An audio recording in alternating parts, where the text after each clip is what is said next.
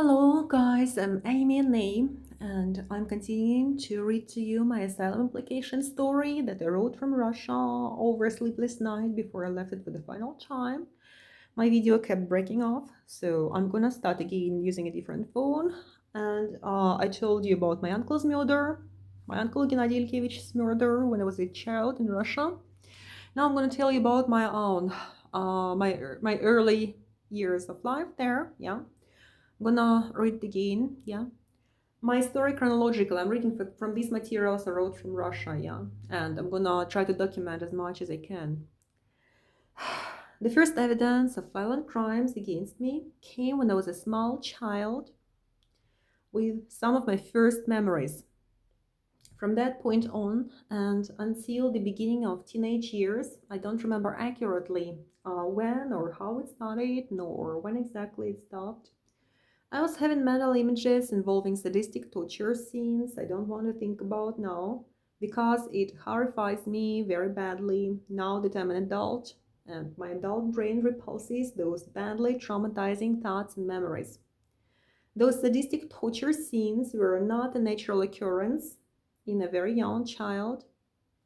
There was evidence pointing to the fact that some crimes were committed over my body and brain before I even knew it.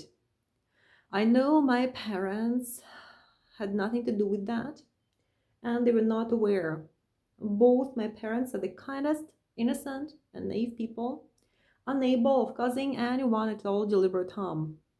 Neither were my parents aware when some drunk man grabbed me by my genitals and sexually abused me. When I was maybe 5 or 6, I don't remember. I was trying to open the door after having returned from piano music school where I was taking piano lessons, and he suddenly appeared from behind me and grabbed me and assaulted me. I was too scared to scream. I could only whisper in some very, very quiet, hoarse whisper, "Let me go, отпустите," using the polite word a child would use for adults. He then got scared and he let go of me finally and he ran away. But I think it was before that incident that another weird thing showed about my childhood period. I was drawing naked people on different surfaces, and now as an adult, I accidentally saw one of such surfaces scribbled with pen drawings. I do remember my mother asking me to draw dressed people, not naked ones. Might be in a small child then, but I did not listen. It was not normal for a small girl. That too pointed to the violence against me, together with those unexplained, obsessive, regular sadistic torture scenes in the child's mind. Is that normal? Is that healthy? Is that natural? Or do I have the right to make some conclusions about something that was done to me as a child? And to this, the fact that since my very early childhood, I was being obsessively and often treated in gynecological hospitals. My mother claiming that it was for some bad diseases that I must have caught through sharing a bus stop with some adult girl on some resort. My mother is unfortunately known for her habit to lie, even when it's totally unnecessary, misinterpret and misrepresent things, and her being totally clueless about reality or anything at all. So I cannot take her words for truth or make any conclusions. All I know, I was constantly put in women's hospitals as a young child, and into my teenage years, and I continue reading, I turn the page over, with gynecologists, Russian gynecologists, doing invasive at that period of time, yeah, when I was a child, into my early teenage years, yeah, doing invasive and badly unpleasant things to me, causing me then, a child, a lot of trauma that led me to be scared of anything. And it led me to believe that I was not a woman, that something was hopelessly and incorrigibly wrong with my body and brain, or with my morals, that I was bad. I also remember the very first sexual assault that I have consciously suffered. You won't believe it, but a Russian child, a boy of kindergarten age, assaulted me.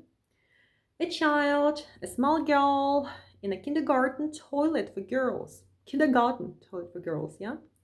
Violating my genitals physically and doing something disgusting to me, blackmailing me with some threat involving another bigger boy.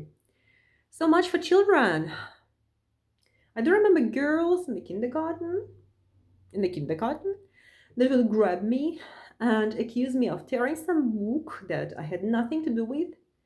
And they would tell me they were going to judge and punish me, and how I was badly scared of what they will do to me. My whole childhood, I was isolated, hated by everyone except for my parents, and except for a few teachers later in school who seemed to like me, and to find me talented in class, who may have seen some potential in me, maybe. But I was regularly harassed and abused by many others, both children and adults. I dreaded going to school every day because I was a subject of harassment, abuse, beating sometimes, all kinds of humiliations and attacks, destruction of my things, insults involving sexual insults. One of such examples, to quote a boy telling another boy who was sexually abusing me sometimes by forcing himself on top of me when I was sitting at a desk on a chair, effectively sitting himself onto me by force, myself unable to fight free, that he, quote, needed to use several condoms, one on top of another, for me, because I had cobweb and mold inside of my vagina, etc. That's a quote. I remember when I complained about abuse to a teacher who was responsible for the class, he said that I should opt for home-based schooling, like children with disabilities, insinuating that there is some problem with me and not with those that attack me. I still remember the humiliation and the resentment I experienced after that approach. The synopsis would be that I was harassed, isolated, alone with my problems, and permanently scared of almost anyone, made believe that I was inferior and defective, bad, and unwanted by others. There was a funny fact though. Some little girl approaching me in school saying that she could be my friend, but only so that nobody would know about it or ever know about it or be able to guess that she was friendly to me. And so she wouldn't show it to anyone. There was anyone to see and hear. She wouldn't show it, possibly because she feared being harassed too after approaching me. Well, I wasn't enthusiastic about a top secret friendship then. It was somehow either you are my friend or you aren't. But there was, well, the closest I had to having a relationship with anyone. Just to think I could have had a top secret friend. The point is, I had no ties to anyone or anything in Russia. It was my parents. It was my parents' property. They were the adult sisters, both much older than me. One of whom was fully estranged. Let me turn the page again, yeah. One of whom was fully estranged and left without any desire for further communication. And the other moved to the US, but would habitually point out to me that she would never want somebody like me to be her sister, that she could never want to be my friend otherwise, or similar statements. There was no such thing as fatherland to me, ever. Because all I saw from the Russian Federation was terror, abuse, and violence against me. And torture, physical, mental, and social torture, crimes they have committed over me. Because of my misery in the Russian Federation, I made a dream without ever knowing what was waiting for me and what I was getting into to get out of there, basically, yeah. And for many years then, I was applying to study in US universities, seeking full financial aid, free tuition, which was difficult. And many years were amiss, despite my excellent test scores, my English language fluency then, yeah, and even despite my diploma with excellence from Novosibirsk State University that I got upon my graduation in 2008. But in 2012, I was finally admitted with free tuition and sufficient amount of monthly teaching assistantship.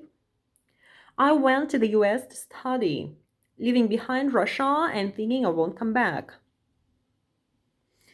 I never came back the same, which is a very ambiguous thing to say, but rather a good thing to me. It was my first exposure to fully unprotected existence in jungle settings, where I first began to find out that there was something else happening that I had no idea about. In the US already, there was threats, insults, attacks, persecution of me that I could not explain. There were totally unexplained incidents. I wasn't doing anything wrong or immoral or offensive to anyone. All I knew was that I was a good student, maybe careless with my studies and unmotivated some, but still there was nothing wrong with me. There was building up trauma and fear turning panic when I realized something was off and I had no control and no knowledge of what exactly was going on. I was alone and had no help, but persecution and threats and scary incidents were increasing in number and extent. I couldn't explain them. I was scared. After graduating from master's program in TESOL and successfully starting PhD in social psychology at the same university, enrolling as a research assistant this time, I was forced to quit my studies and my job there as a research assistant then at the University of Alabama, the State University of Alabama, and just to run into a random direction, further undergoing a period of simply wandering the streets of unfamiliar hustle towns day and night, spending off my mother's money she was sending to me by Western Union, unaware what was really happening.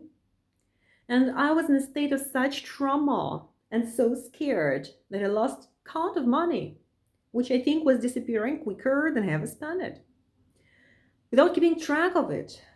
And I lost count of time, not being aware anymore how long I was there wandering, days or months or years or when it started, or what was even going on. I do remember asking multiple strangers for help, after which they would call the police. And then local police physically abused me. They were physically violent, they threatened me, and actually filed some criminal proceeding against me because I was hiding in fear and in sick physical and mental state in some publicly open, accessible building. It was bright opened at night with fully lit lights, and I was simply sitting there on a staircase by the door.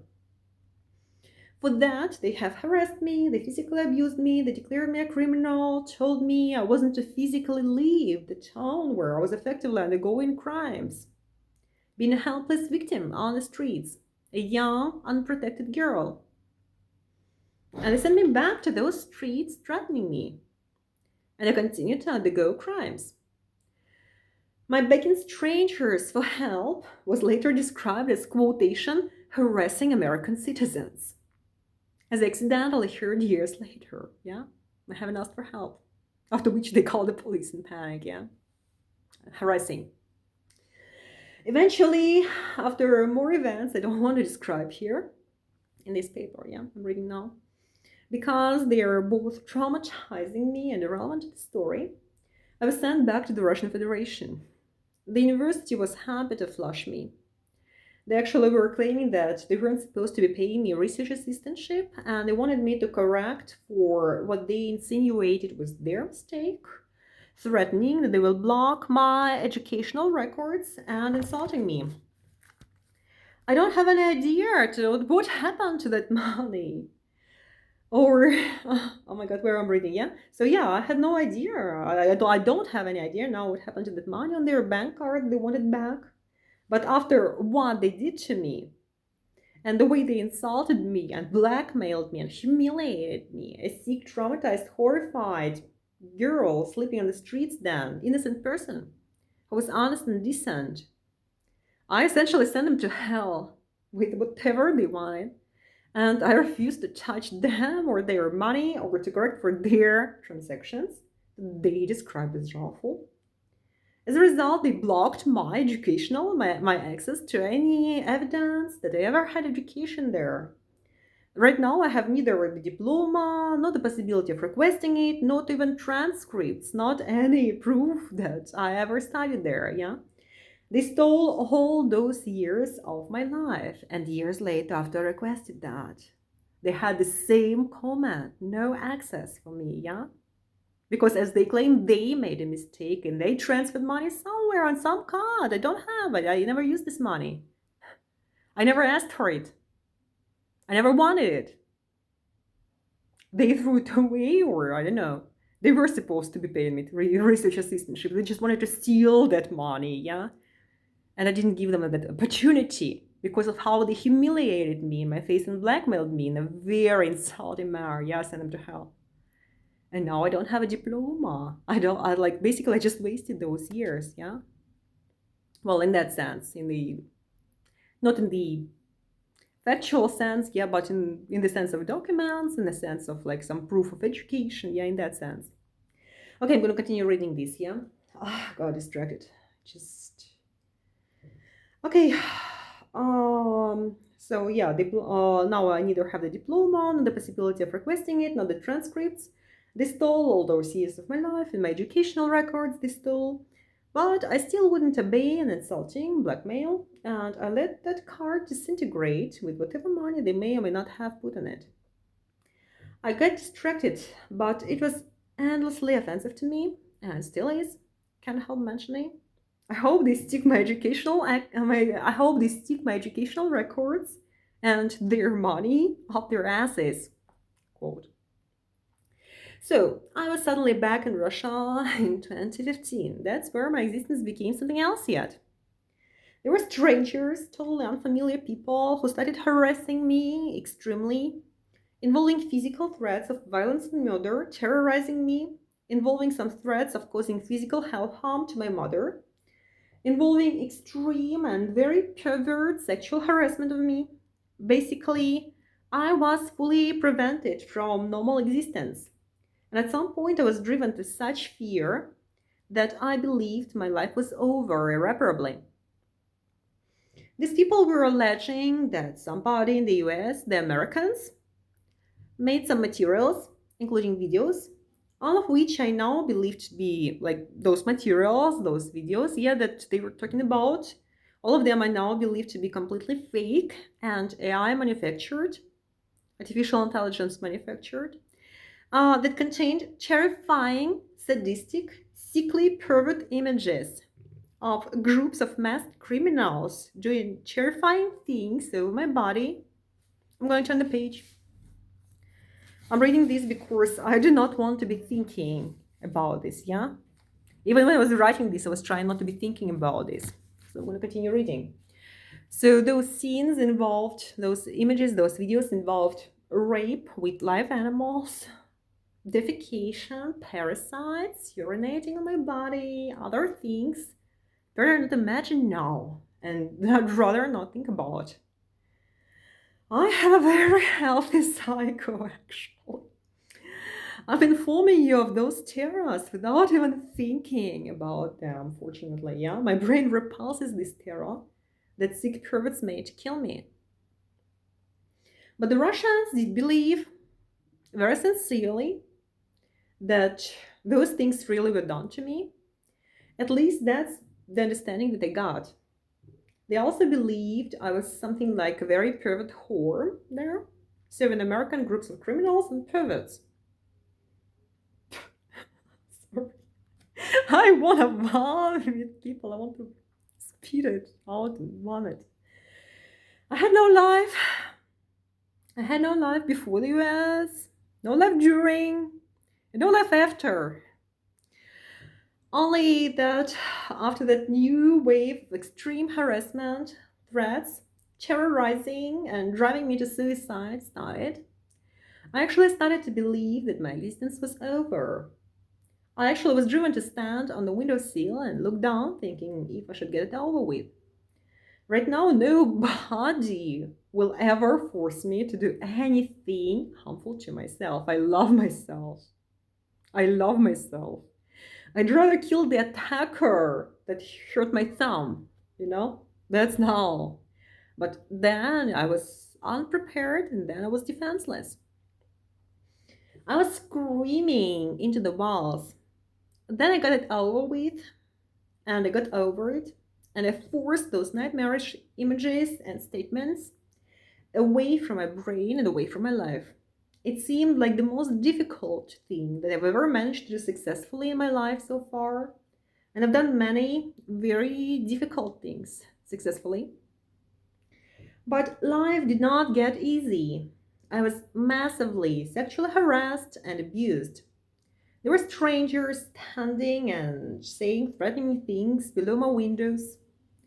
There were people showing some weird nonverbals to me massively, as if that was supposed to mean something to me. It scared me. I was fired from jobs or not hired in a way that wasn't accidental. Even school children were dancing around me screaming, whore, fuck you, or something similar in Russian. I was supposed to teach them that,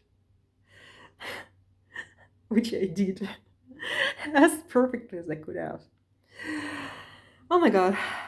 The final job for me came when I got fired from my last job, for my last job then.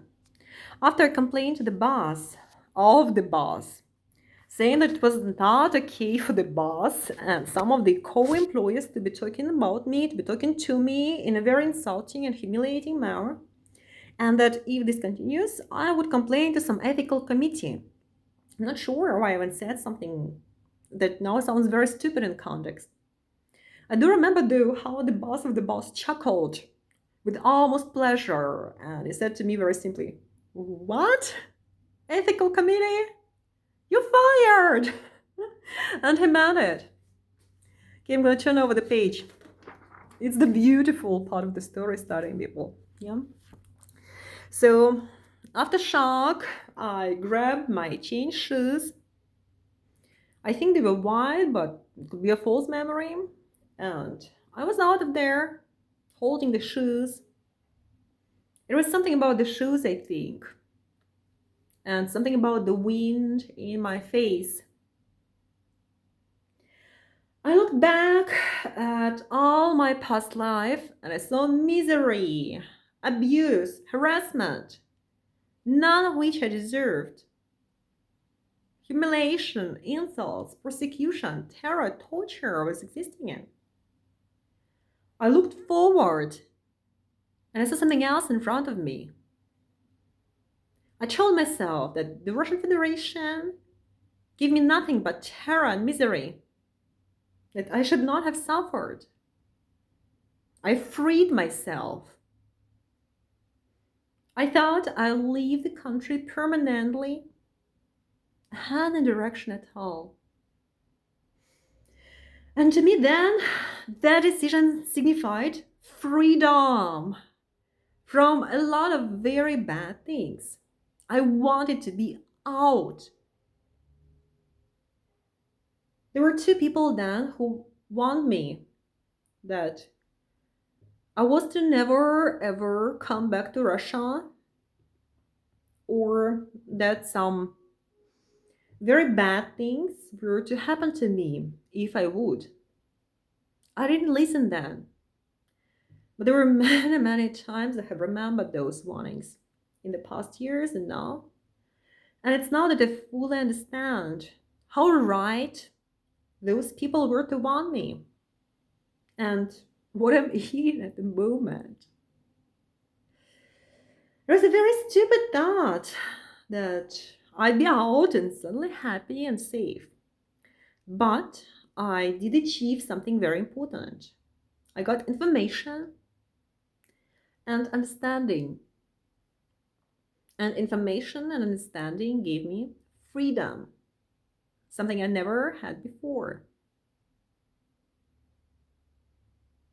To an extent.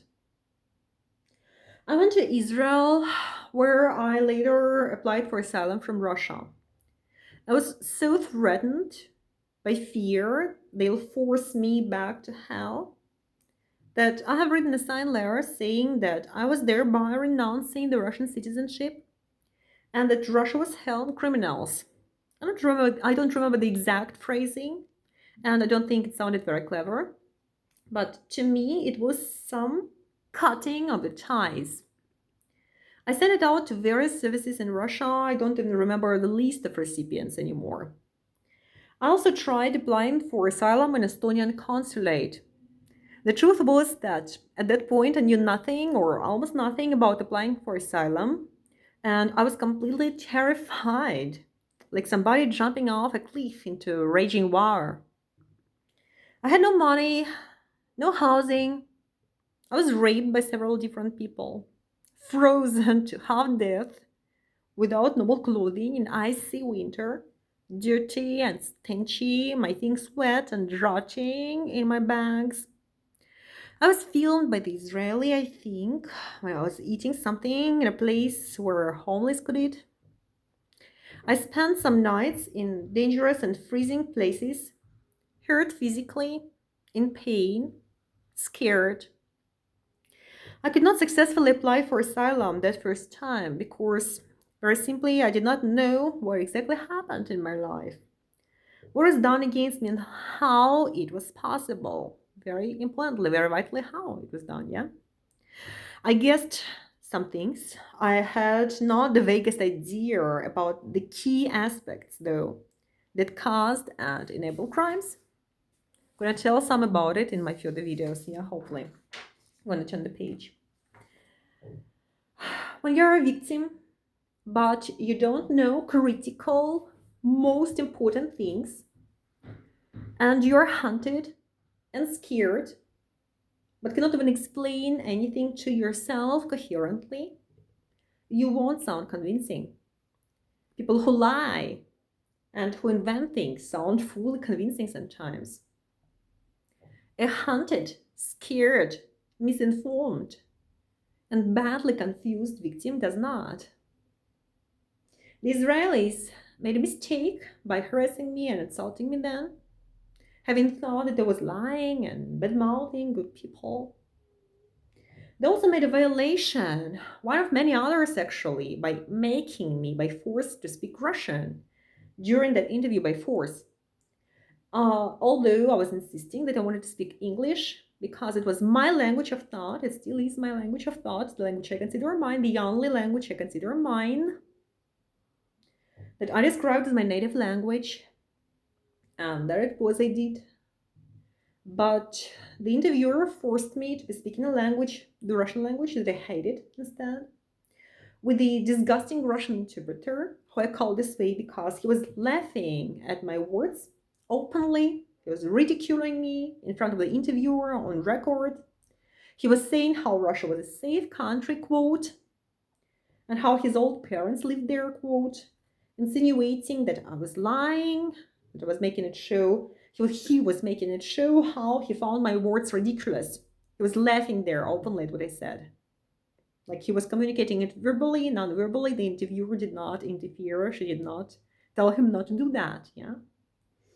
And when I was trying to express myself directly in English, the interviewer was shutting me up. She was telling me to talk in Russian to the Russian interpreter who was ridiculing to my face. When I first argued that I had the right to speak English, my language of thought, not Russian, the language that I was then hating, the interviewer said that I would have to wait another day because there was no English-speaking interviewer available then.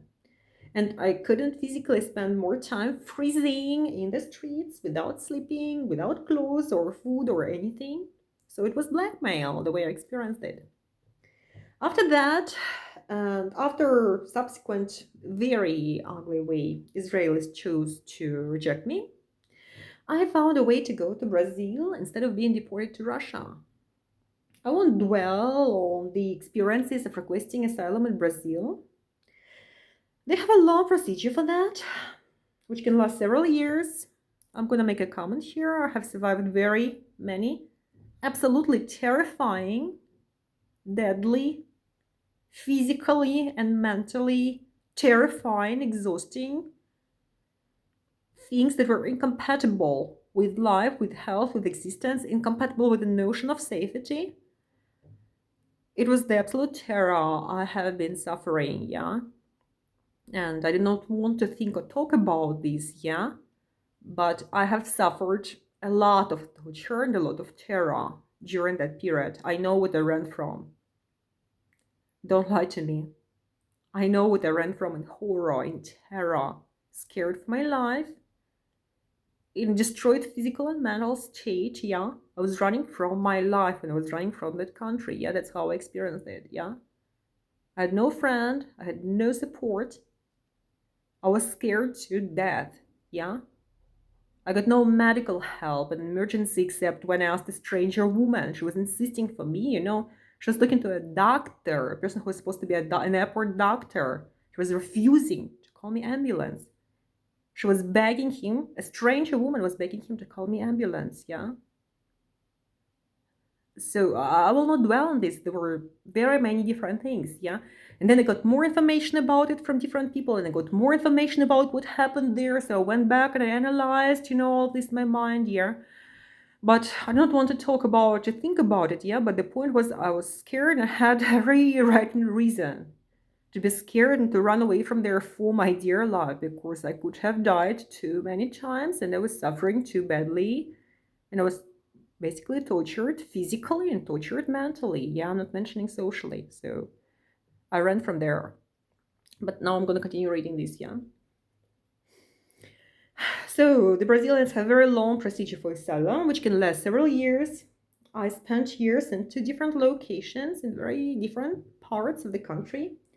But I was eventually driven to the time where I made an attempt to leave Brazil on foot, heading for French Guiana on top. After I walked by foot, on foot, through at least two states, got covered with sunburned, crawling off skin parts, and unable to continue on that suicidal track, I found a way to get out anyway using more standard transportation. I can quote threat and harm to my physical life and health, as well as physical and mentally intolerable circumstances throughout those years, and physical and mental torture of me. Any normal person in my shoes would attempt to leave the situation urgently and without a doubt. I was waiting for too long to do so, actually, undergoing some very bad things with my life in very bad danger. Okay, I'm reading this. I'm gonna have to turn the page, yeah? I'm turning the page and I'm gonna continue reading to you my asylum application story, the road from Russia, yeah, before I left it for the final time. Yeah, so here I'm talking about the Brazil experience. I'm touching upon the those years, yeah. So some of those very bad things involved Russian speakers. I know for a fact criminals from Russia in groups were after me then, and they were actively brainwashing and manipulating Brazilians to provoke hate and willingness to physically harm me. There were lies and fake materials circulating involving me that were deliberately launched by someone. Some US made fake materials were also confirmed, but some other lies and attacks came from the Russian Federation, and they were physical attacks. Whereas after I had made some very generalized, stupid sounding materials, like in detail, but expressing my opposition to Russians as a nation then, yeah, and my resentment of their crimes against me. Let me quote my example above with the milk and arsenic. It was bad milk for me then, not bad arsenic and good milk. But there was an understandable mistake in the context of what was happening. French Guiana was one of the most terrible experiences to follow. Again, I won't dwell on it. I don't have the nerve, yeah. It will be understandable to you, hopefully, if I say that I left after many months of horror, existing on the streets full of criminals, the police being criminals too, with all of them, like, not all of them, but okay, many of them being criminals, without your help. After experiences such as a local tramp throwing glass bottles at my head, one after another, in turn, aiming for my skull and closely missing, I just woke up. I was sleeping on the street then because I was not given any safe place to exist in. Yeah, so I was sleeping on the street. I was forced to. I just woke up and saw this guy, and then he was, throwing glass bottles at my head as I was sitting up like that. Yeah, terrified. One after another, aiming them for my skull, closely missing me. Glass broken all around me, all over the street, or after sitting in dirt on the burning sun and hurricane rains, without food, without shelter, after suffering from emergency tooth pain in multiple teeth, to the extent of dying from pain shock alone, but unable to get help, from laughing or politely smiling, politely sounding, some of them, few of them, very few of them, or plain ignoring you. People, yeah, to use the term, yeah. Where was I reading? Yeah, I lost my place. I lost the place where I was reading, yeah. So basically, for multiple days, I was suffering this until finally somebody agreed to depain me. Or, well, finally somebody depained me and made me temporary feelings. And right now, just a spoiler, yeah, those temporary feelings mostly dissolved. I never got dentist help, that was the last dentist help I remember. Not counting a woman in British Guyana that happened to see me, that did nothing. She looked at my mouth, she said it was perfect. The nurse did not know how to use the X-ray machine in British Guyana. Yeah, so he was doing something. I hope he did not, radiate the whole of my body and brain. Yeah, he was like badly embarrassed, but he had no idea how to do it. He had the X-ray machine. I was telling him. So I saw the British Guyana dentist being in doubt, and I told her, yeah, that was right. Like everything's perfect. Leave it. You're right. Don't do nothing. So that strange person who did the temporary feelings finally, yeah. And as I later got to know, the insurance covered it. Yeah, at that time I was there for longer than half a year, so there was some insurance that I managed to get by a lot of fighting. They did not want to give it to me. They finally ended up giving it to me. Yeah, so it ended up covering the cost. I was doing it all in bad pain. Yeah, like basically dying from pain. Yeah.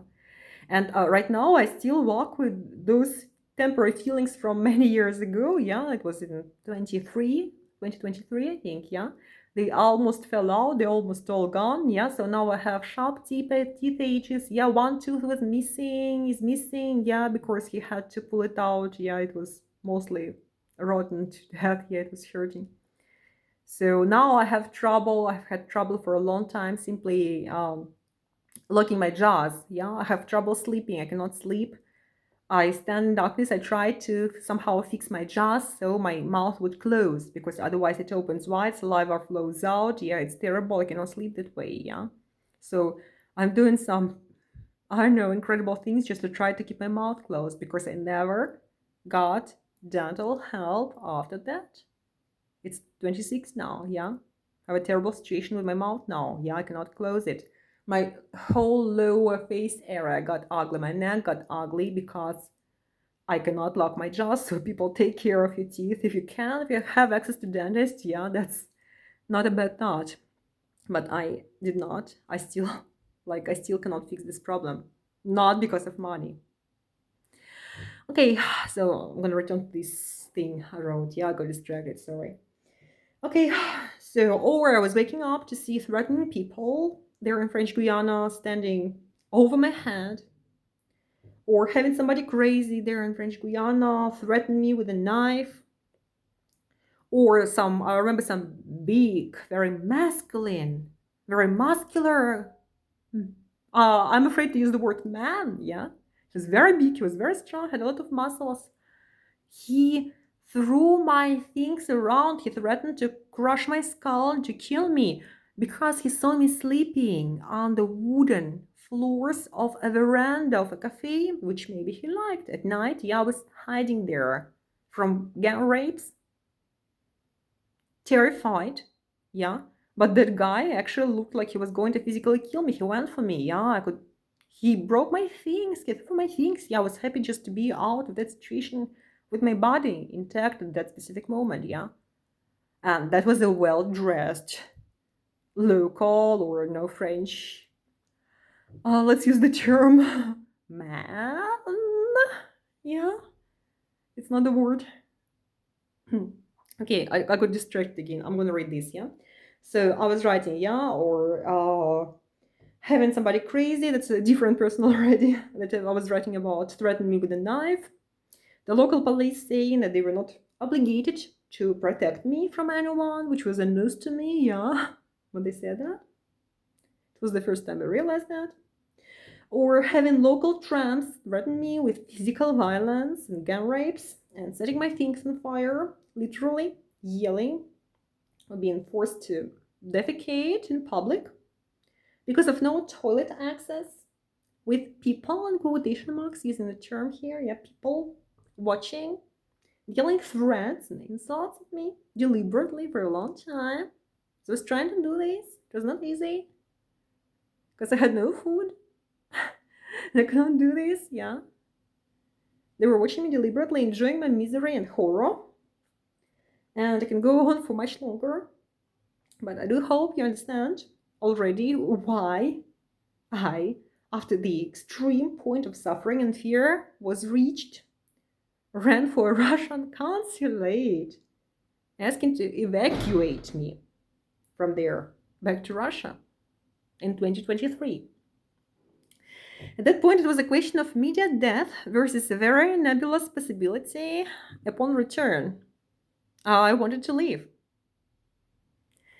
I did pass through Suriname, where I was threatened with imprisonment, where I was assaulted physically, where some crazy woman tried to make her two huge, possibly it was XL bully dogs. Yeah, I'm not sure. I don't know much about this. Yeah, they were huge dogs. Yeah.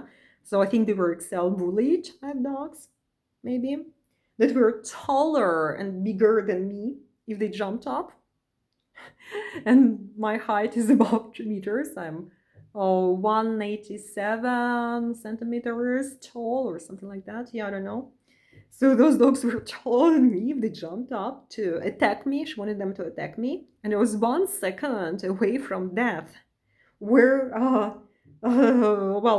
she was about, something saved me, because that woman was about to open the gate where those two huge XL dogs were locked up, jumping, barking, aggressive, violent. Yeah, she was about to open the gate, telling them to attack me, and I was terrified. And suddenly, something saved me, and she slipped and she fell, and that gave me time to run.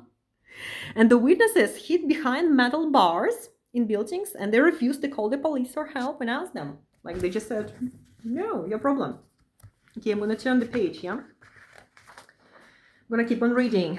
So there was Suriname, whatever it's pronounced, Suriname in South America. The local UN organization representative, I wonder what exactly it's called. It's some migration organization, yeah, but it's under the United Nations, yeah? I don't know, migration, something, under the United Nations, yeah? It's one of their branch organizations. So the local UN organization representative first told me that they will help, and then she told me she lied, because she did not know that nobody will pay her for me. And the consulate, the Russian consulate, was refusing to pay anything for me, of course, yeah. And she learned that she would get no money. And then she told me that it's my problem entirely where I go, what I do, and where I spend the next night. Yeah. I still remember like days ago, like 1 or 2 or something days ago, she would look at my face and say, "Oh, we are UN organization. We're helping people. Why don't you believe us? Can you imagine we throw you on the street without help? Can you imagine that?" And then she was just looking at me, like at 1 or 2 or like days later, yeah, and say, "Oh, I did not tell you the truth. I lied. I changed my mind. Yeah, just go wherever you want. I'm not going to spend my money on you. Psh, not my problem, girl." I changed my mind. She was in a beautiful dress, I remember, white with some flowers, like this local black woman, yeah?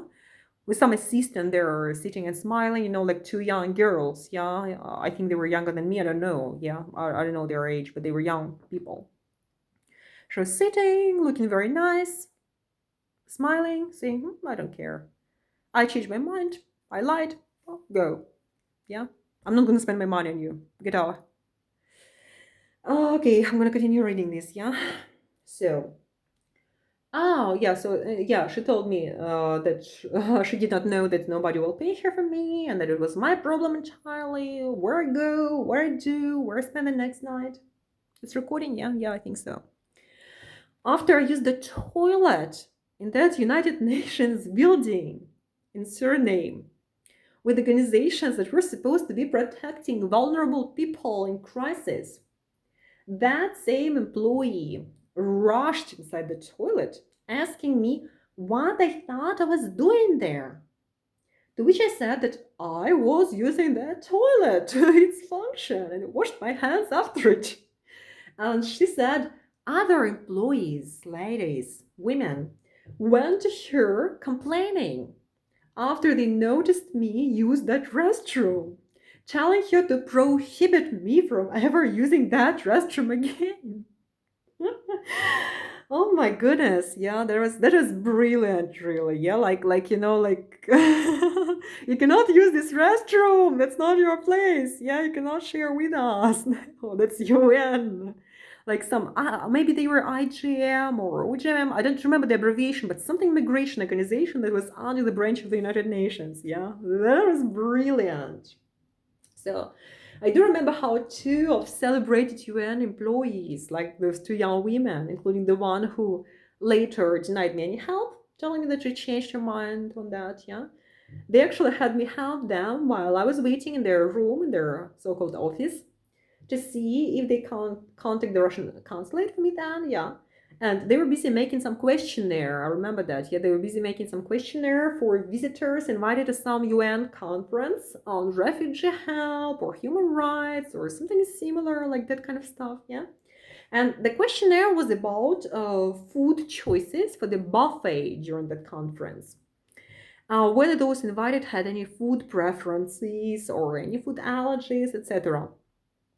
So the employee I tried to help actually reproached me for my lack of excellence in formatting the questionnaire. Yeah, she was telling me it was supposed to be exactly like an example provided to a symbol. I remember I got some symbol wrong or I did not put some symbol, I used an alternative. Yeah, and she was like all, yeah, she was reproaching me for that. Yeah, but those noble UN employees found it normal to throw me like trash into nowhere, subjecting me to violence and threat to life while they were busy doing a buffet form, inquiring big people with money if they had any food preferences or allergies, making sure I don't use the same toilet as their noble colleagues, she called ladies.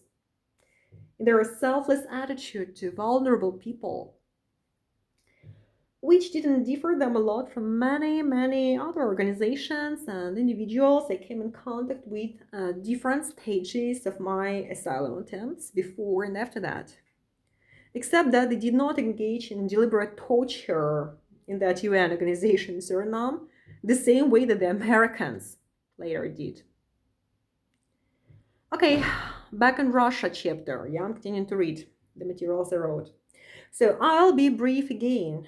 There was extreme harassment, threats, physical assaults, humiliation, physical torture, mental torture, insults, provocations. There was physical threats to life and health. There was people willing to get my parents' inheritance, property, who are willing to take control of me for that purpose and then make me disappear as far as I understood. Quote, yeah, I'm quoting now. She'll die and will be rich and young with houses and foreign passports and everything, yeah. And I was planned to be like dead and gone, yeah. Okay, I'm turning the page. I'm gonna continue reading this, yeah. Page 16 of 52. I'm reading now, yeah. There was somebody to spread rumors. Is it recording? Yeah, it is. There was somebody to spread rumors that I was about to die from some unannounced disease. It actually started in Brazil with some Russian speaker.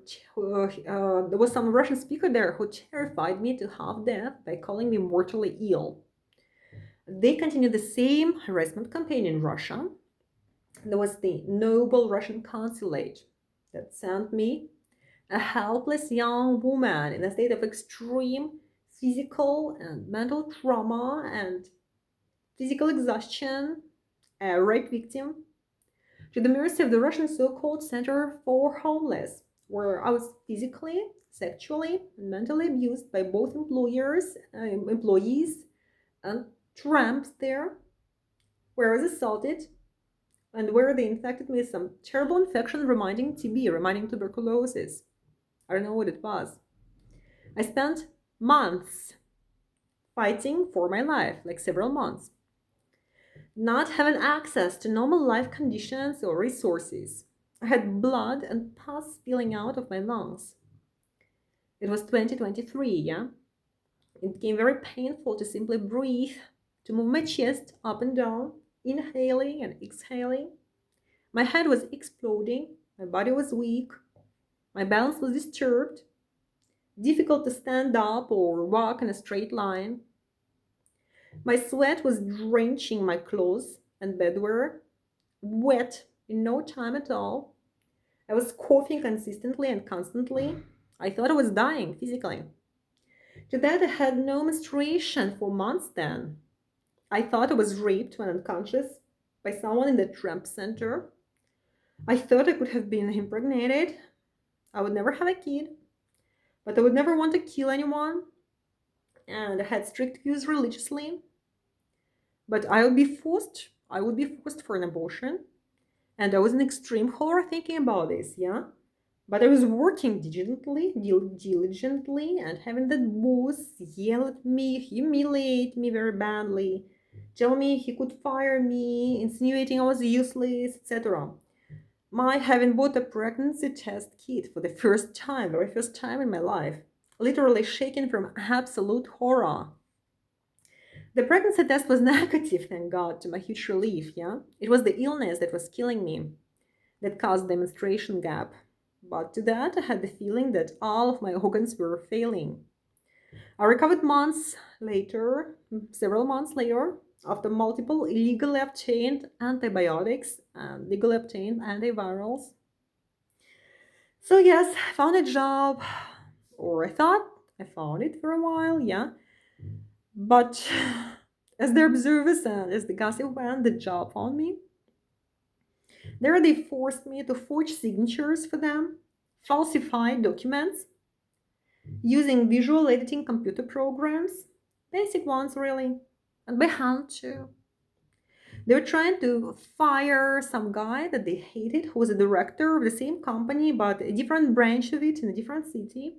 So I was based in Moscow, and they needed me to falsify documents when they wanted to see their signature, and it was a blackmail situation for me because I knew that they were considering if I could be useful to them for anything or if they should fire me. They were talking about it out loud in my presence, yeah, blackmailing and threatening me, yeah. And they fired the guy who by accidental contact once I liked, yeah. I had one experience where I talked to him by phone. I really liked the guy. They fired him. Oh, and I despise the rest of them who made me do this, yeah. I hope it was not any of those forged documents that helped them to do this. But it was not a trauma that I have for the rest of my life. Because I cannot have any certainty that if they may have misused me to the effect of getting that guy fired. And along with that, his team of supporters too in that town. And I don't know if it was because of the documents that they made me by force falsify. I cannot do anything about it now, though I thought about it a lot. And if I actually report it officially ever, yeah, I'll probably give the local police a chance to finally destroy my life. Yeah, I'm turning the page again. I will probably give them another nice excuse to jail me or something. Yeah. And I'll needlessly traumatize the guy who I hope got over the trauma years ago. Yeah, hopefully. But the problem is that I cannot get over this, or I cannot get over anything forced on me. I was called prostitute. My genitals were commented on. There were allegations that I was deformed, that I had no genitals. They spread rumors of some lethal illness I was about to die from, as they alleged. There was a passing girl who threatened to pour acid in my face, which was terrifying because there are some real cases there, yeah. Another was showing me her buttocks when she passed. And such similar harassment was too common. A shopkeeper would stand in the doorway, not letting me pass in the store, yeah. That's minor, actually. Yeah, but it was that. The local drunks would point fingers at me and they would say things that then mystified and horrified me at the same time. Yeah. They said, I was the girl that anyone could do anything to. Put food in my mouth, kick me, rape me, whatever. Yeah, they said that. Oh, look, he pointed a finger at me. That's the girl you can do everything to. You can put the food in her mouth, you can kick me, you can kick her. He tried to show it with his leg, his foot, yeah, demonstrating can rape me, whatever. Yeah, they found it very funny, roaring laughter. And when I lived in the tramp center, yeah, there were local people commenting that calling me something like a prostitute or human trafficking somebody, like inside that center who anybody could rape. Yeah. I was based there for those weeks. I was horrified to death, yeah, because I have a disability I'm gonna talk about in a different video, yeah. So all those situations I have been through that were terrible in my life, yeah. They're horrible, a very horrible thing. I do not want to think about this, yeah. I do not want to touch this on my brain, yeah. What was done to me, what could have been done to me, what I was exposed to, yeah, what I was suffering, yeah, with my disability, I'm gonna talk about in a separate video. It was terrible. Okay, and people who were themselves immigrants in Russia were insulting me verbally, they were ridiculing me. The local Moscow police told me explicitly when I addressed them the second time, once for internal passport reissue and the second time for name change permission, that I was not to come there again, that I should use another district for anything else. They then informally told to one another that they would also be considered, quotation, enemy of the state, like I was considered, if they are seen in some connection to me. Yeah.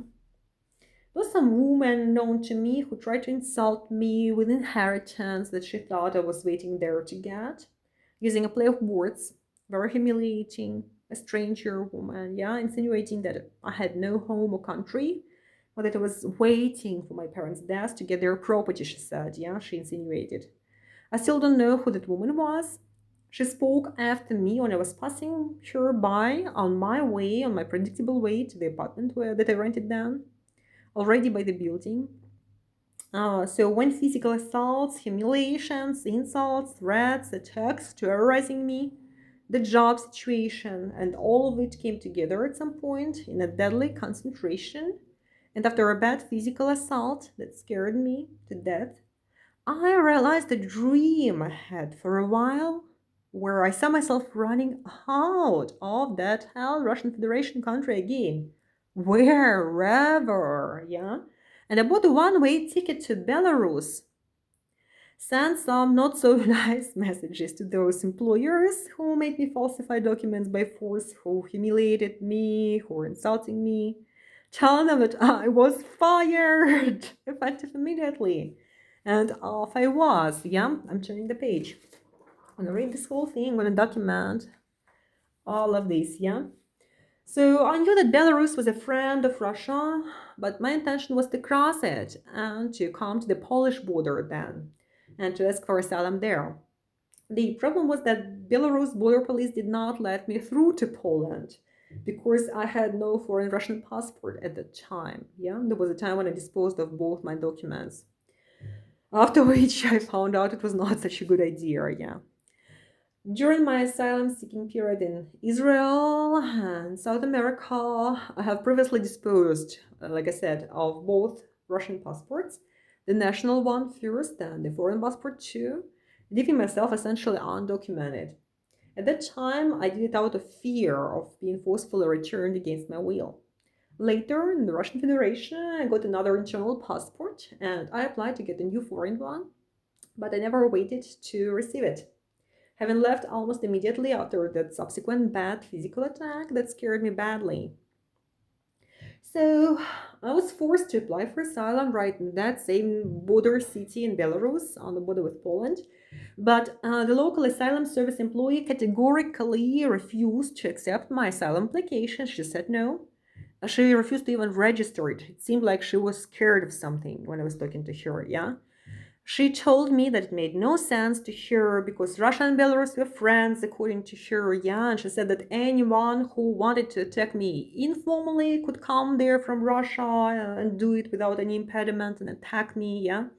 And she said that if the Russian police wanted me for anything ever, it was enough of them to ask very politely, and the Belarus police would collaborate with them in every way, as she said, and she said that they would produce me immediately upon request, regardless of whatever asylum application pending, yeah, whether or not I have made that asylum application, as she told me, yeah. That was the essence of what she said, and she told me, she formulated this advice, she looked at me and she told me not to ever be in her office again, yeah. And I actually think she may have meant it well, but nothing too good was then achieved. I was out of money, I had no place to live, I had no immediate solutions available in that situation. Upon leaving Russia, I again got infected with some another mystery illness.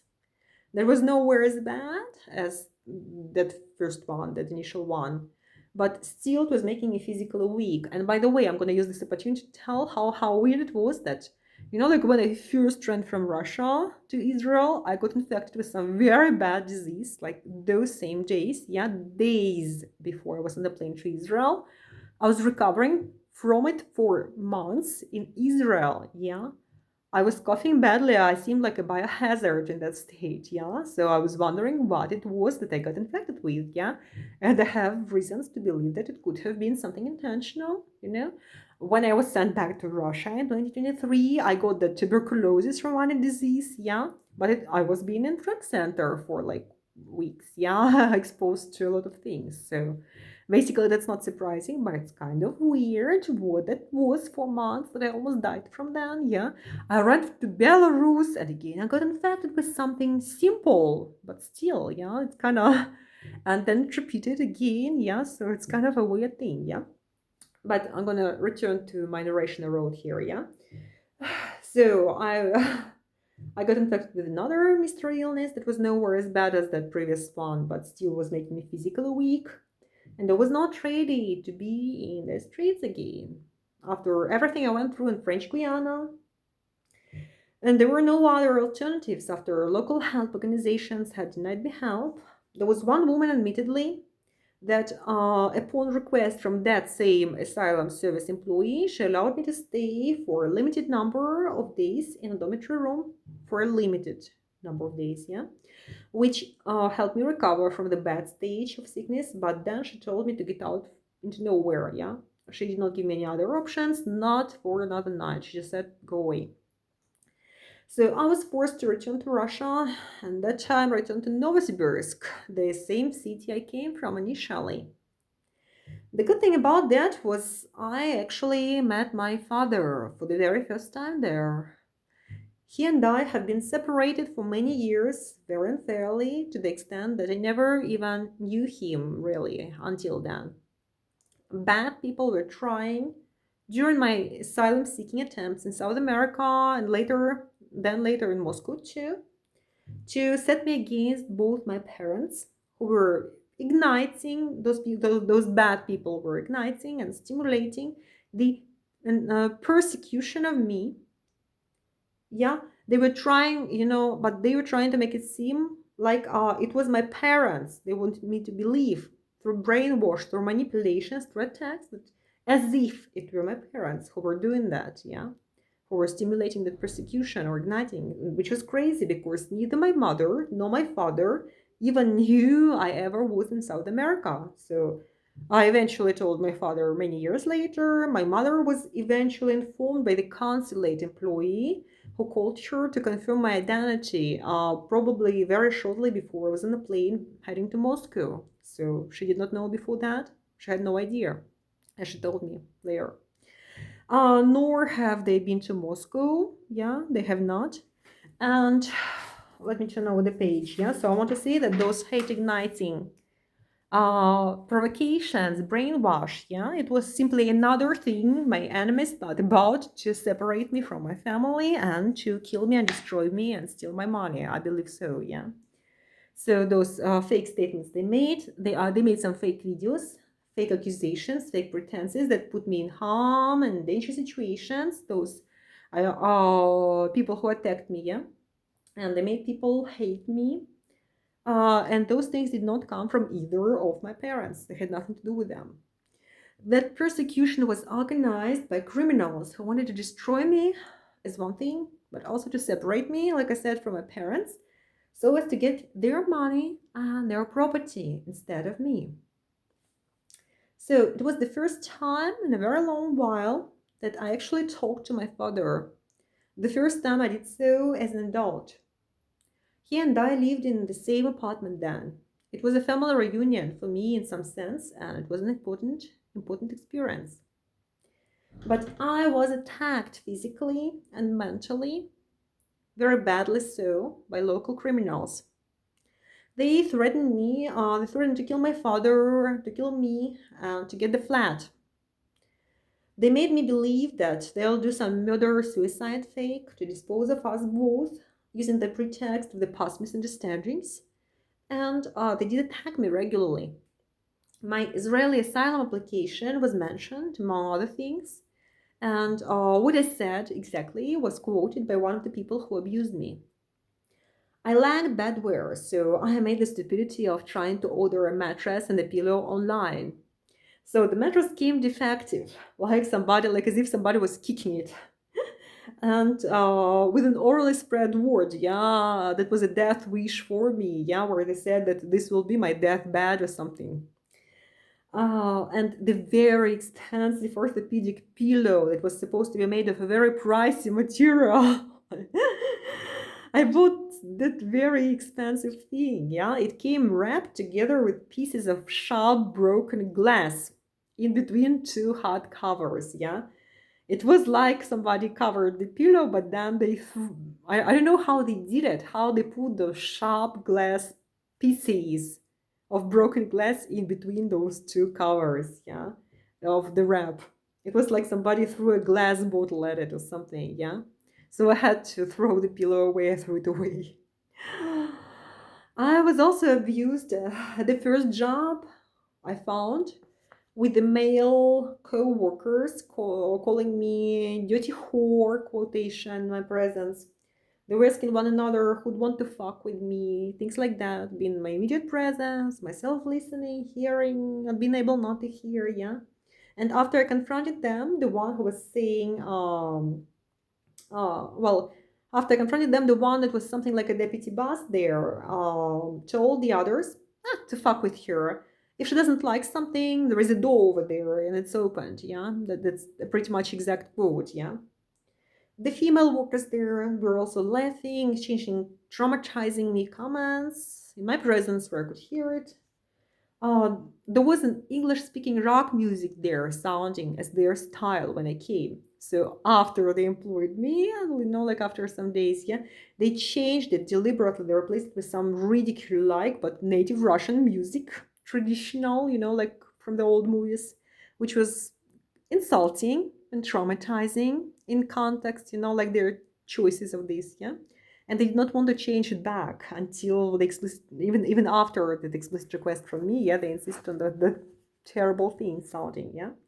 So eventually I did leave, and the second job I found I could not do either for another reason already, because when you are extremely physically and mentally assaulted, you cannot do an intense collaborated job either. It was the second job I tried. The translator job did not work either. Yeah, I tried remote translator. And for example, right as I got an urgent document translation to do, some criminals started calling my father, trying to deceive him into giving over his private information to them and his money. And I confronted that phone criminal, but she kept calling the old guy. And as a result, I dropped the translation. I called the police, who were not coming, not accepting the report until after 7 hours later. It was about 7 hours later, in the middle of the night. So as far as I remember, I called them to the best of my memory around between 5 and 6 or 5 and 7. Yeah, they came between midnight and 1 a.m. the next day, as far as I remember. Yeah, to simply take the complaint. Let me change the page. That's not easy. Of course, I did not do a good job, like printing out this document, but okay, I'm gonna try to read it further. So page 20 of 52. So there was another situation, but later, put my next comeback already, where a crying woman, sounding distraught, called my father, fully imitating my own natural voice, with all of its defects, all of its specificity, to the extent that I myself, while I was listening to her subsequent call, when my father put her on the speaker, I was listening to it, yeah. My jaw dropped open. I could not tell the difference. I could not tell any difference between the voice from the phone and my own voice. Yeah, it was like me speaking, like an identical fake. Yeah, it seemed identical. Well, it was identical to me. Yeah, it was like my voice sounding from that phone. Yeah, and my father and I, yeah, we both had our jaw down. We were laughing and listening to it. Yeah, then. And so I don't know. Maybe they used artificial intelligence for that fake. Yeah, it was exactly like my voice. Yeah. I don't know for a fact that they used artificial intelligence fakes against me before, such as when they declared me to be a local prostitute on sale in Novosibirsk. Yeah, they called me then, quote, prostitutочка. So that's a word for prostitute. Yeah. Also, they called me a secret whore, as I was later told by those who tortured me later in Moscow. Yeah, they said that. So prostitutочка is a derogative term for prostitute, which united several words, such as professional, whore, sorry. Here is the joint, eyeglasses. I was wearing eyeglasses. Point, yeah. So it was like a play of words for them. So I refused to wear eyeglasses for a long time now, not only because of that, of course, but also because of 5 or more pairs I later bought in Moscow in different stores. I paid a lot of money for them, yeah. But they were mysteriously getting into some unusable state soon after purchase.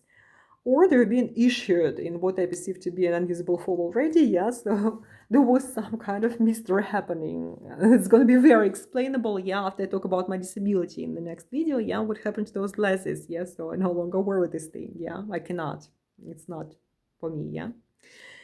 So returning to the topic of the eye fakes against me later in life, when I was trying to sell that flat so that my father and I could separate and so I could have the money to escape the hell of Russia again. There were some very weird people calling my phone, pretending to be realtors specializing in property sales and trying to engage me in some lengthy conversations with very, very weird rhetoric. For example, they were telling me they will, quote, they will teach me how to make money, quote, that, quote, you cannot sell a candy without a nice wrap, quote, yeah, that the candy wouldn't sell without them hiring a, quote, professional photographer to make some nice photos of the candy. Something very extremely weird in context, yeah. That they wanted to meet in person to, quote, get to know me better personally, quote, yeah. And they were not doing business with people they didn't know or meet professionally, and quote, that they wouldn't bring those clients and those people unless they knew them personally who it was, yeah. So like very weird statements to hear, yeah, when we talk about flat sales, like property, immobility property sales, yeah, very weird. So yeah, those were very weird things to say to me, what they wrote in this, yeah. Who was selling the flat and not myself, which I explicitly told to them. I said, yeah, I'm selling the flat for God's sake, yeah, not me. But I was answering those calls too because I was desperate to sell that apartment. And at some point I heard somebody say, yeah, just a stranger, quote, now she said enough words for that. Now, at the very least, she won't be able to prove that she never said that thing, yeah? At the very least, she will not be able to prove that it was not her. So I believe that they they manipulated me through those fake phone conversations to utter certain words, yeah? Record them and maybe misuse them for some fake recording that they used to smear me at some point, yeah? When they declared me that horrible thing, yeah? I don't want to think about this, yeah? So they probably use some kind of fake materials, yeah? Manufactured through the AI or some kind of pretend smear materials, yeah? So now, years later, they collected samples of my voice saying those things, yeah? For some reason, because they wanted them to stay out of jail if I ever find out. I think so. I actually never found out the exact materials. Yeah, I know I strongly believe that they exist somewhere, yeah, but I never saw any of those smear materials from Russia, from the US, yeah, from other countries, yeah. So I am inviting you people who are watching this video, yeah, whoever of you, yeah, if you saw any smear photos, any smear videos of me from the US, from Russia, from Brazil, from anywhere, yeah, please send them to me, yeah. You have my email in those videos, yeah. Send me the link. Send me the link to those pages in the internet where I can find them. Yeah, you can make a comment to this video. You can make a comment to any of my YouTube videos here, yeah, in this channel. Publish this link. Publish it somewhere, yeah, because I got distracted from reading this now, yeah, but that's important information. Yeah, I'm begging you. Like multiple people from different countries are talking about fake. Well, they're not saying fake, yeah, but they're talking about smear photos, smear videos, yeah. We're gonna show them your videos. We're gonna show them her photos. Yeah. Yesterday here in Moldova, when I was drinking coffee outdoors, yeah, because I was not sleeping for for 2 days. Yeah, I was falling from my feet. I was sipping coffee outdoors, and there were some English-speaking guys passing me, and one of them asked the other, yeah, I got distracted, but I'm gonna tell this story, yeah. One of them asked the other, are you sure it was here? And the other guys said, they were looking at me, they were laughing, and the other guy said, I believe, yeah, I think so, yeah, as my memory goes. And the other guy said, there is your signature on that document. She signed it. And I was drinking coffee, I put it down, I was like, what signature? What document? I never signed nothing that I would feel bad about, yeah? Like, absolutely nothing in no country. Yeah, I did not sign for anything bad ever. It didn't happen. It was like, hey people, what signature on the what? Can you show me what do you allege I agreed to? What are you talking about? Yeah. And then there were other people here in Moldova. Yeah, when I was jogging in the city center, I was doing sport in the city center. Yeah, and they were discussing me, they were humiliating me, and somebody said that I left my fingerprint, as they said, on that. Yeah, I do not know what that was. Yeah, I could deduce from their conversation to something disgusting or ugly or shameful or criminal or whatever. Yeah, they said that I agreed to leave my fingerprint on something, and they were wondering whether or not they kept that thing. Yeah, that somebody made me leave my fingerprint on, according to them. Yeah, people, I have no such memory. I never had such conscious experience, yeah? I never left fingerprints anywhere but on, like scanners, airport scanners or police stations or whatever, wherever they were required, yeah? I never had any weird experience leaving my fingerprint on everyday objects, yeah? I never had any special experiences of leaving my fingerprint on something bad. Yeah, I don't know what they were talking about. It made me, like, makes me horrified, all those things. And I wanted to confront them. I wanted to say, people, what are you talking about? What fingerprint? On what? Yeah, what are you talking about? Yeah. And I mean, people anywhere who listen to this, yeah, if you know some smear about me, anything at all that's smearing, anything at all that's immoral or unethical or illegal or ugly, please send me those videos, share with me, send me those photos, send me those stories, send me those comments, send me some evidence. Yeah. If it's in the internet, please send the links. You can write here and comments to those videos in this channel, please. Yeah, you can write to my email. I'll be happy to hear from you because I never saw these things. Yeah. I heard about them. I heard people talking about these things. I never saw any of those false signatures or fake videos or fake photos. Yeah. Which I hope are all fake. Yeah. But I want to see these things. I want to have some evidence of what criminals did against me. Yeah. So please share with me. Yeah. So at least I could understand what people are even talking about. That's badly horrifying when I don't have access to any of those. Yeah. I hear about these things, but I have never seen or held in my hands any of the evidence of what those criminals did against me. So please share with me. Yeah.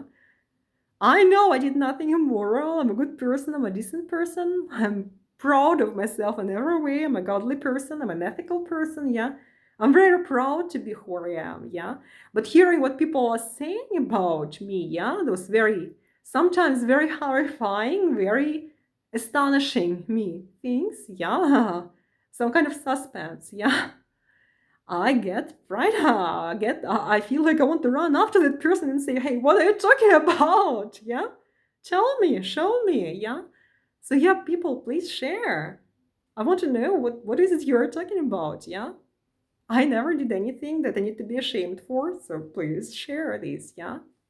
Okay, I'm gonna come back to this story I wrote. Yeah, sorry, I got distracted. Yeah. Okay. Oh, where was I? Where was I? Where was I? Yeah. So they then at that period were trying to get my voice samples. Yeah, I was desperate to sell the apartment. Yeah, and yeah, they told me that they had the voice samples finally.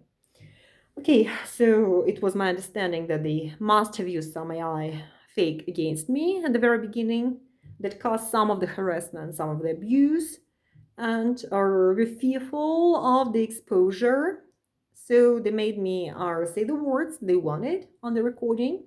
So they were probably recording this so as to have samples of my voice saying what they needed, and or so that they could misrepresent it if they wanted to. Yeah. So that's my guess, of course. Yeah, I don't know this. That's my guess, but I think that's the right guess. Next, page on the page. Next page, yeah. So I've been to the police after that incident when the crying woman called my father, imitating my voice identically. And she was pretending brilliantly. She was saying stuff like, "Papa, don't you recognize me?" In my voice. Terrible. So when I was filing the report, I accidentally overheard a conversation of two policemen there in Novosibirsk who were saying that I was, quote, fucking, that one of theirs claimed he had sex with me, that they did not want me to come to them for help, that if I do anything that they don't want me to do, they are going to make me disappear, quote, and that if my father stands for me, they will make my father disappear. That's what they actually said. I was listening to this, yeah, in absolute horror. I forgot about that phone criminal. Yeah, I was in terror. And they even discussed the interrogation strategy that they'd use on me briefly, but it was a curious strategy they described. Yeah, very informative to me. Yeah, I got to know this. Yeah, so now I'll be prepared if somebody ever tries to interrogate me. Yeah, how these things are done. Oh my God, it's terrible. Yeah. Yes, as it followed from their conversation, neither of them came into any personal contact with me, but they were acting on the basis of what they heard from others. And finally, they exchanged the remarks about whether they'd consider looking for the phone criminal that they complained about. Yeah, and from those remarks, I made a conclusion. I guess that they may know exactly who the caller was. Yeah, I had that feeling from their conversation. Yeah, I could deduce it that they probably, it's not excluded, they knew exactly who it was, because one of them said that I was the same level of actress. I was like a similar actress as that criminal caller, and like they exchanged some comments that made me think so. Yeah. Well, I did not address the Novosibirsk police for anything after that, yeah. And it was actually later in life, yeah, after my subsequent return to the Russian Federation. So I'm not being fully chronological here, yeah. I had several goes, several comebacks, yeah, until finally I came I went out of the hell country for the final time now, yeah? But to finish the topic, upon my subsequent return, also, a local head of the migration police tried hard to deny me internal passport reissue. He wanted me to sign on a paper that was saying that I had committed a violation of law, mishandling my passport, it was very funny because in that specific instance, yeah, I don't think that it was me who did it, yeah, because at that specific incident, yeah, I genuinely did not remember, yeah, I was so traumatized, I was so harassed, I was so tortured, I was so scared, yeah. It was after I ran from Russia subsequently on broken legs, yeah, fearing for my life, thinking I will never walk again. Yeah, I don't remember what happened to the damn passport, yeah. If I left it somewhere, if I burned it, if it was fell under the closet, whatever happened to it, I don't even remember people, yeah, at that specific point, yeah, at that time period. So that was funny. And yeah, they forced me into running again then, yeah. So that was after I came back, after the immigration prison in the US, yeah, the tortures over there. So, but at that point, I thought maybe I lost that passport. Yeah, I don't know. So I wanted to decline signing that paper. After which, the policeman started yelling at me or telling me to leave that office immediately, telling me I'm not going to get an internal Russian passport ever again. Not through his office at least, and his office was the one to start this process. Yeah, I would not be able to do it without his office as far as I know. And he opened the door wide where there were other people waiting and mostly immigrants as it looked, yeah. And he started yelling at me, telling that, like I'm a nuisance, preventing people from getting their appointments, their turn, yeah, and asking the crowd to actually comment, yeah. And there was some guy who also started yelling at me that I was taking their time, yeah. And the policeman was saying, well, I don't know what you need to do, call criminal police, call the dogs, like let them all look for your passport, yeah. Get out of here, not gonna get one. So I went through some stress, people. I went through some conflict. I refused to vacate the office. I refused to stand up from the chair, yeah. He said I did not need an internal Russian passport because my foreign passport would be sufficient, quote, which is entirely a lie, a blatant lie, a mockery, of course, yeah. Eventually, after a lot of argument, he did allow me to sign that same paper saying that I have committed an offense by misusing my passport. Okay, I'm gonna turn the page here. And at that point, I was nearly happy to do so, yeah. Okay, but there was later. So then, when I first returned to Novosibirsk, it's page 22 out of 52 now, yeah? When I first returned to Novosibirsk after asylum seeking, and I was violated, was assaulted again, I was finally threatened and tortured enough into leaving Russia again. I couldn't do a lot of thinking. You cannot think at all. You cannot think a lot when you are tortured physically and threatened. I begged my father for money, which he gave me, and I used that money to buy a ticket to Mexico. Before I left, they broke my legs, or they caused me a very, very severe trauma to the same effect, to a similar effect, yeah? At least they rendered me incapable of walking or servicing myself. I was holding onto the furniture and I was crying wild tears trying to make my way to the toilet and back. I thought I wasn't going to walk ever again. It was one of the scariest experiences I've ever had in my entire life. It's a very ultimately scary thing I survived, yeah. I did manage to walk when I needed badly, though, to get away from them, to grab a foreign passport when it was issued, as soon as it was finally reissued to me, yeah, and to leave that same day without delay. My things were all packed, so basically I went, I got my passport, and I got myself to the airport, yeah. I could hardly use my feet. I was in pain. I was thinking I cannot do it anymore, yeah. I spent 11 days stuck in the airport of United Arab Emirates, where they did not want to put me on the flight. It was the first such situation I encountered, yeah. I went through terror. I was distraught because it was very painful and very difficult to walk to the toilet in the airport. Then back to the airport chair, yeah. I was putting my weight on the suitcase, and I was waiting all the time for my father to buy me a return ticket that they wanted from me, and he needed his, like, money from his retirement or from his investment to, like open up like free money. Yeah, that he could use for that. So I had to wait for some days there.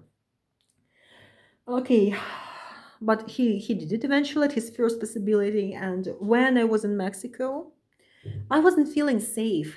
In the airport there was some guy speaking Brazilian Portuguese, looking straight at me and saying into his phone, quote, there is this girl there, there is this girl here that we all know already. The driver of the bus I was on to get to the US border called on police to arrest me, saying it was a Russian terrorist on his bus, yeah? Or maybe he was mocking to scare me. I did not even understand that. I was so tired and scared and exhausted. Yeah, I did not sleep. I was barely alive. Yeah.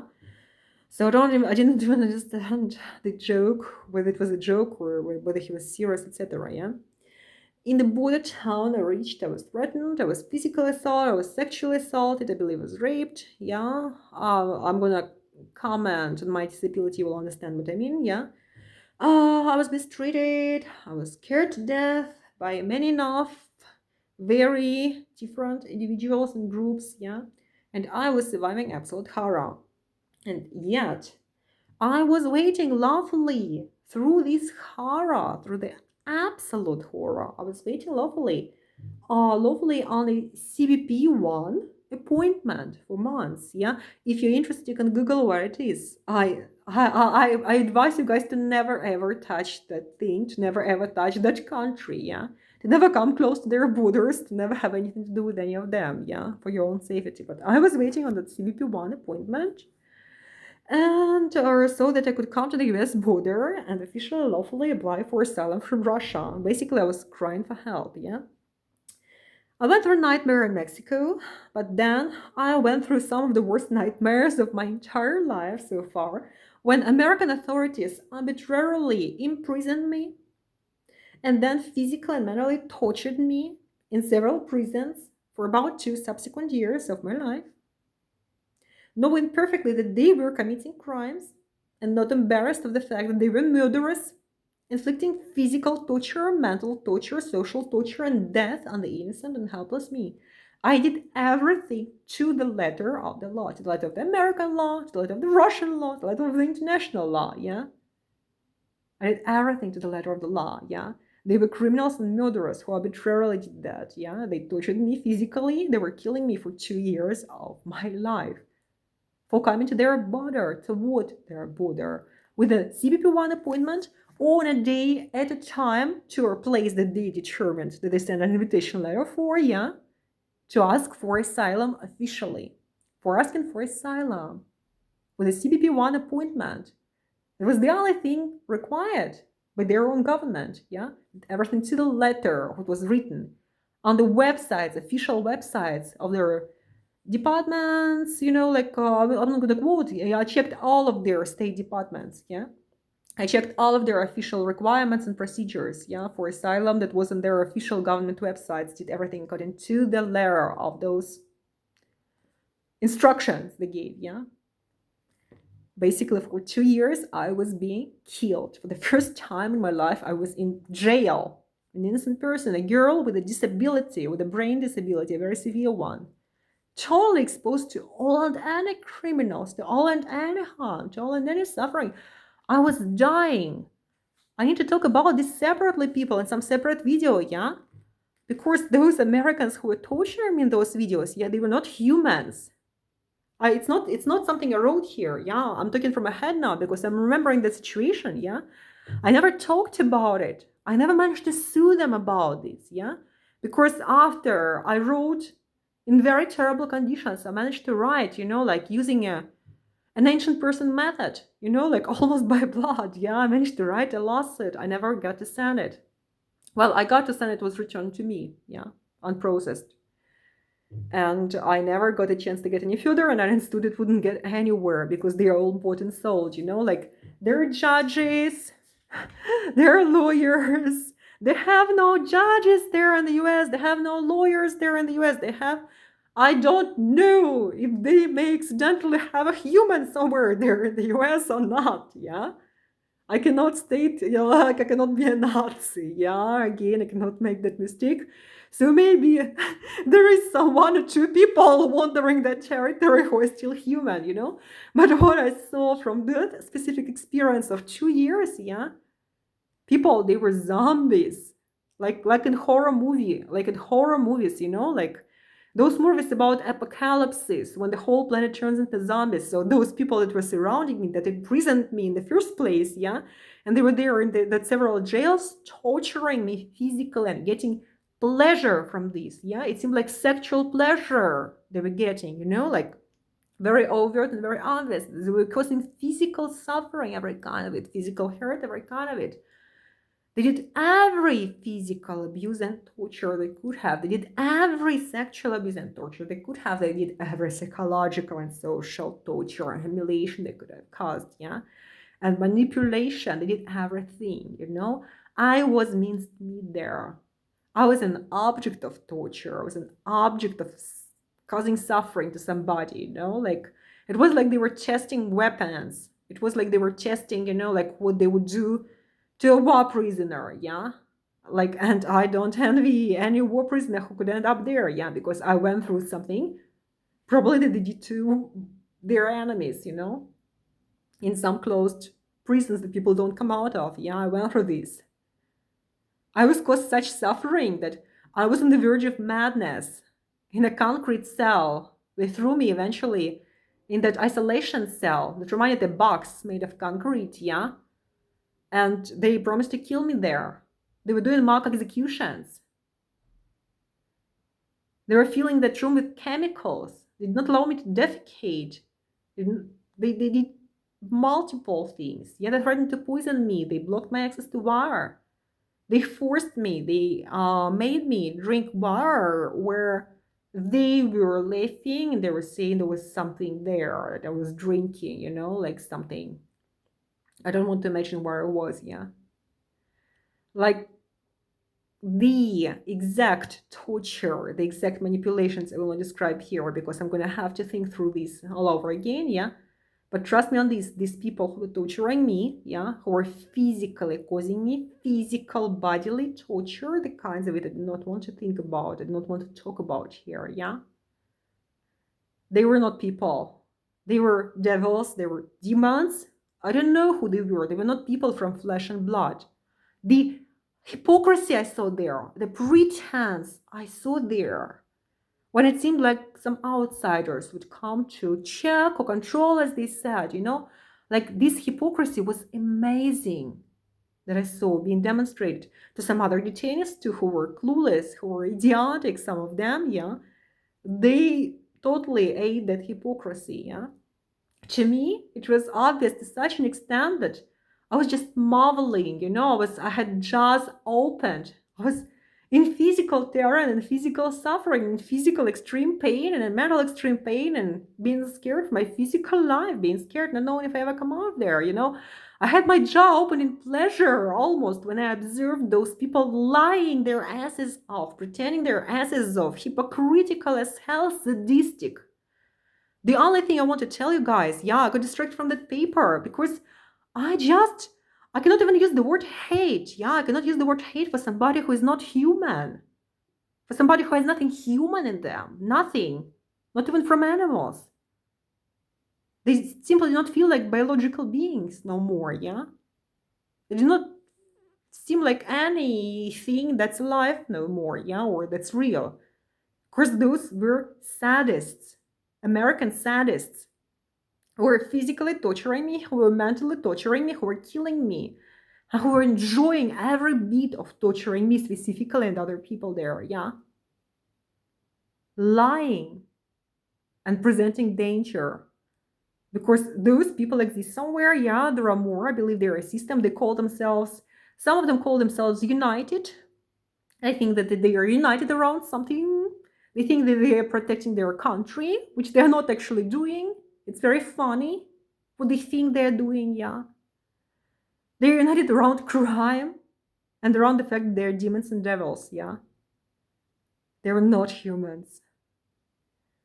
Like the very symbol of the jail, the final jail I was suffering in, It said Geo Group, yeah? And I remember the slogan, Geo, written in those weird letters. I cannot show it now, yeah, because I don't have any evidence left, yeah? But those letters looked like there was a globe inside of each of those letters, yeah? They looked like that, yeah? And the G letter looked like a slide door was opened around this globe, yeah, allowing somebody to come in. Then the E looked like another door was open, allowing people to come in, yeah? And then there was the beautiful O letter encompassing the whole globe, as if both those suddenly got shot. The globe, the Earth, is trapped in this O letter, yeah?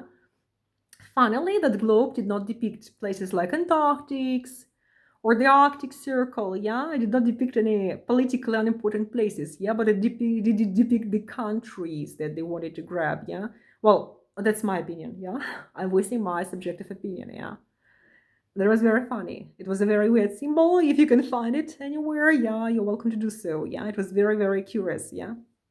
And people, they are dangerous, yeah? They did give me information accidentally about the weapons they use, the strategies they use, the torture methods they use, the manipulation methods they use. And for that, I'm grateful to God, not to them, of course, not to the sadist, but I'm grateful to God that he gave me some insight into what methods they use to torture people, to brainwash, manipulate, etc., and to cause harm, yeah, what weapons they use, etc., and what they are, importantly. Because if I did not see this from the inside, like crawling on the floor, like rolling on the floor in pain and suffering and horror, losing my mind, losing my body, losing my life, yeah, gasping for air, not getting this air, yeah, suffocating. If I did not have that experience, and observing them all from the lowest point possible, of the worst suffering possible, I would not have any idea of what criminals they are. Them themselves, those united people, so-called, yeah, those people in those jails, the employees, the bosses, the servants, anybody, like there, yeah, who I observed, the judges, the people who they call judges, they are an astonishing example of what kind of devil who has no laws, who knows no laws, who knows no legal laws, not God's laws, who has no morals, no ethics, nothing, can be called a judge by those criminals, yeah? The judge was a criminal herself, yeah? The other judge was a criminal himself, yeah? So two criminals in judge robes, yeah? Who should be behind bars, who should have been behind bars, yeah? In orange uniforms, yeah? Or at least judged and deprived of that status, yeah, who should never have been called judges, yeah, that was ridiculous. Two sadists and criminals and liars, yeah. I mean, if I could videotape them, if I could take audios, it would have been, an explosion. It would have been something. It would have been a scandal, yeah. But of course, I never had access to any phones, any audio, nothing. I had no access to underwear, yeah? I had no access to water, drinking water. I had no access to oxygen molecules to breathe, yeah? So I'm not talking about making videos of phone recordings, unfortunately. That would be a fantasy in that situation, yeah? But if only I could prove it, if only I could show it, yeah? You would admire, you would marvel, what would you see, yeah? You would not believe what you'd see, yeah? Just trust me on my word, guys. They have dangerous sadists who are hypocritical and lying to the core, who are sadists and criminals, who enjoy death, who enjoy suffering, who do things that law has nothing to do with. Any country's law has nothing to do with what they do, yeah? And they hide their crimes. So I just wanted to get distracted. Yeah, I'm not going to think about that. I'm going to think about the specific episodes, that took place during this almost 2 years of my life, yeah? But that was scary, like when you look at a person, you think it's a human being, and you discover, no, it's not a human being. No, it's not a judge. No, it's not an employee of a prison. No, it's not. It's not a person. It's not a human. It's not a man or it's not a woman. Yeah, it's not a human. Not even an animal. It's something, like that has no normal consciousness, like nothing. No law, no morals, nothing that they call brain, nothing that they call, like morals or ethics, nothing that they call law, yeah, nothing that is known as law.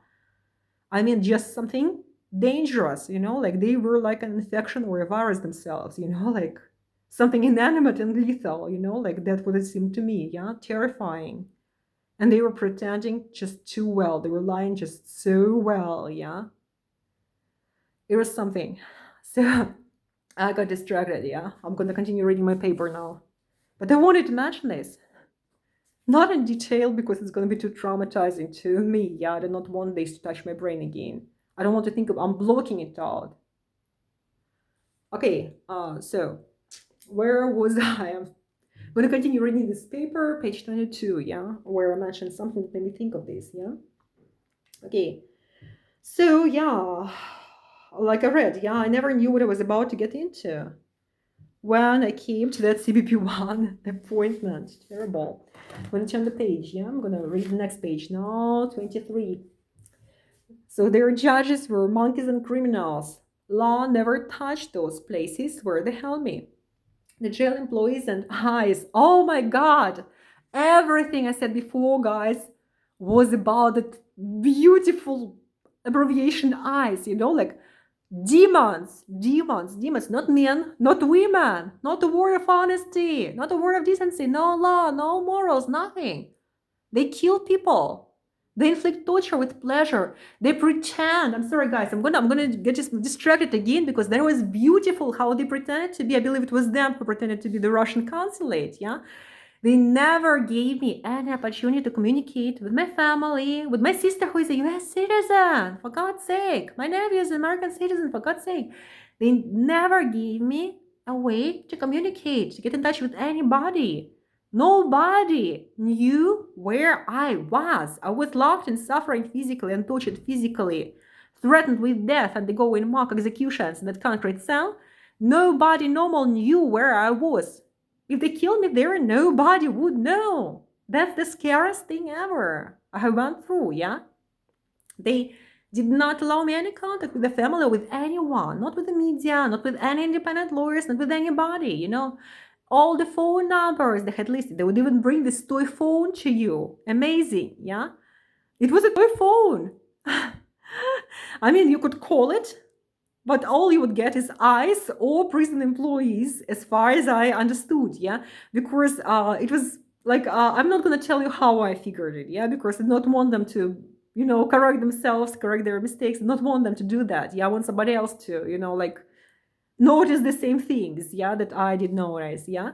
But people, I'm certain no Russian consulate in the US ever got a message from me, I'm certain my sister never got my phone calls or my letters, yeah. I'm certain she never got a word of this, yeah.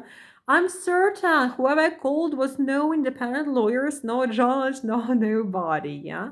And those phone numbers either did not reach nobody or there were some very interesting individuals on the other line, like it was obvious that, like, to my best opinion, it was either the prison employees themselves or ICE, yeah, which was about the same thing, yeah.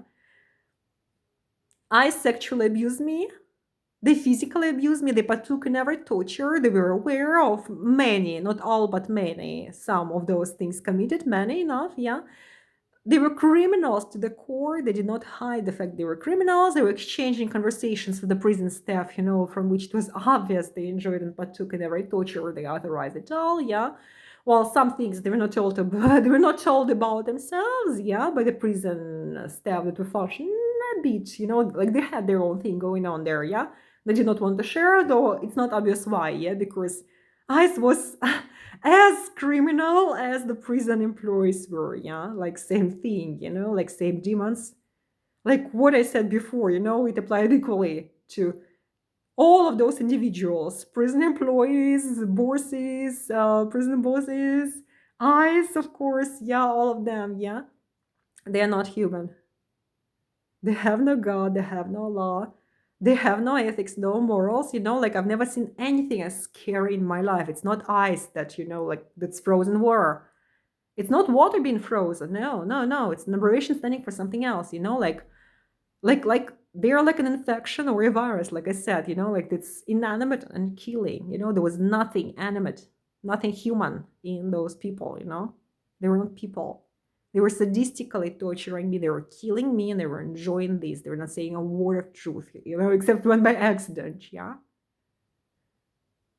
I mean, that's something going on there, people.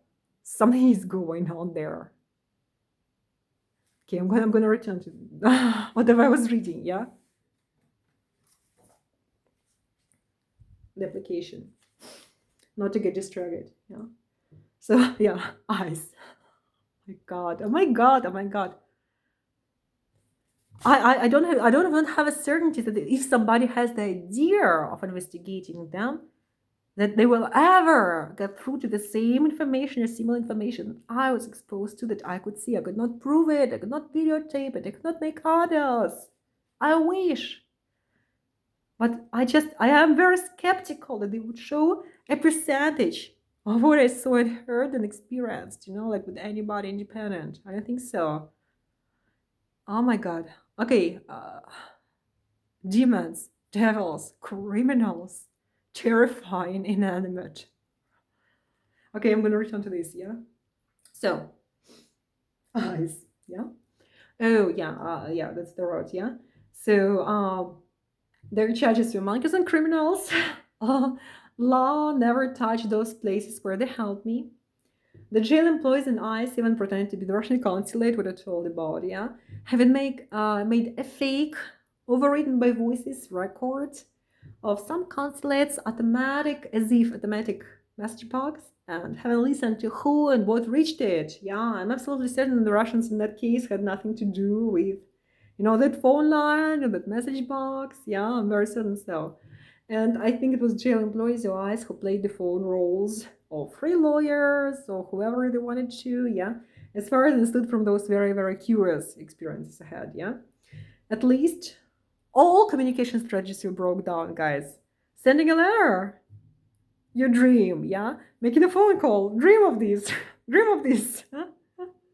Beat the walls. Nobody's gonna hear, nobody normal is gonna hear you, yeah? Maybe except for the next person suffering, going crazy in the next room, yeah? I'm gonna get distracted for a moment again, yeah? So after they put me in those, like little rooms for torture, yeah, they were like specializing on torture. They were specializing on sadistic, what they call psychological experiments, physical torture, yeah. They were driving people crazy. And I want to tell about this minor detail, like I'm going to regret if I do not, yeah. There was a series of rooms, and there would be a pattern, They would choose a girl, a healthy girl, a beautiful girl, a young girl, like some girl. There was a grown lady. There were two, I think. Yeah, they would bring the person in the room. Yeah, who would be at that point healthy, quiet, looking normal, feeling normal. Yeah. After a few days, the person would start literally beating on the walls, beating her head on the door, screaming, yelling in horror, in pain, in fear. Yeah, crying, suffocating. Yeah. And days later, they would bring that person out on a stretcher, like tied up often, yeah, into a local psychiatry.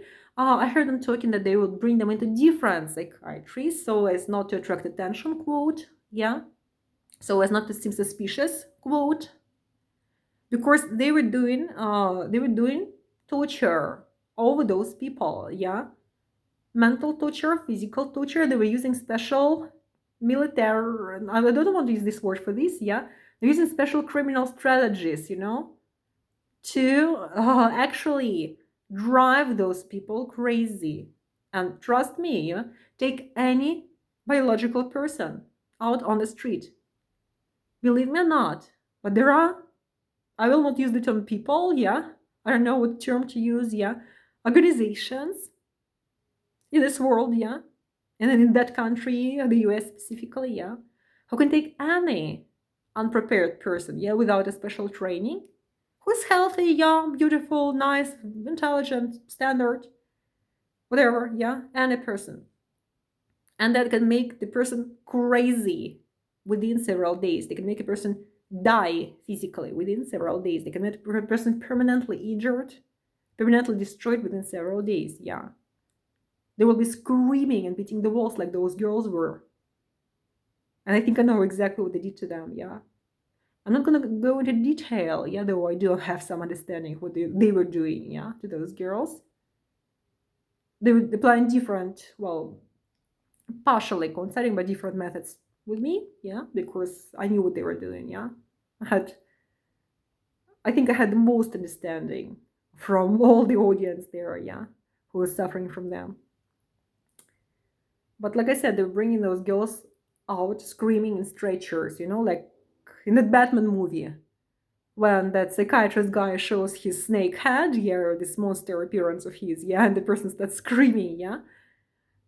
Like I knew exactly what was going. Like I did not know exactly, yeah, but I have a very good guess of what they were doing to those girls. Yeah, I think I know this. Yeah, they were torturing people. They were driving them crazy. They were destroying their lives. Yeah, they were discussing who has family connections, who is alone and isolated, who they can attack, who they can choose as an object, as a target of this. Yeah, and they were choosing different psychiatrists. They were choosing they were trying to get witnesses. They were trying to, like call translators, a translator service, which was beautiful because the only thing they needed them for was to play a part where they were very polite on the phone, very nice, very courteous, like pretending, hypocritical to the core, pretending and making sure they have a witness. For example, the translator who they would use, yeah, knowing that the person would like swear for them in court, yeah, if something happens that, oh, they were nice, oh, they were good, yeah, pretending their asses off, just playing their part, like getting these artificial defenses for themselves, yeah. But in fact, they were torturing. They were torturing me. They were torturing those girls, yeah. They used special strategies on those people, yeah. They were all mincemeat. I was mincemeat. Okay, I just wanted to like tell this. So I got distracted. I'm going to continue reading this. Oh, shit. I'm going to continue reading this now, yeah? So where was I reading, yeah? By the way, the judge, yeah? So-called, yeah? I won't use this word, yeah? I think he called me a shitter or a shitting something, yeah? I don't remember anymore, yeah? But it had something to do with the word shit, yeah? So that's how I remembered, yeah? He was like laughing and discussing me with the prison employees, yeah? Like I got some understanding of his informal communication styles, yeah. But I mean, criminals are criminals. It's not an important detail, yeah. Okay, so I'm gonna continue reading this. Where did I stop? Where did I stop? Yeah, I couldn't finish reading that paragraph. It just causes too much emotion in me, yeah. Okay, so yeah, those individuals who I talked to, as I thought, by the toy phone could not be described as anything. They couldn't be described as independent lawyers or charity lawyers, no. They did not allow me contact with anybody normal, not to my family, not to my sister, like I said, who was a US citizen, especially not to her, because as they openly said, they thought that she will be outraged, she will follow up, even though she hates me, as they got to know, they made some research of her. Yeah, but they still felt that she would be surprised and, outraged that she would follow up on what was done to me for those almost 2 years, yeah, even though she did not care about me as they knew. So I could not reach independent lawyers, of course, if they ever existed in that place, yeah, in that country. I doubt that. Not anybody at all, and nobody knew where it was. That was scary. The jail employees and bosses threatened me with death. They threatened me with physical harm. They did mock executions of me. They did physical torture regularly of different kinds. Very pervert, very intolerable. They assaulted me physically regularly, or like I said, organized mock executions. And it was an isolation, concrete box. Yeah, it was isolation, supposed to be. Only slightly reminding a room. Yeah, they denied me toilet paper. They denied me menstruation pads. They made me literally bleed onto the floor. Like all over the filthy uniform. Yeah, I was bleeding all over the room. I did not have a choice. Yeah. They made me use the same uniform to clean my buttocks, to clean my ass after defecating, because there was no toilet paper. They did not give it. They enjoyed it, like dehumanizing you. The defecation was supposed to be done in front of them. I had the preparation of French Guiana, thankfully, but it was still something new. When those people, including old women, they would stare and they would laugh and yell hating comments at you, but visibly enjoying this almost at the sexual level. It was like pure sexual enjoyment they got from harassing me and watching me do this. Yeah, there was some of the worst experiences of my entire life. Like I'm sure why I mentioned this specifically in this paper, yeah, but when I have to remember this, like, I don't want to remember. I don't want to touch this in my brain now. Yeah, it's too terrible to be true. Yeah, one of those women is actually called Terry. One of the worst criminals who tortured me there. Yeah, I know her name is Terry. She's supposed to be a lieutenant. Yeah. Oh, many of them have some names. Many of them have surgeons, lieutenants. There is a major there. Yeah, people. They wear these spotless white T-shirts. Some of them. They are devils. They are demons. They are sadists. They are murderers. They are criminals. They torture people. They kill people. They enjoy torturing people in pervert ways. They enjoy causing physical torture. They have been inflicting physical torture. They have committed every crime. Those people seem that they were saying they have families. They were saying they drink wine socially. Yeah.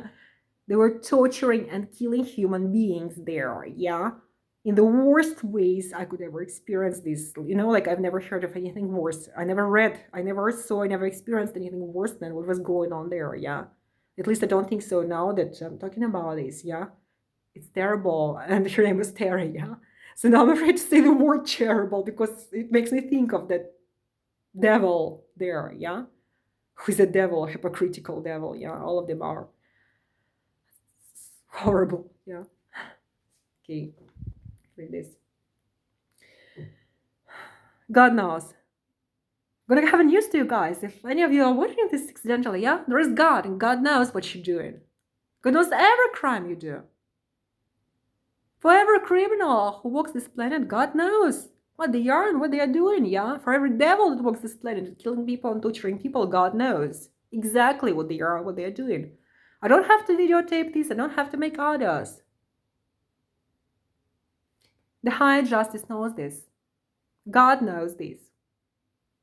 And you people, it's not the US Department of Justice. That is God. I'm gonna break a news to you, yeah? I remember with pleasure how one of those criminals told me, oh, there's Justice John. The American Department of Justice showed me a letter. Finally, I got my deportation after I was begging for it, scared for my life, yeah? And she thought it was justice. And maybe there was a justice to it because I would never voluntarily share a country or territory with those demons. I would not want to be united with the same economy. I would not want to be united with the same natural resources. If there is ever a bomb that gets in that continent, I don't want to be a good person covering up those criminals. I invite all the good people to get out of there if they're there. Yeah, if there is one or two good people wandering the territory, I invite them to get out of the territory. Yeah, so somebody could drop a nuclear bomb there. Sorry, I do not call for violence. I do not call nobody for violence. I do not call nobody for nuclear proliferation or whatever. Yeah, but what I meant was, yeah, like demons. Too many demons, too many devils in Russia, too many demons, too many devils in the US, too many demons, too many devils in different countries of the world, yeah? It's not even about Russia separately or the US separately, it's about different countries of the world. People, it's scary what's going on. Think about this, yeah? Psychos and criminals have access to chemical weapons, bioweapons, nuclear weapons, simple weapons, guns, yeah? Poisons. Psychos walk this planet in spotless white shorts, some of them, yeah? Well lined and spotless. Absolute criminals, demons, devils, and sick people, badly sick people, who are trained to kill, who are trained to torture, who are trained to pretend to be hypocrites. And it's scary. It's so scary what's going on in this world, yeah? I do not call nobody for nuclear proliferation. I do not call nobody for wars and weapons, yeah? I think that was are crimes, yeah, where people like being killed and murdered, yeah. But there must be some solution to the situation because of what's going on. There is just too much evil. There's too much evil in this world, yeah.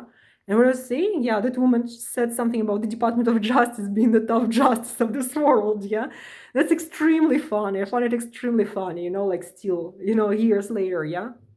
Because these people have nothing to do with justice. They have nothing to do with God, yeah. They don't know what God is. But God knows what they are. And God knows what every criminal on this planet is, yeah? If you commit a crime, If your thoughts, if your actions, if what you bring this world is something bad, like if you torture people, if you kill people, if you do crimes, God is gonna know about this. Even if you yourself don't realize what you are, what you're doing, God is gonna know about this, yeah? I'm very happy to be with God. I'm very happy to be a godly person. I never harmed anybody in my life, I'm very clean, I'm very innocent.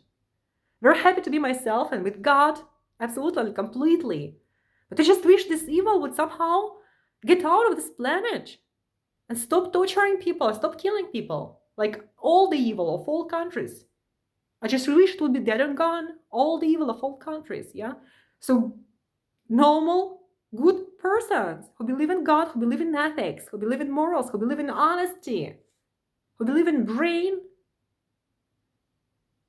would be able to exist and breathe. Okay, I'm gonna continue reading this, yeah? It's very difficult. It's very difficult to simply read it. So yeah, I mentioned the menstruation pads that were not there at that time, yeah. There was this separate experience when they made me bleed on the floor, all over the floor, yeah, all over their uniform. There was filthy and stenchy, yeah.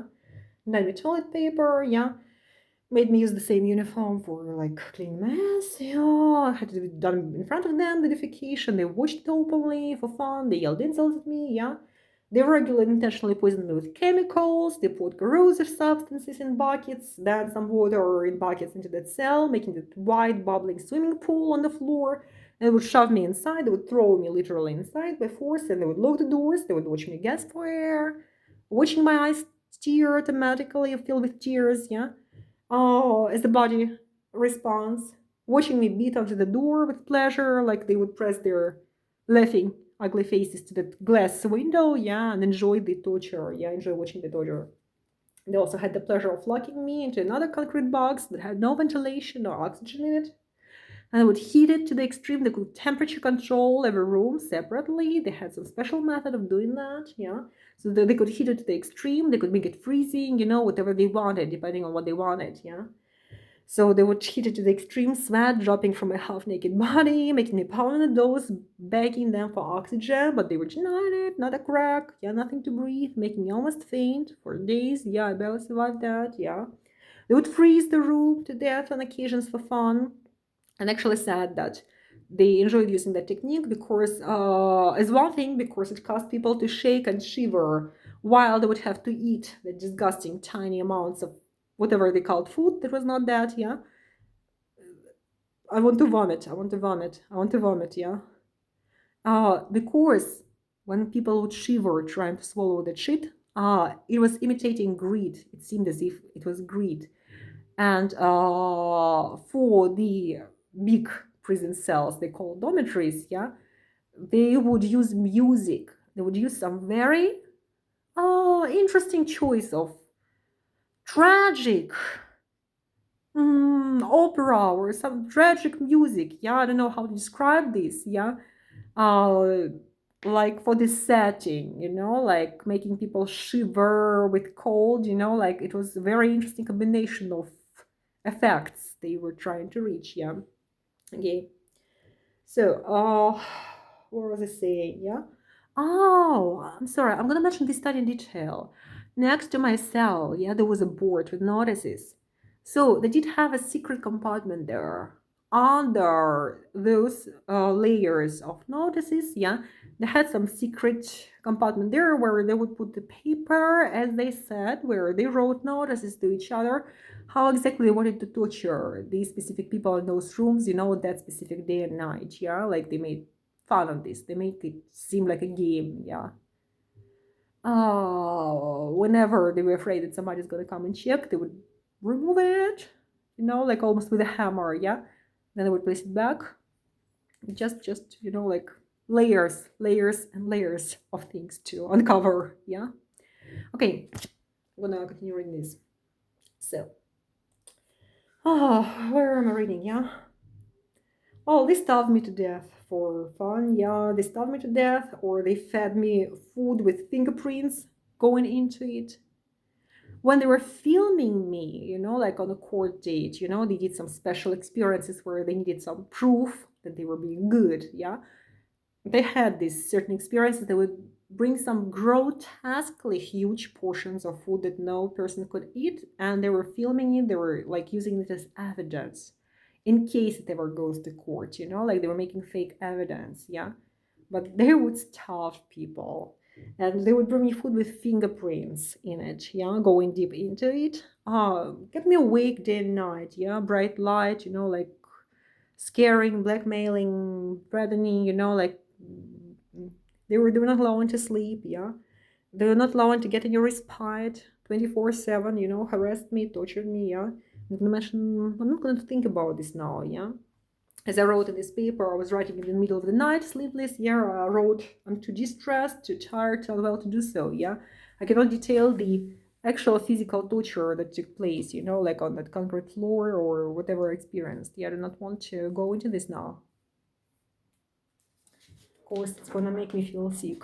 And I'm feeling sick anyway, just thinking about this, yeah. Just thinking about any of that or any of them, yeah. It makes me feel horrified and sick, like disgusted. I cannot touch this on my brain. I do not want to touch this on my brain. Okay, so yeah, they were demons, not people. It was hell, not jails. Those judges had nothing to do with law or justice, as I said, and that's the wrong word to use for them. There was years of my life in torture and ongoing crimes, physical crimes. I told you that, yeah. And yeah, like I told you, the only justice was that I will never be voluntarily in the same country with those criminals. I managed to get deportation that I was requesting for every way I could for a very long time, yeah.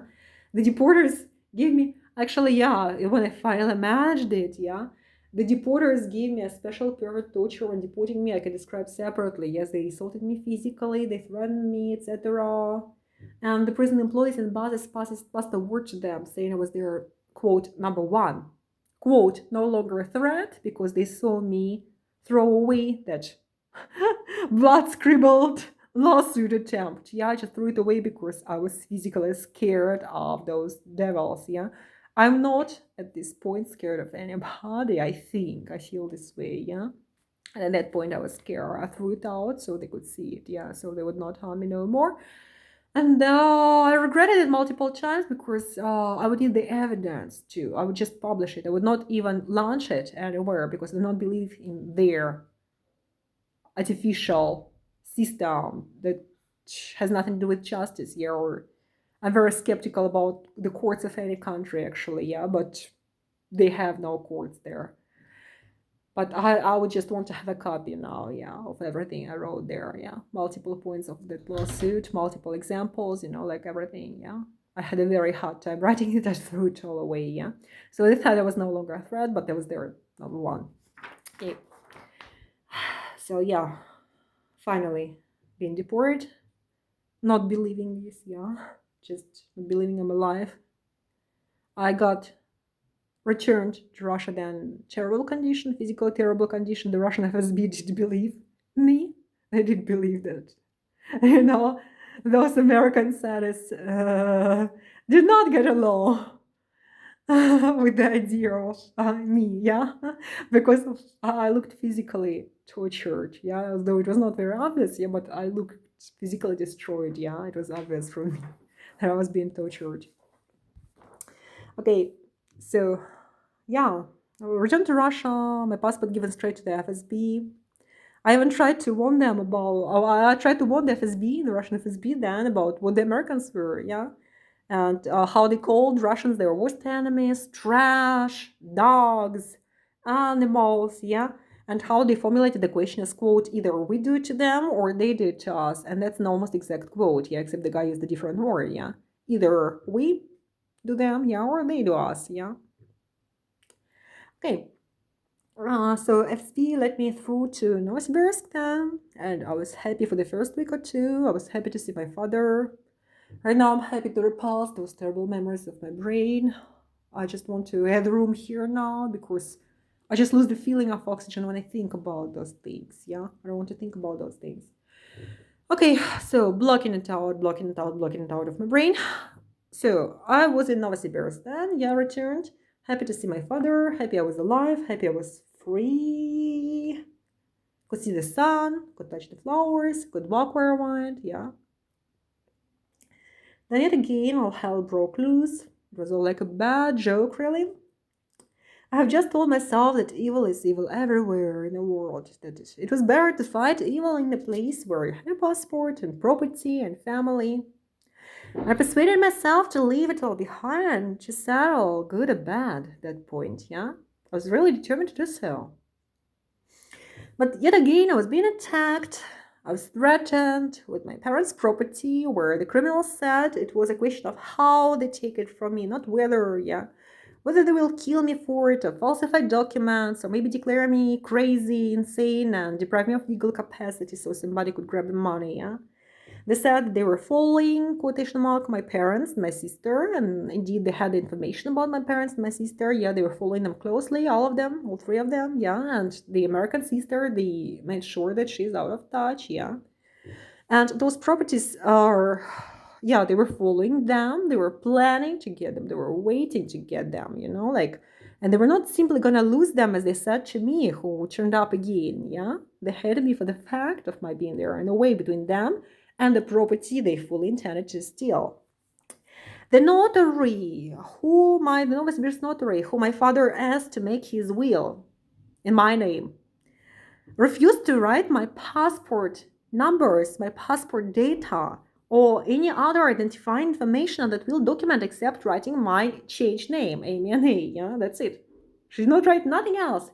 She did not mention I was my father's daughter. She did not mention my passport numbers. She did not mention any identified information. Imagine, guys, except for the name. Anybody in Russia can change the name to whatever. If I wanted to be called Lermontov tomorrow, I could do that. Yeah, I could go and do that. Anybody can. Yeah. If y'all want to, be named Amy and A, you can do that. You can pay very little money. You can wait a week or two. Yeah, you'll get a new passport that will tell you your name. Yeah, it doesn't mean things legally. Yeah, and she refused to do anything but stating my name there. Yeah.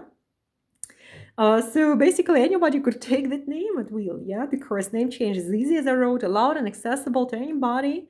And if any other citizen wanted the exact same name as me, they could do it. Yeah, officially in a week or maybe in one more week, they would have their new passport with their new name, as I said, yeah.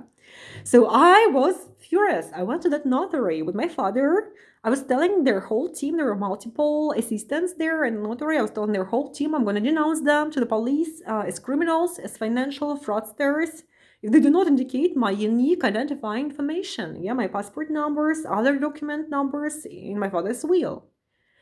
That they must indicate that I'm his daughter, etc., etc., etc. Yeah. They fought me. They were resentful. They were very, very unwilling to do this. Yeah, there was a scandal there I had to make. Give me a second. Yeah, I'm going to turn the page. Yeah. And I heard the statements from other people that they were going to take it from me. It's not going to be mine. Yeah, other people were saying that. Yeah.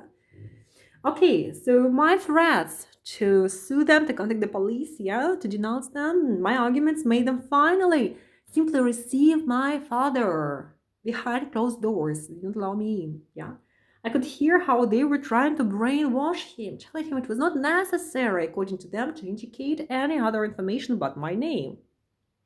He actually fought for me, an 83-year-old guy. Yeah, he had to fight for me with their whole team. And he was very polite. He was extremely polite and respectful, but he respectfully asked them to indicate that I was his daughter, to indicate my identifying information there, yeah? It was his daughter, not some random stranger, yeah? So finally, unwillingly, they stated in a document, in that will, they gave a new will where they stated my document numbers, my passport numbers, that I was his daughter, yeah? Not some random stranger called this name, yeah? Okay, and in a separate issue, yeah, I was insulted too by random strangers who I did not know, but who seemed to know me for some reason, yeah. I was threatened with sexual violence. I had 2 incidents where I almost was run off by cars. In very weird ways, yeah. I'm not mentioning the one incident where I was the one who provoked it. Yeah, I ran the red light in one instance, yeah. So in one instance it was my fault, yeah. But there were 2 unexplained instances where I did nothing wrong. That seemed weird, yeah. I don't know. Coincidence, maybe, yeah. I don't know. But Travis, maybe, yeah. But worse, I was very suddenly and very acutely I felt physically sick with some very weird illness yet again, yeah? It was right after I passed job access medical exams that proved that I was all healthy physically and mentally. Yeah, I passed the physical commission, I passed the mental commission. Yeah, they proved I had two papers saying I had no sicknesses. Yeah, I was good to do the job. And then suddenly after that, yeah, I was in a state of extreme exhaustion from early morning and the whole days, all days, yeah. I was suffering from some very bad headaches. I was feeling like I wanted to drop on the floor and die, drop on the floor and never get up, yeah. I was completely out of energy, yeah. I could not stand straight, yeah. I was suddenly very nauseous. I was having trouble to force myself eat those eggs for breakfast, yeah. I was literally covering my mouth with a hand, trying not to vomit that food, to swallow it that way, not to vomit it that way. Yeah, it was very difficult for me to do. Yeah, when such reflexes came on an everyday basis. Yeah, the onset of those symptoms was very, very sudden. The symptoms themselves were very extreme. They were causing me to fear for my life. Yeah, and because that sudden sickness would not go away because its onset and deterioration coincided with the threats against me, I connected it with those criminals being willing to kill me. Neither could I stand everyday harassment. I could not calmly walk the street or use the store without being spoken about. I could not even, it was Novosibirsk, yeah? I could not even open a balcony door or a window because of some idiots yelling things from the ground sometimes, yeah? Both distressing things, things provoking me, yeah? Once I came into the building entrance doors to see two unfamiliar men staring down right at me from the stairs on top from a very specific angle where I couldn't immediately see them. Yeah, that's the angle that killers would choose, like in movies when they wanted to be concealed and to shoot somebody from above before the victim would notice. Yeah. And these men exchanged comments. They were threatening, that were unpleasant to me, yeah, indicating that they were indeed as if they were waiting for me, like they said, yeah, for somebody to see me, as they said. Yeah, I did not know this man. I did not have any idea who they were. Yeah, there were people engaging in similarly threatening and unpleasant, loud conversations right by my apartment door, where I was forced to overhear. There was somebody spreading some sickly rumors about me to cause me harm at my job then, and eventually I felt too bad for words physically. The harassment seemed to intensify and not go away, yeah. And I was honestly scared for my life and for my sanity then. I remember how I was running to and from the kitchen window and the doorway, crying in the flat that my father and I owned, yeah. I was crying and talking to God. I was asking how on the earth did I manage to get into that hell again? How did it happen so? Yeah, that I was standing there in that physical hell again, yeah. I did not know how to get out of there. I was so distraught then. I remember that incident really, I remember it right now very, very vividly, yeah. I was so very distraught that I suddenly got the feeling it was all surreal, yeah, that I could not control my movements anymore, my inner agony that I was experiencing. I could walk out that window to the extent that I could walk out that window from the sixth floor, above ground, or to run out of it. And I'm not saying this because I was suicidal. I was not. Yeah, I love myself. I want to live. I love my body. I love who I am. Yeah. I want to live alone and happy and healthy, and I want to live forever. Yeah. I love myself. Yeah. So I was not feeling suicidal then either. But I simply had that very surreal feeling that I could not control my physical body no more. Yeah. I was running hysterical and it seemed surreal. It seemed like I could just walk out without noticing this. Yeah. I was not suicidal like I wrote here. Yeah, I'm gonna continue reading this. Yeah, but simply because I could not control myself, like I said. Yeah, my movements or that situation seems surreal in my extreme distress and extreme trauma. I also remember a separate situation how I was crying in the corner of that corridor, kicking the wall literally. Yeah, I remember how it was. Yeah, I was begging God to just let me out of that hell, telling him I had no understanding of how I ended up in that hell yet again. How did it happen so? Why? How? Yeah, how is it possible? And I was promising that I will never let it happen again if only God lets me escape again, but not the fucking immigration torture of the American sadists. Yeah, but if God would let me escape all hells of this planet again, yeah, just escape all hells. and to be alive, to be safe somewhere, yeah, the soonest possible. Yeah, I was talking to God, I was crying, and I managed to sell the apartment that combined my father's property and my property. Yeah, I had an agreement with my father on this. Yeah, and I used the part that was mine. Yeah. So I bought my father his apartment, his new apartment that he chose for that common money we got. Yeah. And I took my own part so that I could leave Russia again. And I'm still using that money now. I'm still living on that money now in 2026, standing here in Moldova. Yeah. I'm living on that same money. I'm spending it off. Yeah. I'm very terrified to see what happens when this money is out. Yeah. Because these people hate me. They're not going to give me money. They're not going to employ me. I'm scared of this. Yeah. We're going to see what happens. I may as well be feeling these things. Yeah. Well, some people hate you and people want you to die, or people want you to be out of their society, out of their countries, yeah? It's not up to me anymore, you know? My financials, my safety, nothing is up to me in this situation. Yeah, very little is, yeah? I'm gonna fight for myself, I'm gonna see what happens, but I got distracted. I'm gonna continue reading this now, yeah? So, I sold the apartment, I got the money, yeah? And yeah, I do remember how my father and I were supposed to be at a meeting. Oh yeah, I remember the experience I wanted to write about. Yeah, so we were selling the apartment then, and we were supposed to be at the meeting in a real estate agency signing the final important document, sealing the deal. That was very extremely difficult for me to reach. Yeah, it was beyond freezing temperatures. It was abnormal winter weather, very freezing. People avoided showing up outdoors at all unnecessarily. It was not compatible with human existence. Yeah, very freezing. I was careless, I was stupid, and I did not take care to check the maps or to charge my phone, yeah?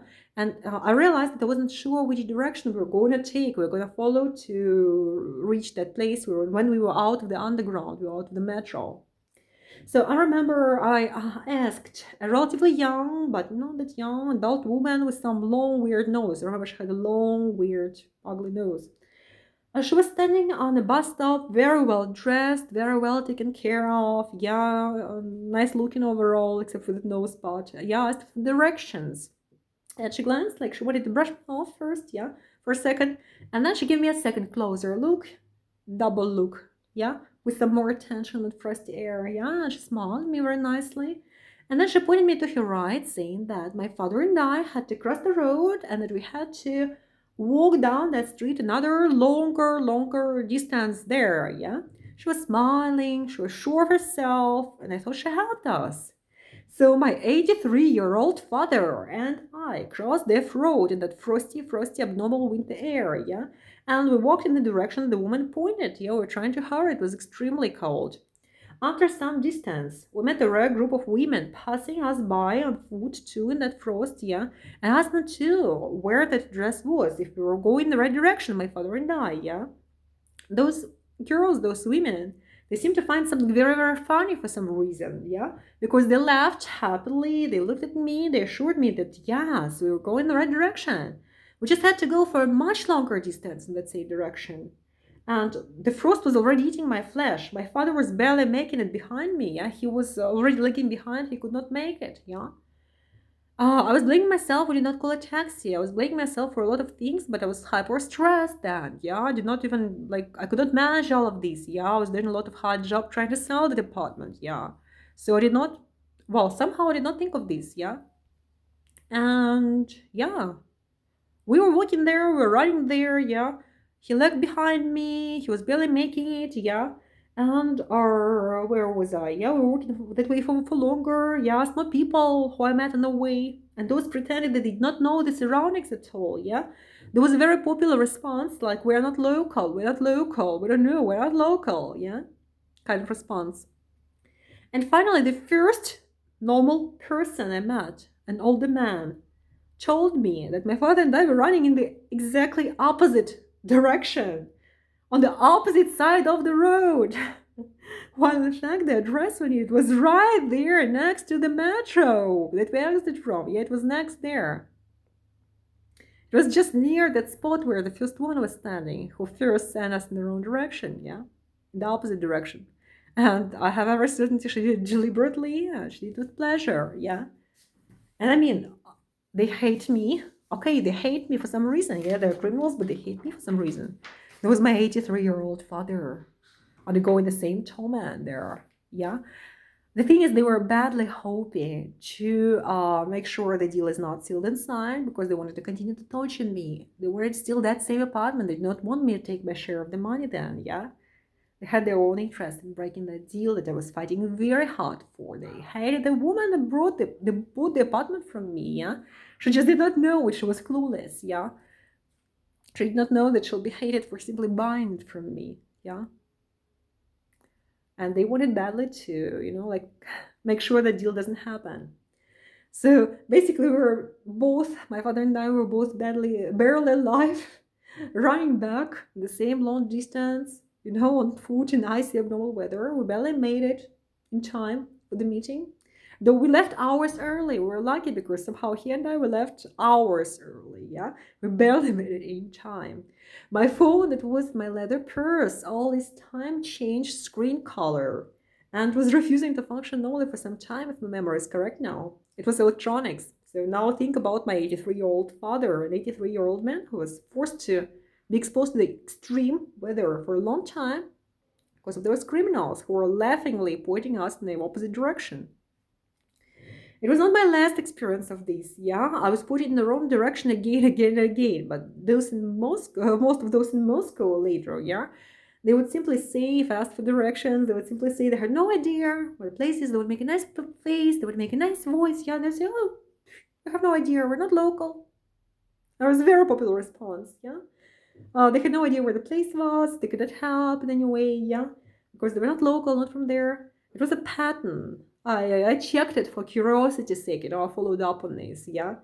And admittedly, there were some rare single-digit exceptions, like I wrote, that I encountered, but most adhere to the persecution pattern.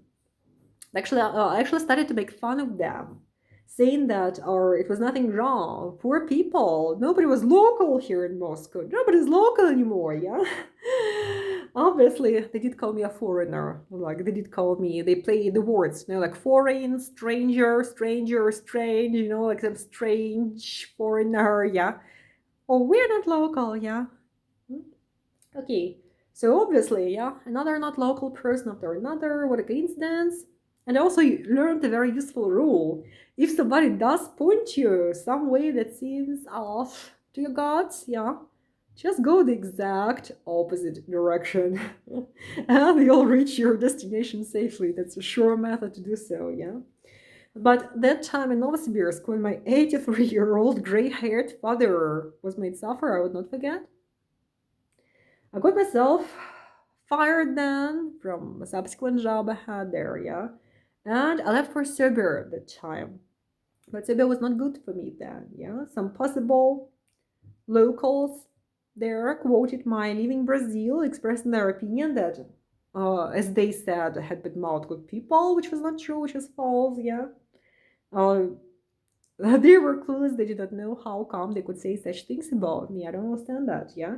And people in Serbia, like some criminals in Serbia, too, misused my disorder very badly and physically assaulted me. I believe I was raped. I was badly harassed, yeah. I was scared to have death. It's going to be explainable through my disorder. I'm going to tell about this. In a separate video, I'm going to tell about this, yeah. I was called a prostitute. I was the subject of violence and threats. The local police in Serbia harassed me, they insulted me, they hated me too. Maybe not all of them, but they were all united about driving me out of their country, as they said, yeah. And they admitted to that, yeah. And the population, to a large extent, so I perceived my exposures to the locals were hostile to me. It seemed to me that way. I experienced it that way, yeah. I experienced some very threatening situations to me, yeah. I was isolated, I was afraid, I was miserable. And I decided again that, hell, evil is everywhere, like in all countries of the world, yeah? I cannot escape evil, especially with my disability. I cannot protect myself, I cannot escape it, yeah? And I told myself again, fighting evil with a passport would be better than fighting evil there where I have no rights at all, not even the right to have a job, yeah, for some time. Okay, and I was going crazy, being isolated and exposed to criminals, being helpless for my disorder, yeah. And also, like I wrote, I wasn't about to make ends meet financially, in my understanding then, yeah. So as yet another reason, I found that Serbians were, oh yeah, I wrote that Serbians were homicidal drivers. Well, actually, that is true, yeah. They are not good drivers as far as I experience. They're very weird drivers where they managed to almost kill me by accident without intending it, but they managed to almost kill me several times within weeks, yeah. When I was trying to cross the road, yeah, mostly at pedestrian crossings, mostly on the green light, yeah. And actually, it was my impression that crossing where pedestrian lines on the road were, like the zebra pedestrian crossing, waiting for the green lights, but the murderous thing to do was a suicidal thing to do. It was a much more dangerous alternative than to simply, like, watch out at a random spot. How just trying to cross that homicidal road, yeah. But really, that was a scary experience. Yeah, in the center, you can walk there. Yeah, in the center, they use the tourists. They follow the traffic lights mostly. Yeah, but if you're out of the center, yeah, if you're like in the local districts, don't try to cross the road if you're a pedestrian. I really fear for your life. I mean, that's my impression. That's my impression of it. But I was almost dead several times in a few weeks. It tells something. Yeah, you do not want to be a pedestrian there crossing the road. No. Okay, so I did not feel safe. I was not safe actually. I was physically assaulted. Yeah, I was harassed. I was threatened. I was hated. I felt threatened. I was threatened. Yeah, and so I know my disorder was misused. Yeah, I know I was suffering the physical effects of that. I could not help it. There was nobody to protect me. There was nothing I could do with a sense in the situation. Yeah, it was not good for me in that situation. Yeah, I was dreaming of losing the Russian citizenship, but at that moment, like the other consideration overwhelmed because I felt like I cannot protect myself. I cannot cross the road safely. Yeah, I'm going crazy in isolation. I still cannot have a job. Yeah, I'm gonna run out of money. And my disorder is being misused. Most importantly, I know that. Yeah, I'm in scary, threatening situations. I'm afraid of. Nobody's there to protect me. Yeah, I got scared. I got overwhelmed. Yeah, and after I had some episode of some very sharp pain in my hand for some reason. Yeah, I don't know where it came from. I barely survived that one. I don't know what it was. Yeah. Oh, like after hearing people comment on what they buy in the store, the money I spent, like some other comments about me, some laughter, some insulting things, some very threatening things that I survived, yeah. I decided that I cannot take this no more, or I start to go crazy, yeah. So in that specific situation, yeah, I decided to go back to Russia, Moscow. Yeah. Now I can say that well, I cannot say I regret anything much in my life because every subsequent experience gave me new information that's important, new understanding that's important, new knowledge that's important. Yeah. So I do believe God is leading me some way. Yeah. I do not know what the future holds. Yeah. But I do believe that God is leading me, yeah. So I could get new knowledge, new understanding, new information in my life, yeah. Hopefully so, yeah. So it simply happened so that I left the country then, yeah. I wish I didn't, but I think I had to learn new things, to experience the information, the knowledge I need to have, yeah. So that's what I did. And I went back to Russia, Moscow. The airport police were looking over me, saying they would want to talk to me now. As they said, now we have to talk to her. We need to talk to her. After Serbia, that's quotation marks for some reason. Yeah, I don't know. Weird. Police also said that they were mistaken because they were sure that I will never come back. I thought I will never come back, so they would be right to this. Yeah. After I left for Serbia with money in my suitcase, but it was not my last comeback. Yeah. Within 3 months from then, I was forced to change 6 different apartments, 5 in Moscow, 1 in Belarus, again, and 5 hotel spells, 4 of them in Moscow, 1 in Belarus. Within 3 months, count this, yeah? I can show you from my bank records that I was paying big sums of money for rent. I was losing new money again for new rent payments and all for agent commissions and guarantee money that nobody would pay back, but that you have to pay to the, like flat owners. Nobody would pay that back to you if you move before the yearly contract expires, yeah? And I was not able to stay in either of those places. It was not my choice. I was not suicidal. All I can say, I was not suicidal, yeah? So I had to run, I had to run, I had to run, I had to lose this money, I had to lose this money, yeah? Eventually, from this big chunk of money that I got from the apartment sale, yeah, I'm almost out of money now. I have comparatively very little money left. It's going to expire soon, yeah? And most of it was spent in the thin air, yeah? Part of it on conversions, yeah? Part of it was stolen, yeah? A big part of it went on the rent agreements where I had to run for my life and just lose this money to hell, yeah? Just to be with myself, with my body, with my health to survive, yeah? So, yeah, like I wrote, I'm going to continue reading this, yeah? Oh, I lost a lot of money. Changing those flats, changing those hotels, yeah. I did not do it for fun. I did not do it because I wanted a change of setting suddenly, yeah, a few days later. I was literally forced out of every new place I entered by some of the worst torture, harassment, physical torture, mental torture, social torture, but mostly physical torture. Deliberate, intentional, killing me, deforming my body, causing irreparable harm to my health. Yeah, I'm going to comment on this later, yeah. Harassment, abuse, non-ending, regular, all this regular, yeah. Physical and sexual assaults, rape. And that was inflicted to me and it was some of the worst experiences that anyone had inflicted to me in any countries I wrote, yeah. The US jail, or what I suffered in Brazil, what I suffered in French Guiana previously, yeah? What came before there, even what happened in Russia before that, yeah? It seemed like nonsense in comparison with how they tortured me now, in an organized crime way, coordinating their torture of me with one another, groups and individuals there in Russia. The local Moscow Russians did not hide the fact that they were playing volleyball with me, yeah, like they said, they use a similar comparison, yeah, with me being the ball, throwing it to new and new places, yeah, from one group of criminals to another group of criminals, where yet another new group of criminals took up the harassment of me and the physical torture tasks, yeah, and the mental torture on their group agreement to make me leave Russia as such. Yeah, they were doing this intentionally and deliberately. Yeah, they were not going to let me leave anywhere. It was not simply one address or another. It was the blackmail, get out of Russia if you want to exist. Which I did. I finally got out of Russia. I'm here in Moldova now. I left Russia for the final time. They will not see me there, alive or dead. Yeah, I hope nobody drags my dead body in there ever. Yeah, I hope the foreign countries I will dwell in will have the decency of rather throwing my body in a dumpster somewhere, but never to return to Russia, please, yeah? And I will never be there alive.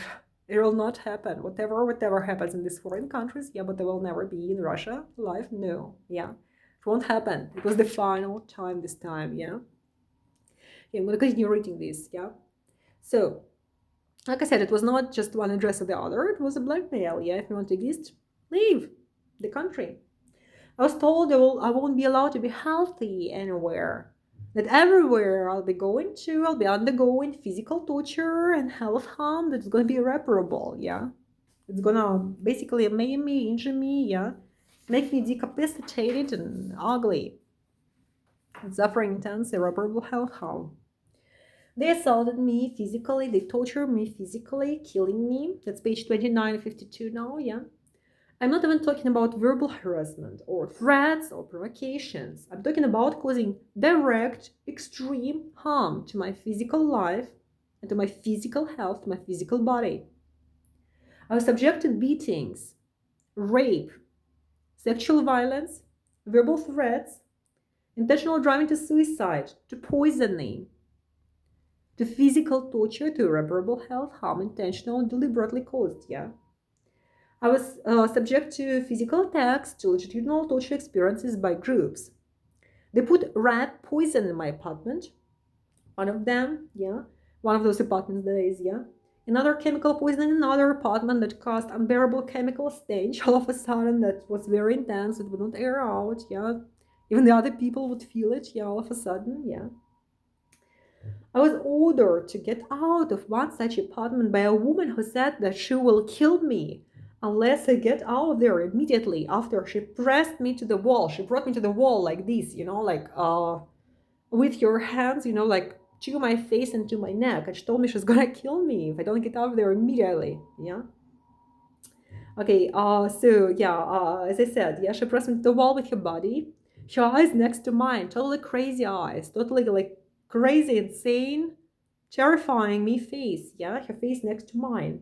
She wanted me to bend down to her feet. She even reminded the American sadist in that somewhat. Yeah, she just struck a similar tone. Yeah, she almost got sexual pleasure from this, I think. Yeah, she wanted me to bend in front of her down to her feet. Yeah, then when I refused to do so, she started kicking my grocery products, my makeup that just bought in a local supermarket that fell out of my bags. Yeah, when she attacked me, she started kicking them one by one, rolling them with the tips of her toes, like my makeup, some breads, like with the tips of her toes, yeah, rolling them to the exit door. But thankfully, distracted her from my body, from me, and it gave me a physical chance to physically escape out of there, yeah.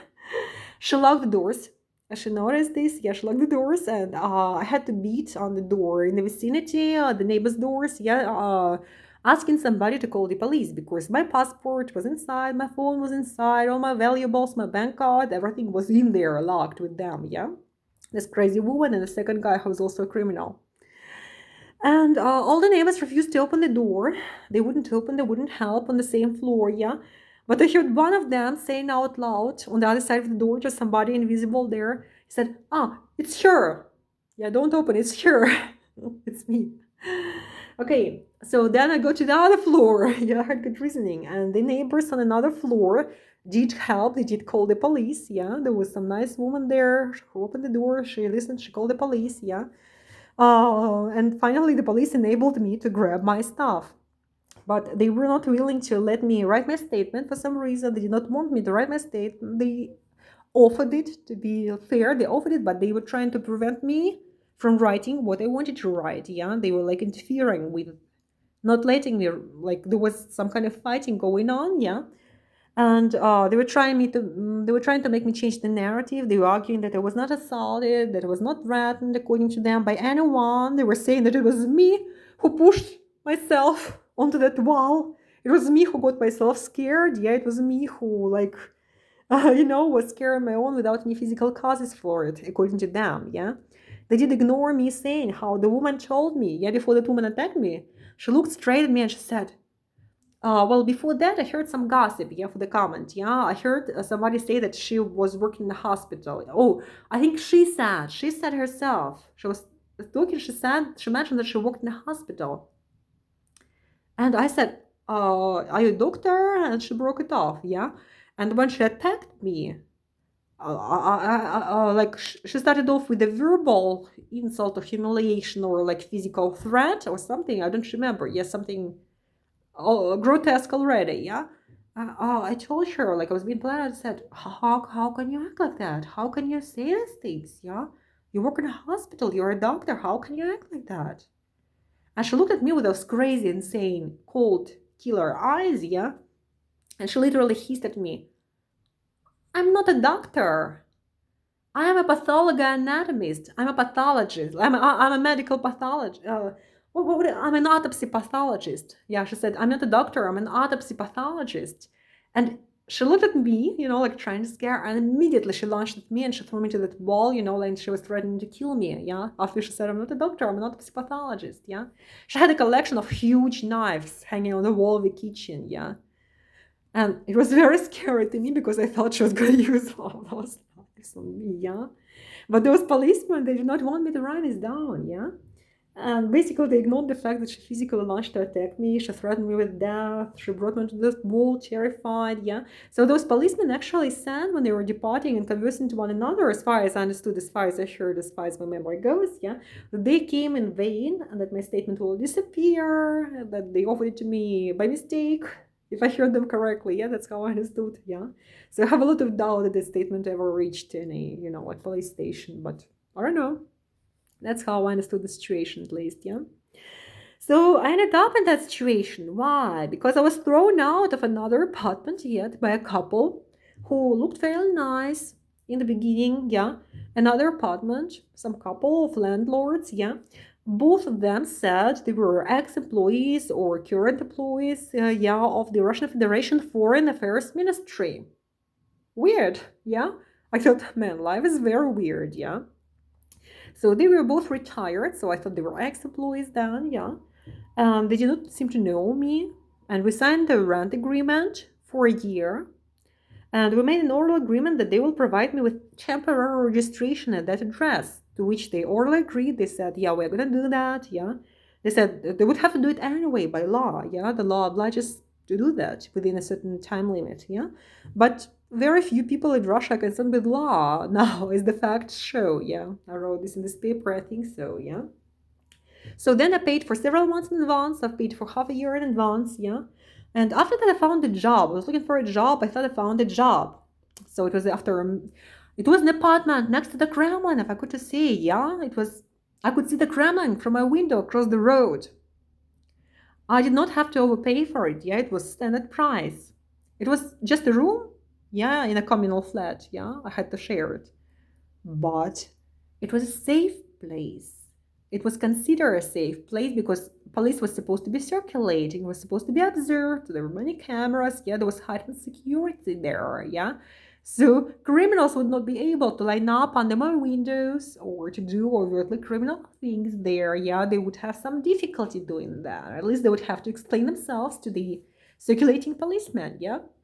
And as I understand now, the Foreign Affairs Ministry, and the local police, they were very miserable that I, like the foreigner, ended up next to the Kremlin in that heightened security zone, yeah, where basically they were obliged to guard me somehow unwillingly, yeah, against their will. And they hated that fact, yeah, that I could not be tortured in that specific place. At least not to the worst potential of it, yeah. They were desperate to drive me out there, and they had luck. Because even though I did not think at that moment that I will ever need that registration, temporary registration in Moscow, yeah, it turned out that the employers in Moscow, they violate the law. The state employers, yeah, who call themselves white and fluffy, law-abiding, formal, official, stable employers from the state, yeah, they violate the law blatantly because by law they have no right to request the temporary registration, yeah. They should make hiring decisions regardless of whether the person has permanent or temporary registration at some address or if they don't, yeah. But in fact, they violate the law, yeah. So that's what I'm telling about, yeah. Right now, I'm going to tell about. I found a job. I thought I found a job, yeah. It was after many failed attempts. It was after I found the job profile, the career website, yeah. Oh yeah, I said it was after the career website I used, yeah. I was trying to look for a job. It was many failed attempts, and then suddenly I noticed a weird thing. Yeah, I noticed that as one thing, I could make a password. Yeah, but I did not think of making a password for that career profile. Yeah, and then suddenly I noticed that my name that I put there is changed to the name Rustam. Rustam. So Rus. That's the old Russian word for Russia. Yeah, the Russian Federation, Russia, Rus. Tam in Russian means there. Like there is Russia there. Yeah. And there was some patronymic there. It was equally funny. It was like comprised of some insult or something. I forgot it now, yeah? And like there was the lowest level of education mentioned, like no education, no job experience, etc. Yeah, so that was not surprising. No jobs were coming my way. Yeah, somebody was making fun, somebody did it. Yeah, I noticed it later. So yeah, the phone number there was mine. Yeah, the education stated was 0. The work experience stated was 0. Rustam. Okay. Check your profiles online, people. Check if your name there is intact or not, and your education level and stuff, yeah. So, but then I corrected the career site profile, finally, yeah, I made a password, finally. I don't know if that helped any. I applied some more efforts. I tried to find a job in person. Finally, I found a job. Yeah. So I thought luck smiled at me. So I had this nice room with windows overlooking Kremlin, facing Kremlin across the road. The job in a Moscow metro subway system. state employer, yeah? It seemed promising, it seemed stable, it seemed easy to do, I was glad. And then the first bell rang on this metro contact person, hiring person, yeah? They told me that they will hire me, yeah? They told me they want to hire me, I'm good, yeah? I passed like several interviews, hiring.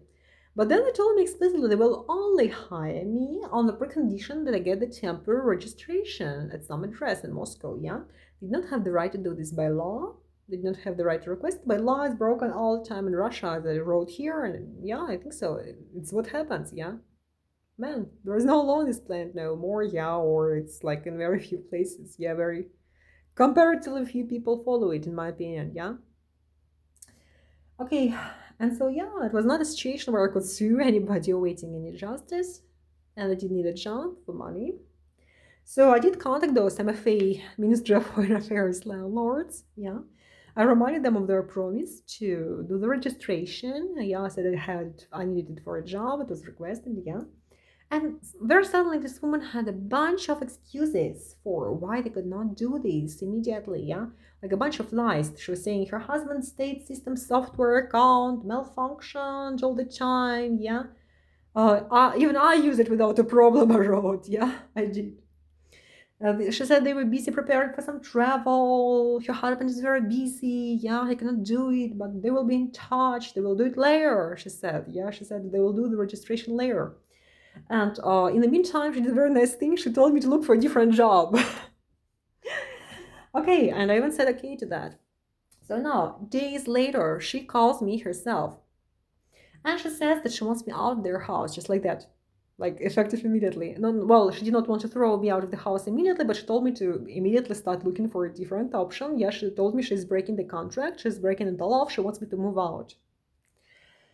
Okay, she did give me the time to look for a new apartment immediately, yeah? But she told me she needs me to move out. She said that they will return the money that I gave for half a year ahead. They did much, much later. Okay, it was, well, she said that she had some problems there, some personal problems, so maybe it really was so. Yeah, no, they have adult sons, they could ask for this money, but like, I don't know other people's situation. I can be like, I don't want to make any theories about that. So eventually they returned the money. Okay, maybe they had some difficulties really, maybe not, I do not know. Okay, but it was their decision to throw me out. It was their decision to tell me to move out, yeah? So, where was I? Okay, so yeah, she told me it was not a registration question anymore. I said, okay, yeah, I will try to resolve the registration situation. Yeah, you don't have to do this. If that's because of the registration paper, yeah, you don't have to do this. Yeah, I will solve it somehow. She said, no, it was not about the registration paper. She actually wanted me to physically move out. They wanted to terminate the rent agreement with me, yeah. And that's what happened. And she was an older woman. She was a retired woman, yeah. So I do appreciate her telling me about this. I do appreciate her talking about this. Yeah, that was important information for me. Yeah. And basically, she told me that she addressed her employer, she addressed the Russian Ministry of Foreign Affairs, asking for an official recommendation. She used the word recommendation or permission on having me registered temporarily. Yeah, whether or not she should do this. Yeah. And she said that she did the same for multiple other tenants, for all the other tenants. So she said that she registered. She said it included foreigners. And she said that the Ministry of Foreign Affairs never refused to register anybody, not even foreigners there, yeah? That I was the first person that they told no to, that they refused, yeah? Okay. So when she requested the same answer on me, she was told that my temporary registration to address was, quote, not recommended. Quote, yeah? And they said that they can explain her the reasons in more detail at a personal meeting with her if she wants it, yeah? She said she did not request the personal meeting, yeah, but she understood that recommendation to not do it is like the invitation to throw me out. So I did hear the Moscow police, uniformed police, that talk about how they wanted me out of that house and how finally they wanted me to change the address, yeah? They wanted me out of the house not far from the Kremlin, and they were saying, quote, like, I heard one person, yeah, I do not know if the speaker, the male speaker, was police or not. Yeah, I want to be very exact here, like that specific speaker of the phrase I'm gonna quote now, yeah. I don't know if that specific person was police or not, but yeah, but he said, they won't kill her. they'll be just using her for their needs now and again. And but the police would, the uniform police would say, "Oh, finally, she will be out of the department. Hopefully, yeah." They were saying that, and yeah, like I said, they all knew that, like the local criminals could not do what they wanted to do, like without exposure at that specific address. So they wanted me to move to the outskirts of Moscow, where they would be able to rape me, to physically torture me, like on a regular basis, without any nuisance, yeah, without any control. So yeah, their problem was that the house, I'm gonna read this, yeah. They wanted me out of was in the protected city area, like around the very center. The attackers wouldn't be able to line up by my windows in crowds or to physically assault me right there, because the patrolling police would technically have to disperse them and investigate the situation, yeah? So they were unable to attack me physically while I was there. It made them very unhappy that I was in the only protected zone in Moscow, yeah? And the zone division mattered a lot, as my later experiences showed. You don't imagine how bad the attacks allowed on city outskirts are. And if you're out of the city limits, they can kill you calmly and nobody would care, be responsible. And I'm not kidding, that's actually the situation, yeah? The unspoken law, yeah? Like the law that they don't publish, but it is there, yeah? It's not safe to be on the outskirts. If you are out of the technical city limits, yeah, like if you are 10 centimeters standing behind the line, they consider that they are not responsible for the fact if you're alive or not, yeah. Like you can be standing 10 centimeters out of Moscow line, yeah, somebody can kill you. As far as understood, the responsibility is not theirs, it's no problem, yeah. Okay. I know this because I had the experience, yeah. I had the experience of being moved all throughout Moscow and even 10 centimeters approximately, yeah, like literally a few meters out of its limits, yeah. And I had those experiences to have basis for comparison, yeah, but it was hell, and hell, of course, yeah. A lot of horror too. So, yeah, the woman, like I said, yeah, told me it was not a question of registration, they did not want my person anywhere in that building. She told me there were some video cameras there were routine checks, that information was passed according to her to special services, that if they don't dispose of me, they will have some negative consequences for themselves. And that, to quote, yeah, she can, quotation marks, only guess what the reasons for the recommendation provided to her by the Ministry of Foreign Affairs were, yeah, she said. So they took a long time to return me the money, which they finally did after I requested it, yeah. Already after I was long after of the department, after I was forced to run from the next one to the apartment number 5, that I also ran from subsequently in terror. So I actually had that principled idea where, from a hotel where I ended up being, yeah, after having been attacked by that maniac woman who was threatening to kill me. I remember the one, who said that she was the autopsy pathologist, yeah. I wrote from that hotel where I ended up being then to a few local newspapers and possibly to some other media with an article. I rested with an article I wrote where I described some of those experiences and the lostness of what's going on from the very specific, very narrow segment of registration-related harassment, rent discrimination, yeah, and the dangers and the abuse that follows, yeah, some of the abuse. I did not even actually talk about the whole situation as it is, yeah. Primarily, I only focused on this very narrow segment of them breaking the law with regard to this registration requirement, employment in rent conditions, yeah, that very narrow segment. And it was a mistake because those same media, as I was told, spread the rumor that I was adequate, quote, yeah, from which local criminals concluded, despite my disorder, I have a brain disorder, I'm going to talk about in a different video in more detail. I decided to finally publish this information, yeah, as it is, yeah. But yeah, they spread the word that I'm adequate, according to them, yeah. The local criminals concluded that they can freely attack me with no impediment at all and do whatever to me. So after subsequent attacks became extreme, likely to cause my physical death until Iran, I made another attempt to change things in a fit of very bad anger. It was about the middle of the night. That night, yeah, I was sitting on the metro bench underground, and I was typing a letter on my phone with a lot of typos actually that I did not correct. And I later sent it out to not only the same media, to them too, yeah, but also to local police, including the hiring emails that I sent that were applied for jobs, yeah.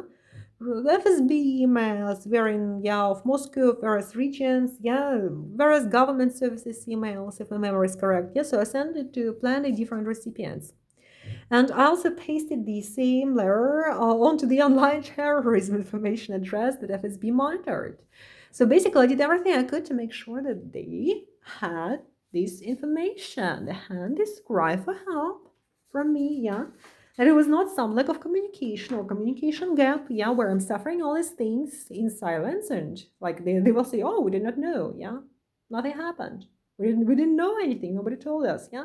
So I wanted them to have that information to see if anything is done about the physical torture they go and the rapes, the suffering, the irreparable health harm being caused, the sexual assaults, etc. Yeah, all have to suffer. Yeah, basically the murder of me that was going on. Yeah, I wrote about it, and so yeah, I used some bad words repeatedly. I'm not an emotional person, as I wrote here. Yeah, I'm a brain person, I'm a logical person. But at that moment, my brain was very, very resentful, full of hatred. What was being done to me? Yeah, because I was being physically tortured at that moment. Yeah, it was in the middle of a period of some of the worst physical torture I was undergoing regularly every night. Yeah, every day basically, but every night. So I expressed my attitudes about it. I told about my disorder, which I'm going to describe in a separate video, yeah. And I also describe some of it in the end of this asylum statement, yeah. And I submitted another asylum application that has a more specific description of my disorder, yeah. That's going to be on video too, on a separate video, yeah. Okay, so yeah, I spoke about the local criminals physically killing me with nobody interfering or forcing me towards some extreme states of body and mind and extreme decisions, and I wrote that inaction covering up for crimes equates to the crimes themselves, yeah? That I'm going to leave Russia again because I had no intention of dying among them. I did not want to die among them. And that's my recollection now from memory entirely, yeah? So I do have the text of this letter still, saved with accurate formulas I ever needed, yeah? For whatever argument. I have the original text saved, yeah? With the exact formulas that were used if they were asked for. So not only nothing changed for the better, but it changed for the worse. Me being inside, me being accused of having offended the poor Dan with those rude words, yeah? The police were insinuating that not a word I said was true to the extent that I could hear them gossiping, yeah? They were saying I was lying. There were other uniforms saying that I was somebody associated with the US immigration. I was an enemy, yeah? And if my memory is now correct, they were in uniforms. Basically, the hostility even increased to where I was allowed to be done anything to or so experienced, so I heard. Yeah, that was my side of the situation, yeah. And the job. Oh, yeah, I forgot to tell about my fabulous job situation. Yes, so here I'm also writing logically. I was writing it in the middle of the night, like feeling bad physically, feeling bad mentally, yeah. So it's not very very coherent, probably, yeah. But okay, let's return to the job and the Moscow metro system. So it did disappear magically too, yeah? First, they said that somebody gave them an order not to hire me, yeah, by any means. It was not said to me, but it was said in my presence. It's actually said seconds after they hired me. They were like, oh, they just said not to hire her. I said, well, we just hired her. That was fabulous, yeah. People, that was fantastic, really, yeah. What I was to experience. But yeah, they did it. They made a verbal agreement with me that they said they're hiring me. I'm hired, they said, yeah. Now, they sent me to collect the certificates. I was supposed to collect certificates from the psychiatric center showing that I was not a patient there, yeah. From the drug control center showing that I was not a patient for drugs or anything, yeah. Yeah, that was not registered anywhere. Hospital clearance, yeah, certificate showing I have no infectious diseases, no problems, etc., yeah. Healthy, not known for any problems, yeah. So there was long before the police letter, where I wrote that letter to the police. It was long before that, but I think it was after the letter wrote to the media initially, yeah, on that narrow registration segment thing, yeah. I think so. So I did collect all of those 3 certificates in no time at all, yeah. And the guy who made the hiring decision, he was visibly very unhappy. He was getting more and more sour on the phone, like people in the underground were like laughing. And the misery that those people were supposed to hire, not to hire me, experienced, yeah. Like obviously they realized they hired the enemy of the state, that they made a mistake, like they were desperate to get rid of me, and they was collecting their certificates, like, hey, I did everything, yeah, you said you're gonna hire me, what's wrong, people, yeah. They were desperate to get rid of me. Okay, and so yeah, he sounded more and more sour, he sounded more and more upset with every new certificate of those 3 I brought in no time at all. And I said there was some problem, that he called and said there was some problem with my job record document, yeah, separate document. And that some ex-employer made some registration mistake somewhere, they had to figure it out. Yeah, what the mistake was, he didn't explain anything, yeah, but he said, I need to figure it out. Something was wrong with my like job history, or like in this certificate. He told me to collect some more certificates, for which I had to, according to him, I had to address every organization I worked for over the past years, including the one in Novosibirsk, including the one in Moscow, where they made me falsify documents. Remember, I told you about it. So now I had to contact them again after those years, yeah? I wanted the job. So I did contact them. Not for my pleasure, not for my entertainment. And actually, I did collect the certificates they asked for. Not without forcing myself to do so, yeah, but I did that in no time at all again, yeah. And now the guy did not hide his irritation no more, yeah. He was very, very sour, he was very angry, he was very sad, upset about the whole thing, yeah. So like I said, strangers in public places were like, they were throwing laughing comments at me in that period, saying that the Moscow Metro employee was dead. They were desperately trying to get rid of me. But they could not think of how they can do anything, yeah, because I was collecting the dread certificates they ordered, yeah. And like strangers were laughing over how frustrated they were, yeah, about this. So finally they could they did get rid of me, yeah. The guy called me to basically say that after all the documents I was made to sign, after all the certificates I was made to collect from different places, yeah, after all the 3 interviews with different people, yeah, after all the waiting, all the communications, all the promises that were going on, yeah, like everything, yeah, they will never hire me, no. And he actually phrased it in a very funny way. He said, don't even try to get hired with the Moscow Metro. Don't even try to get hired with Moscow Metro, yeah? And yeah, no state employer, no stable organization is ever gonna hire you, he said, yeah? So that was very funny. It was weeks after he and his boss assured me that I was hired indeed, yeah? And he said, don't attempt any other job with any other stable state employer, yeah? He said, you'll have a lot of difficulty finding a job at all, he said, yeah? Which was actually the true thing, yeah? If only somebody private hires you on a temporary kind of contract. Rest by. And he said that they have only then, according to him, noticed that some of their previous employers fired me with a so-called statya, yeah, in Russian it's called statya, literally means article, which is a punitive statement, basically, that's indicating that nobody is advised to hire the person again because she has committed some offense, yeah, job-wise. So in my case, it was the Moscow employer that made me falsify those documents and forge signatures, yeah, so it was them. And it was the Novosibirsk school, 2 of them actually, yeah. The Novosibirsk school, both of which I got fired from, of my own will, of my own initiative. Yeah, I was the person from whom the initiative came. I was the one who said, I'm getting fired. Yeah, I cannot do this. I do not want to do this job no more. I'm getting fired. Yeah. And basically, yeah, that was before I got fired from the Novosibirsk school. Yeah, I left the job of my own initiative before I went to Serbia, and I left the Moscow criminal employer who made me falsify documents before I went to Belarus, yeah, correspondingly. And basically, both of them accused me from missing from my job, quote, yeah. So the particular statya they used on me was missing from the job. Yeah, not turning up for job, basically. Yeah. So they accused me for simply not showing up to the job. Yeah, despite the request to fire me. Yeah, by telling that I'm leaving those jobs.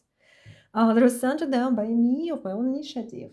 And basically, they revenged for my withdrawal in a very petty, very evil way. Yeah. I was like, well, like imagine when a person oversleeps their shift, for example. Yeah. But I left those jobs of my own decision. Yeah, I did not oversleep nothing. So the matter had a document from the start, actually. Yeah.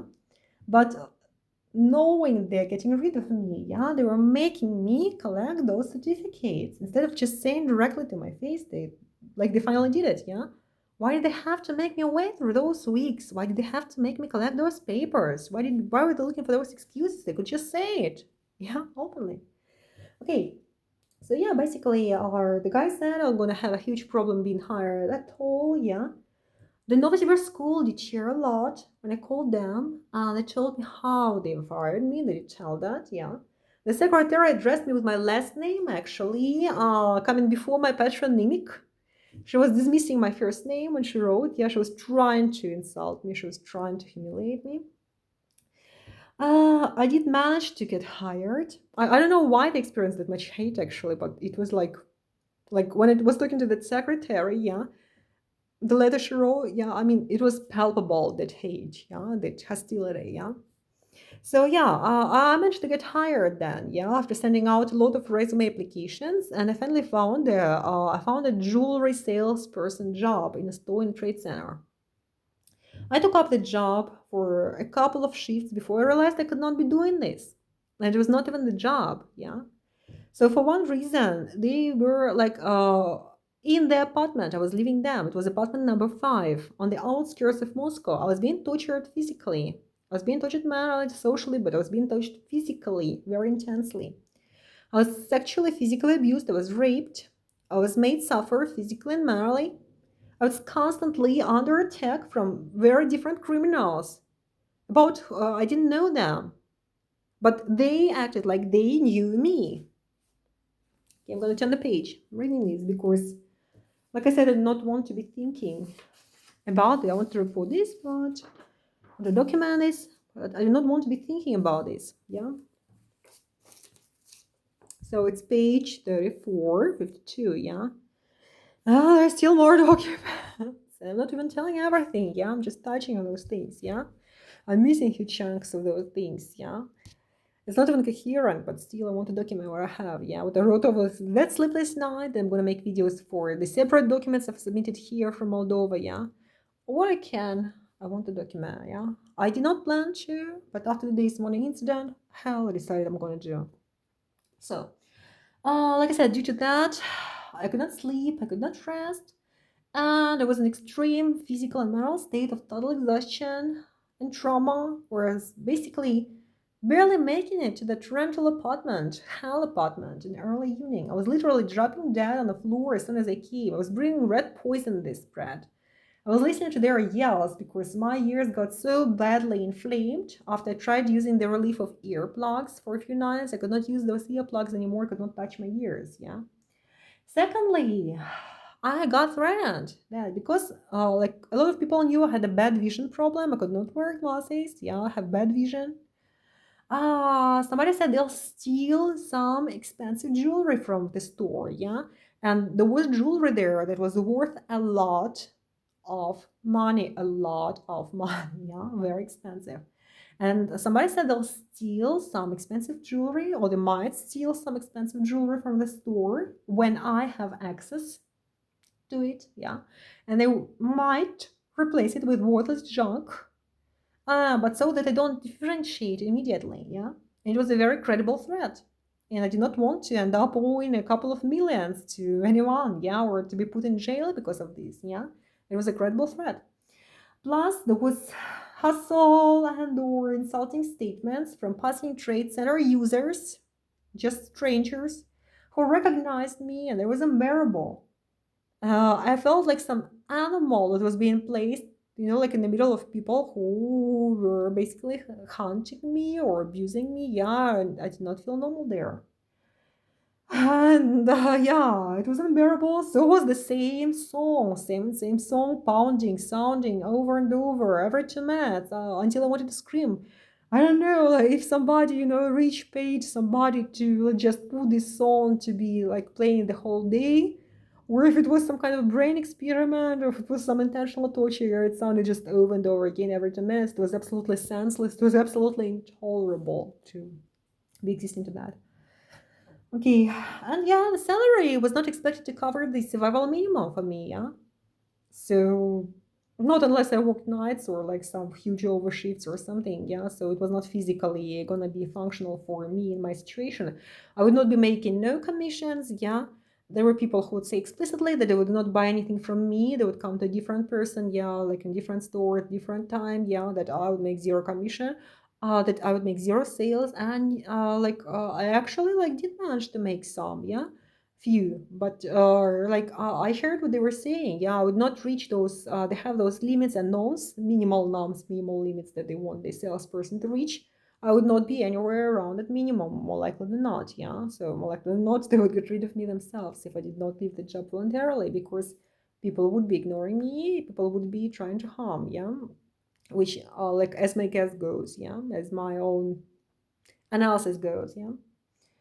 So yeah, there was no sense proceeding. And like I said, I physically could not do it. I was physically dropping down with exhaustion before the shift was even over. Yeah, simply because I could not sleep my nights, because I was being physically tortured, because I was being physically and mentally at some extreme stage. Yeah. Okay. In total exhaustion too.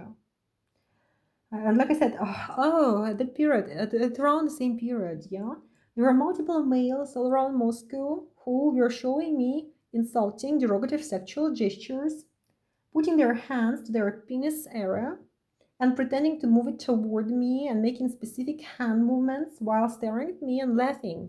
Or sometimes they would use bottles, moving them there, yeah, hands, fingers, yeah. They were trying to make me stare at those private parts of theirs, yeah. They were very shameless, entirely shameless. They were open with persecution. There were individuals, there were groups, there were couples of them, yeah.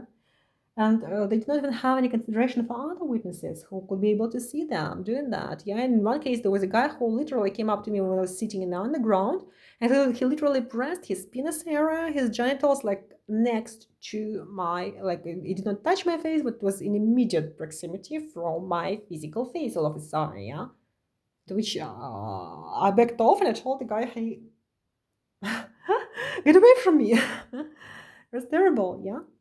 There was an instance when I was in an empty car of the subway train. Yeah, and there's the guy coming from behind me, it seemed like he was zipping and he was looking at me and laughing. Yeah. So I did not notice him in time. Yeah, I don't know what he was doing behind me. Yeah. So there was all kinds of abuse. Yeah. Okay, and I'm just mentioning some of this. Yeah. So yeah, and I said it was, yeah, oh yeah, I wrote about the zipping guy. Yeah. And yeah, then it became group persecution. They did it openly. They did it to my face, staring at me, laughing openly. Play showing some derogative, abusive gestures, those at me, yeah, making me look at that body part of theirs, yeah. Openly laughing, openly provoking me, yeah, to a hate level. And like I said, individually they did it, in groups they did it when they saw me, yeah. Men of different age, yeah, young to very very adult men, yeah, very young to very adult. It was like an organized group persecution, yeah. And like I said, someone with empty balls, their genitals, waving them, yeah, like looking at me, laughing. There was a male who approached me. I told about this guy who was millimeters from my face, yeah, and he was laughing, yeah, he was staring at me, he was staring at others interchangeably, and he was laughing. Yeah, that's when I moved away instantly. I told him to move away from me. And like I said, crowds of them literally, especially males for some reason, if my memory is correct, but females too, were coughing and imitating vomiting gestures in my direction, demonstratively grotesquely with corresponding sounds and movements. It was not just hidden gestures, it was not delicate gestures, it was very overt gestures. They would really do it like I cannot show it, but they would just bend to me and show these vomiting gestures and imitate these sounds of vomit, yeah. They were trying to make it grotesque. They were trying to make it as visible, as insulting, as derogative as they could, yeah. Now I realize why, what inspired them to do that. Yeah, because I'm going to talk about my disability. Yeah, and they were torturing me physically. They were destroying my body. They were causing my body irreparable harm. Yeah, and at some point my digestive system gave way. Yeah, it was suffering, and I had a reflex where some gas, some air was coming out of my destroyed, tortured, physically assaulted stomach. Yeah, it was coming out in gasps because I couldn't help it. It was automatic, it was a reflex, and it was normal that, after all they did to my stomach, yeah, my stomach was trying to protect, my digestive area was trying to protect itself, yeah, so it was trying to heal, yeah, and it was a medical reflex that followed.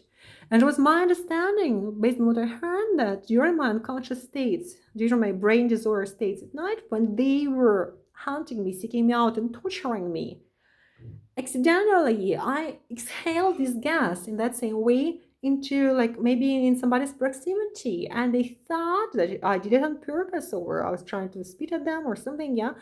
And that's when they started, this mass persecution with multiple crowds of people doing it whenever they saw me, like me, the penis gestures and the vomiting gestures separately, yeah. They did not care it was a medical disorder, yeah. They did not care that they were raping me and torturing me through the brain disorder. I'm going to talk about in different video. They did not care, yeah? They were harassing me, they were torturing me. So it's stage 35 or 52. Oh my God, I'm never going to finish this video, yeah? Yeah, like I said here, yeah, it could be connected to the stomach disorder, yeah, so I was in... I had air coming off my digestive way systematically, yeah, evidently because in a state of extreme anxiety and stress I was swallowing huge quantities of air. Yeah, it could be because of my limited access to eating. Yeah, because in that period, if I went to a cafe, they would serve me something that was supposed to be a hot dish. They would serve it deliberately cold as they could get it. And once the guy who was preparing it, he started coughing very loudly, in a very obvious way over it, yeah, very violently, right over the soup that he was supposed to be heating for me, yeah, and he told the other cook that he spat on it for me. I ate it. I did not see without glasses very well. Yeah, it was a very weird experience to be eating it afterwards. Yeah, and those abuses were a regular occurrence. Yeah, and I had no safe place to eat. Yeah, I just hope they were not taking any poisons in it yet. Yeah. So, but then a worse thing started. Yeah, when people who were I don't use the word people, criminals. Yeah, they're all criminals who were torturing me there. At every address where I wasn't there. They said they were claiming they forced me to eat some disgusting substances, some allergens, yeah, which I found disgusting, which I had physical allergies for. That's why they chose them, yeah. And then, I also heard that they made me eat trash, and I also heard there are witnesses who saw me eat from a garbage dumpster, disgusting, with flies, like this disgusting rotting thing in the street, yeah. They saw me eat all of it. So somebody must have made me do this in my brain disorder state. Somebody gave an order to do this for their entertainment, obviously, to torture me, to infect me, to destroy me, yeah. And they were doing this Chinese torture, like I told, where they literally shoved by force things into my digestive system, destroying my anatomy of my body, yeah. There were threats to make me a pregnant belly, etc. Yeah, to make me overswell with some bodily fat and grease, yeah. They said they were feeding me something to that effect. And basically they were torturing me, they were killing me, yeah. So yeah, somebody said that they would feed me something they would give to animals who they wanted to deliberately make fat, like obese or filled with layers of belly, yeah. And I believe they can do it to people. They can make people they hate ugly, they can make people they hate sick, yeah. So the person would not know why they're getting fat, why they're getting ugly, why they're getting sick, why their skin is getting wrinkled, yeah, why they are getting wrong places, like wrinkles, problems, whatever, yeah? Why they're getting infections for that matter? Why they're getting sick with some serious problems, yeah? Why do they get organ damage? People, if somebody hates you very badly, like they hate me, they can do anything.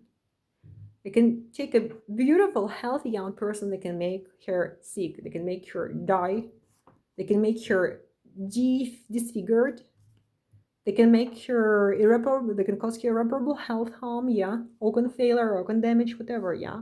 They can kill, they can torture, they do these things, yeah. They did those things to me, and I believe I'm not the only one, I believe, yeah. Okay. So yeah, they said that the other women, Russian women, will be heavy with pregnancies, their husbands quote, yeah, and that as they said, I will be pregnant. They use the term pregnant either with some infection or with those artificial layers of fat belly that they will develop in me by force, yeah. Okay, and yeah, it was a very realistic threat, yeah. Then came my stomach problems, and like I said, yeah, their gestures, their persecution, yeah, they were suffering a medical disturbance. There was a result of their torture, yeah. And yeah, another thing they did that horrified me was that they used their children, including babies, toddlers, older children, to attack me. Somebody spread some rumor alleging that I hated children. Yeah, somebody said falsely that he was trying to hit their child, which never happened. Yeah, I never engaged in any physical things with anybody. Yeah, child or adult or whatever. Yeah, so that was entirely false information. Hmm. Also, somebody said I used a bad word for children, something I don't know about. Yeah, but on my conscious, I never did that. Yeah. Okay, I used to be a school teacher, yeah. I used to be an elementary school teacher, yeah. So they spread this gossip, they spread this persecution, yeah. And somebody else of those very badly sick criminals, brain sick criminals, spread another rumor that according to them, whoever uses children and babies to distress me and harm me would take my health, my life energy, my sexuality, my beauty, my brains away from me to their babies. Like seriously, yeah. And they actually believed it, many of them. Yeah, they thought, wow, a new method to get healthy. A new method to take care of our babies. Yeah, to go and kill that woman and torture her and make her suffer because her suffering makes us healthy, as they thought. Yeah, it's so sick, people. It's very sick. It's a psycho kind of stuff. Yeah, really. So yeah, it was a very crazy situation when suddenly, to myself, I got surrounded with some totally insane people, both in three separate districts of Moscow, Russia, as I wrote here, and later in Belarus. Yeah, they're just crazy. Who were literally attempting to run me over with strollers filled with their screaming babies, their kids inside. Yeah, walking straight into me on purpose, trying to get in my way on purpose. Where it was noticeable. Yeah, it was not their thoughts, even. It was their behavior combined with their thoughts and with their intention, which made the situation sick in all those places. Yeah. And at some point, they actually were making me jump off their way, like trying to get like, give them way, and find my way to get somewhere without having to touch any of them, without having to be in the same way, like an intimate distance from them. Yeah. They were laughing, they were doing this on purpose, they were commenting on this very loudly, yeah. They were not hiding this, it was very audible, it was very obvious, like, and it was just an intentional persecution. I believe they chose babies and children and toddlers, uh, like screaming newborns, whoever, yeah. They could have chosen anything. They could have chosen any object, the subject of that persecution, yeah. The subject was to persecute me, to make me uncomfortable, to make me threatened, to make me fearful, to make me feel unpleasant, to make me feel distressed, yeah. To have a subject to laugh over, to have a subject to humiliate me with, yeah. So there was lots of reasons to that, really, to have some motivation to persecute me with, because they successfully spread the rumor as if I were a children here, yeah. And suddenly every mommy there, like every daddy there, they're also mommies and daddies of their children, like suddenly found a common enemy, me, yeah. I mean, they could choose another excuse, yeah, like basically something more reasonable, yeah. And it was ugly, it was disgusting. Here in Moldova, they are persecuting me the same way. Russian speakers, like 99% of people here in the streets speak Russian. The same persecution is going on, yeah. It's totally ridiculous. I do not want to be involved in this. I don't want to ever touch it, yeah? Like, I just want these people to stay away from me, yeah? Their children, them, like their strollers, like, just stay away from me. Don't notice me. Go your way, live your lives. Just don't touch my life, yeah? Don't harass me, yeah? Because, like, when somebody does it with intention, like those penis gestures, they explained it, like they said, they saw some photos of me of a dating website that they found sexual, that they found like appealing, like sexually appealing, yeah, or like explicit or whatever, yeah, to comment on this, yeah. I put some photos on a dating website, really, on a couple of them, yeah. stating that I look for a husband, not for a lover, not for a casual relationship, not for open sex. No, no, no, no. I was looking for a marriage, for a husband, for a decent person, as I wrote. Yeah.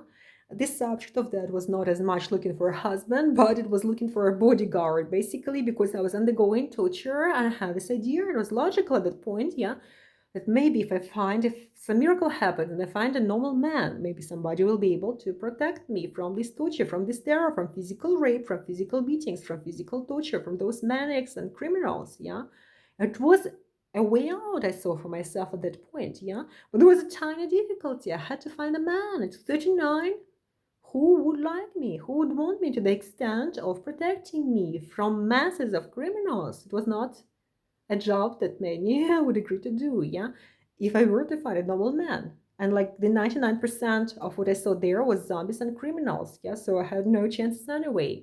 So, but still, I placed those photos. I was trying to look sexually nice, yeah, though it's not something I want, it's not something I would partake in, yeah. To me, that's a senseless part of any marriage. It's the only part of marriage you cannot explain logically, don't see no mm, logical sense in, yeah, logical meaning in, yeah. But I was ready to tolerate that part of marriage, yeah. I have no interest in that, yeah.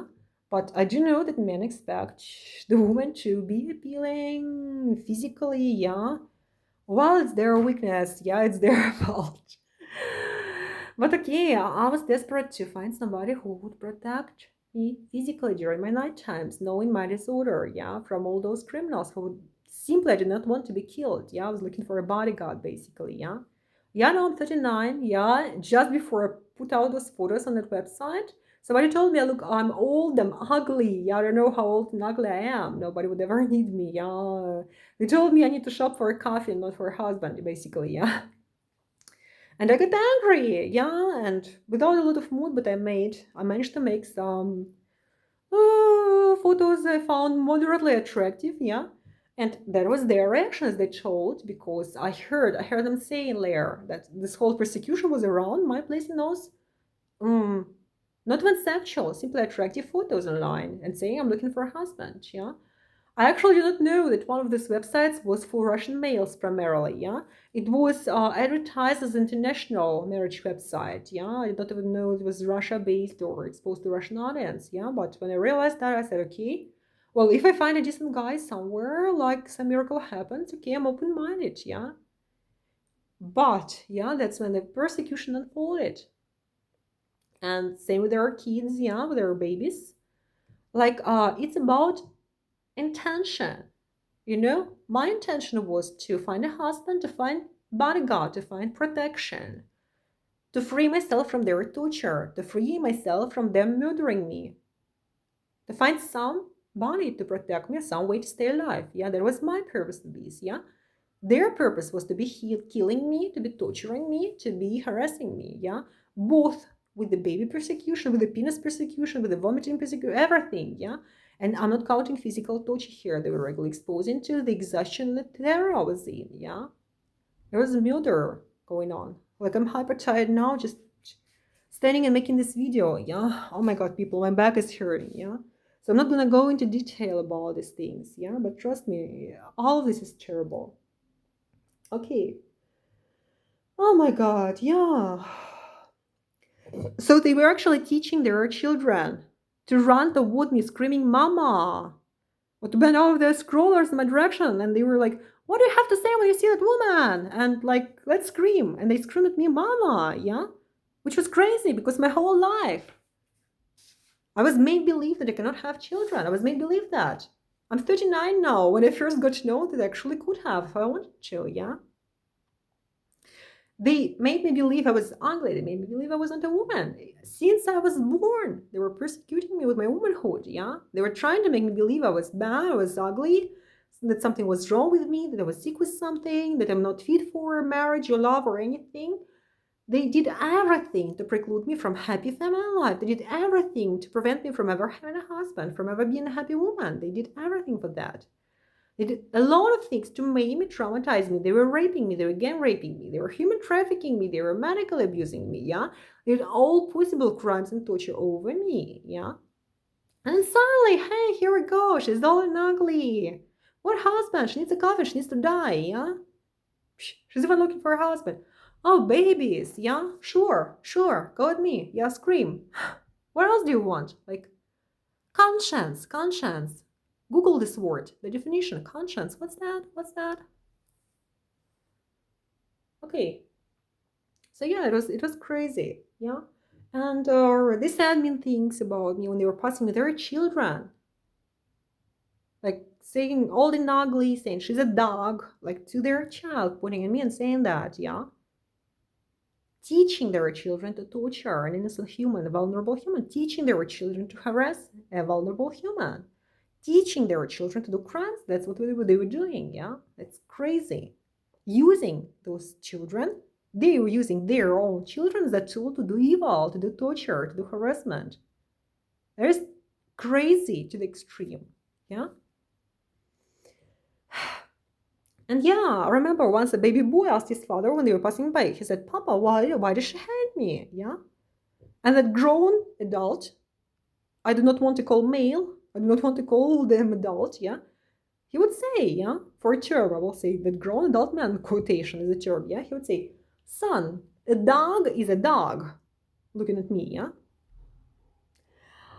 Or there was a grown-up, middle-aged woman who was telling her baby daughter when they were standing, they came to me, next to me in the metro, yeah. They saw to my proximity and they said, see, she hates children. She was addressing her baby girl, looking at me, and she said, see, she hates children because you are young, you have your life in front of you, all of it. And she's old, she's scary, she's ugly. Or something very similar, like old and ugly, old and scary, insult conveying their idea, yeah? Like later, I'll tell you when I was fleeing Russia for the last time, for the final time, yeah? I was about to miss my plane due to a combination of circumstances. I was terrified, I was horrified, and I had to be on that plane. So it was a situation of emergency for me to get that plane despite anything, earthquake or tsunami, I was gonna make that plane, yeah? And I was running madly. It was a crazy day. Maybe I'm going to tell about it if I have an opportunity. Yeah, I don't know. And I was trying to rush to the airport, and there was this lady and a group of children. There were some ladies, and there was a group of children, like blocking the entrance. And I was trying to politely ask that little girl or little boy, I don't remember, yeah, to give me away. And I was like, Sunshine, Bonnie, please. Like I dressed them with some very nice words. Yeah, I was like, please, please, please. And then later, when I made the to the exit, yeah. So I was still in time, yeah. Finally, yeah, I was lucky, and I did get help for a few from several decent individuals I met there, yeah. I need to accept that. So in that emergency situation was when I needed to make that plane, yeah. I very accidentally met several very decent people, male and female, who offered decent, brave help that I respect. I will remember these people with a lot of gratitude, yeah. Maybe they were all Russian, maybe they were a mixture, yeah, I do not know, yeah. But that was in Russia, yeah, they were males, they were females, yeah. They gave me some very decent help, those several individuals.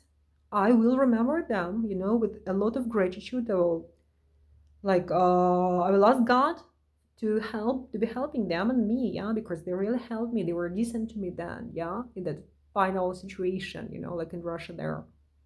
And I'm being honest, like it is the way it is, yeah. It's a mixture, yeah. There are these statistical minority, statistical exception, like that, the exception that happened. But yeah, so I rushed and I begged the child politely, yeah, the story I was telling, yeah, and I made it to the exit finally because of those several good people who helped me, yeah, not to miss that plane. And I suddenly see the same child. I have bad vision, yes, I don't remember if it was a boy or girl, yeah, but the kid asks their parent, he says, or she says, she called me Sunshine, she called me Bunny, so how come, why would she possibly hate me? And I started laughing, like, because the kid said a normal thing, actually. Like, that's those adult people who are bad in the brain, like, sick to use their children, to attack an innocent person, like, a lot of sick people, yeah, on this planet. Okay, so yeah, oh, and yeah, I was told, yeah, they also had a different kind of persecution there in Russia, yeah. And here in Moldova, some of them tried it, the Russian speakers, yeah. So they made a point of running in front of me, there in Russia especially, yeah, in front of the road, in front of me, yeah, in transport, in front of me, holding hands, somebody male, somebody female, boy and girl, man and woman, yeah, couples. And they would turn back to stare at me and laugh, yeah, and they would continue to walk demonstrably that way right behind me, holding their hands, yeah. Or I remember in a metro, I was standing once, and there was some woman, some male that came in front of me, and they started like kissing each other on the lips, like literally, she was like literally licking that guy. And she was staring at me. She was starting to stare at me. She would laugh at me in my face, like enjoy the effect. She would lick me again. They would look at me again and laugh. And it was relatively crowded transport, not that crowded, yeah.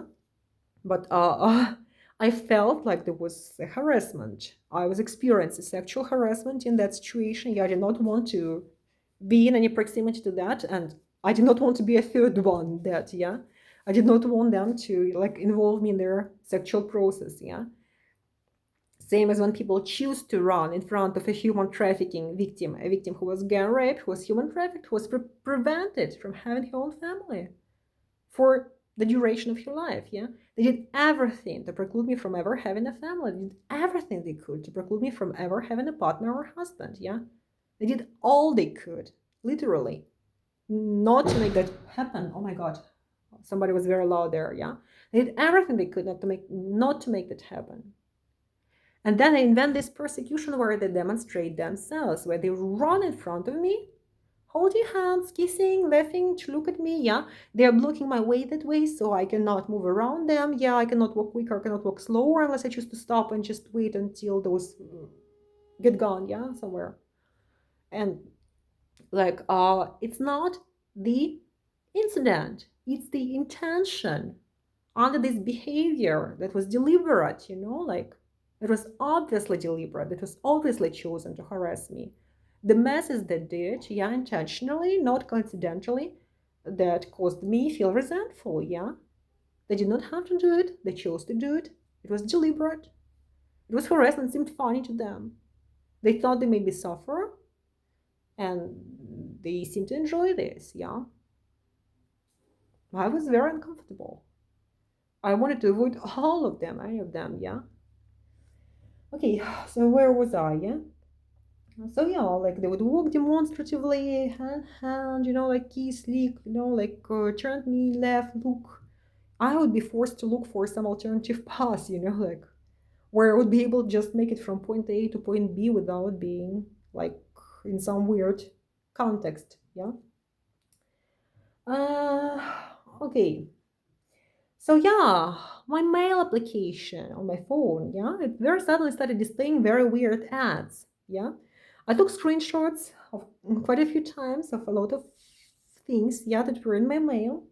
So from those screenshots, you'd be able to notice ads that say literally quotation marks, dream about a baby gets fulfilled here, reproductive service, or again, quotation, urologist and proctologist consultation here, yeah, or quote, reproductive specialist consultation here, quote, yeah, reproductive health, quote, yeah.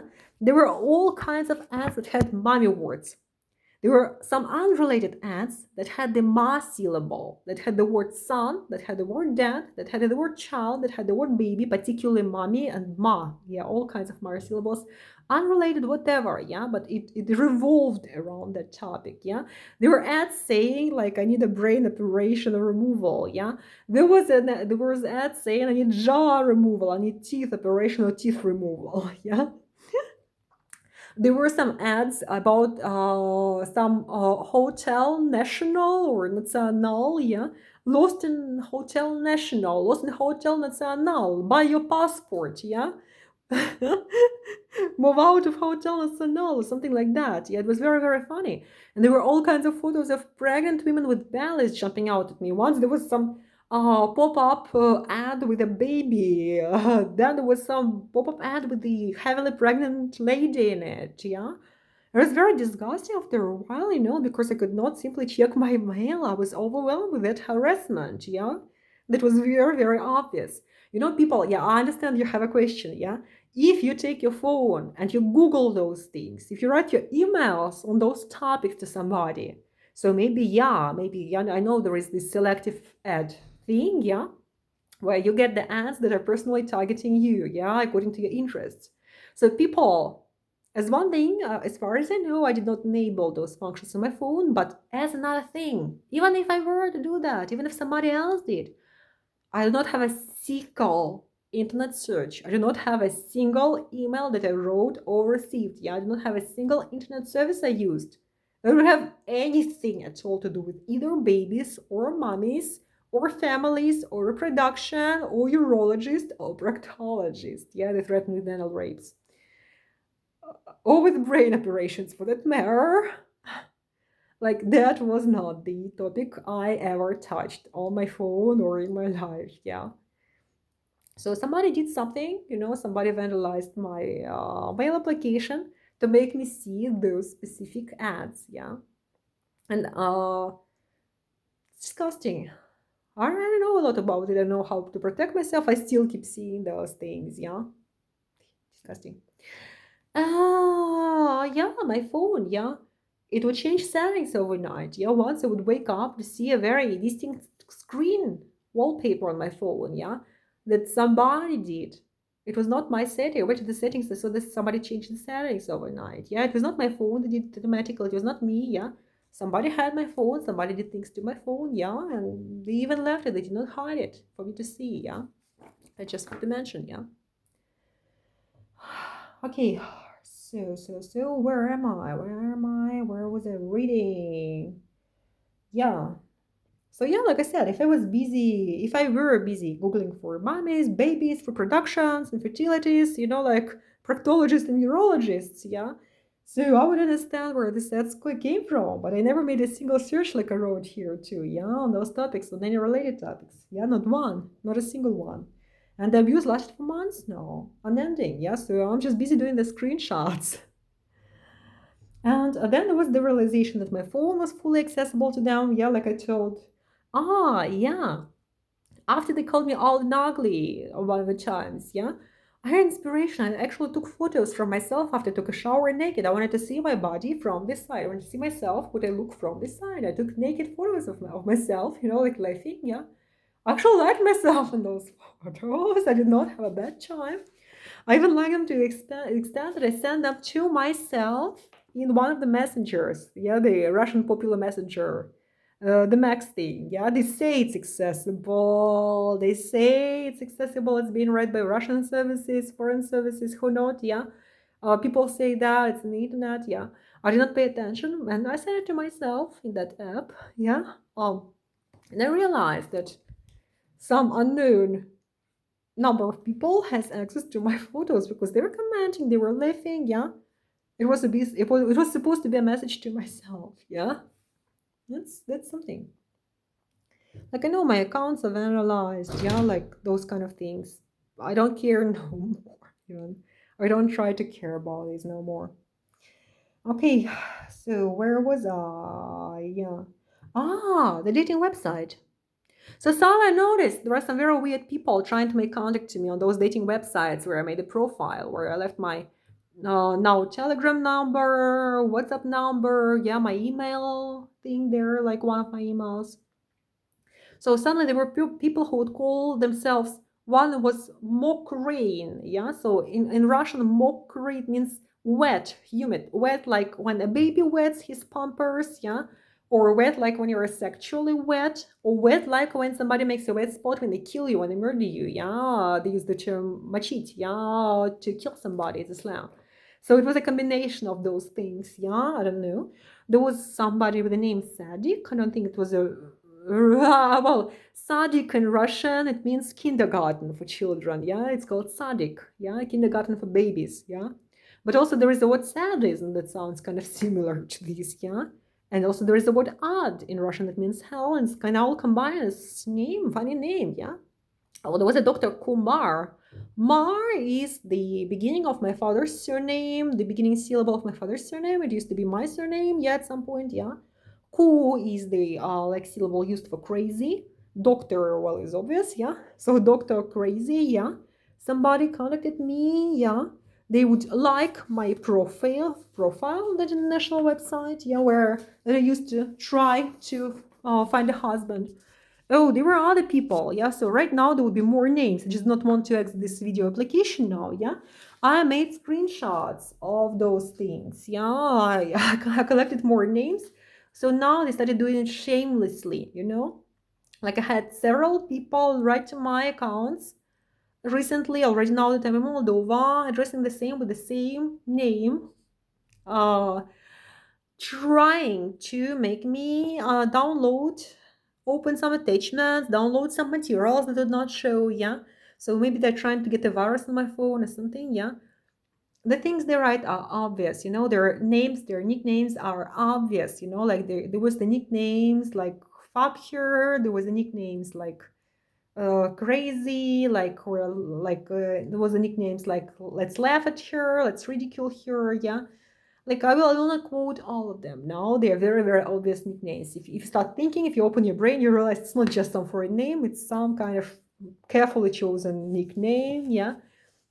They would try it from phone numbers registered from different countries, yeah. I don't know, they especially like France for some reason. I wonder why, yeah, they choose France. Maybe they engage some Russians who are in those countries physically or who were in those countries physically, yeah, to harass me. There were a couple addresses. One was in Brazilian Portuguese with a collection of pictures of different men.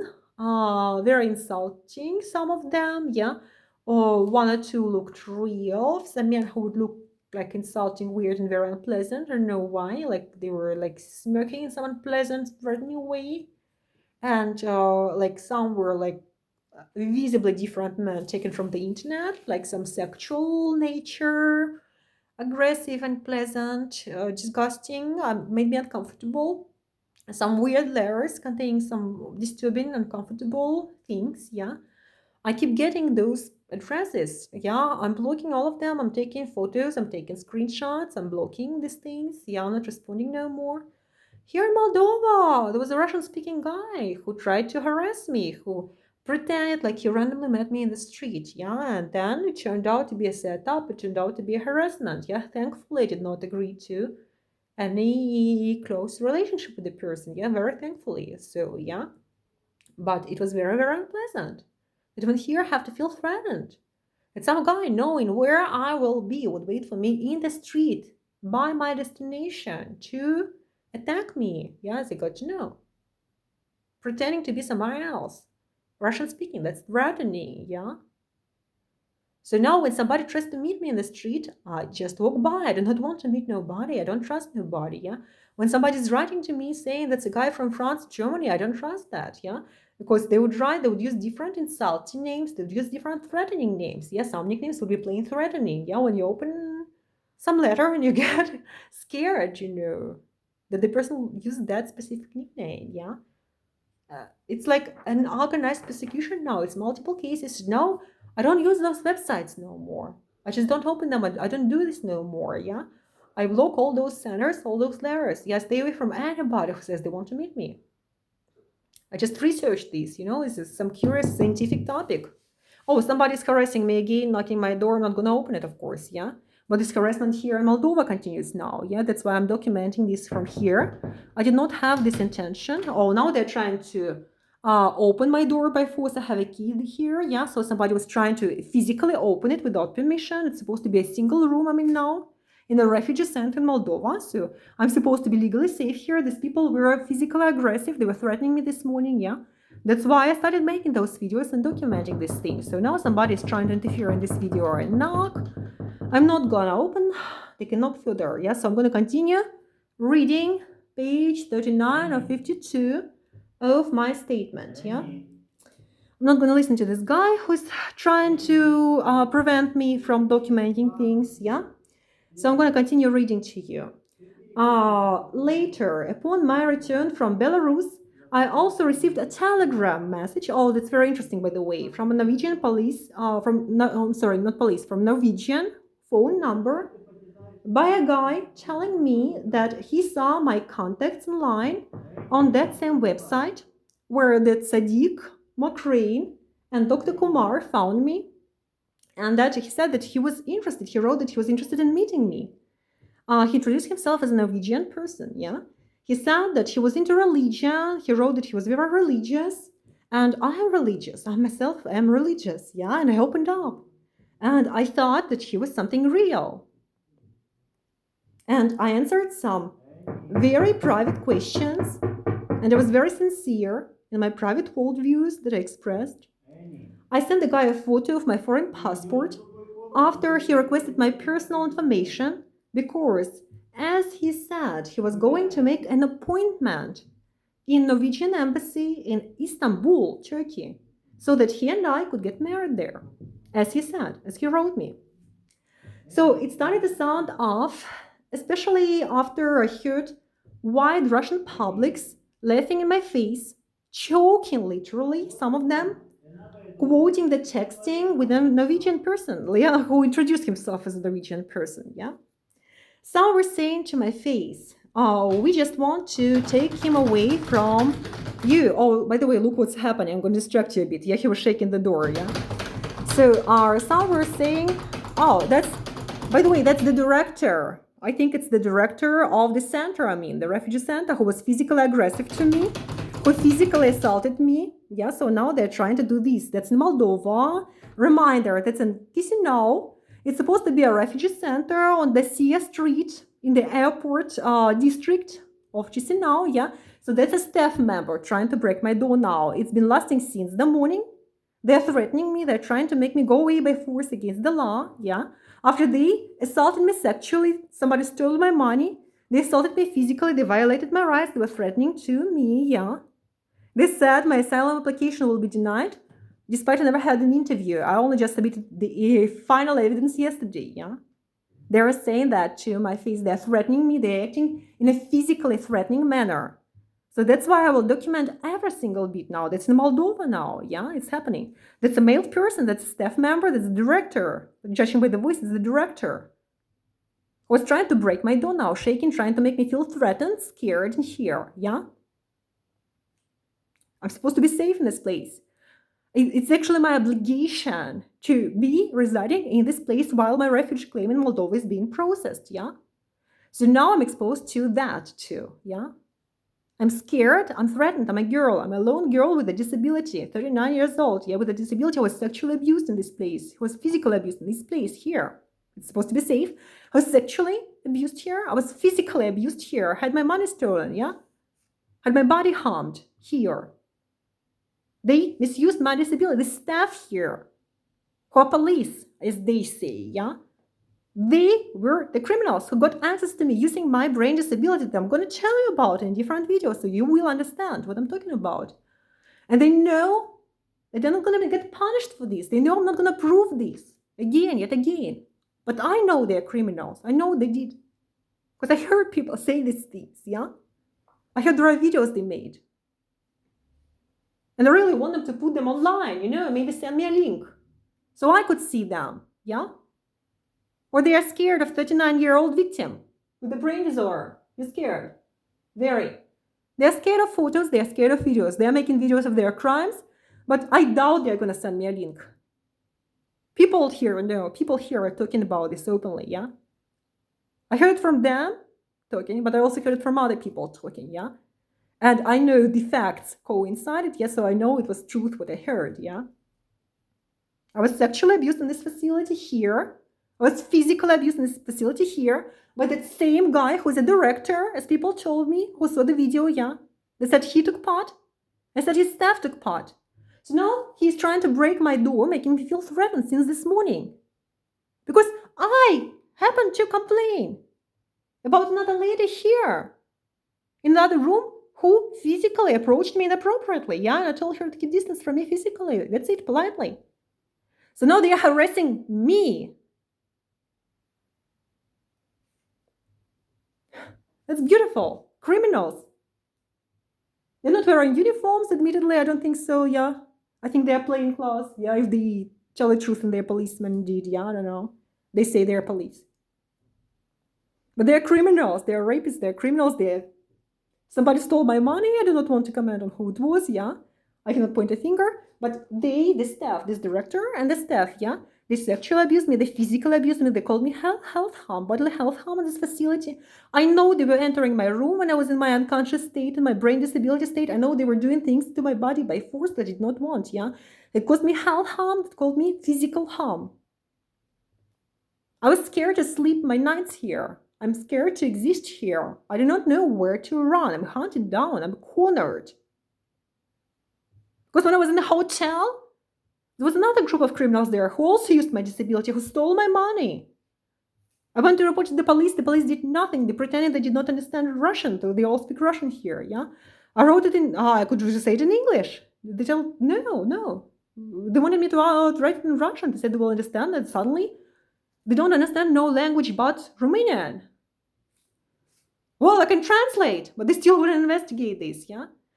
I mean, and there were a group of people there who were assaulting me sexually too at the hotel, only a different group of people. And I didn't know why that was happening there, because there is also a group of Russian people here who are orchestrating part of this harassment, part of this torture, who are actually igniting the local criminals to cause me physical harm, to threaten me into running away, and they're all united in this. Nobody here wants me. There are the Russians here. They're here to follow me, that want me dead, they're trying to hunt me down, yeah. There are these Moldovan people here who are trying to get me out of their country, trying very hard, who are trying to abuse me, physically, sexually, physically destroy me, yeah. We're not talking about an asylum application, they're formally launched here, yeah, it's a joke, as they say. They say it's a joke. And there are the local petty criminals who just see, like, opportunity. A girl with a disorder, who they can rape, who they can steal from, who still has the remains of your body, who still has the remains of your money. And they know they can do anything. It's like a live animal, myself being, with them, being able to kill me, being able to torture me for fun. And I'm going to put it all online. It's crazy.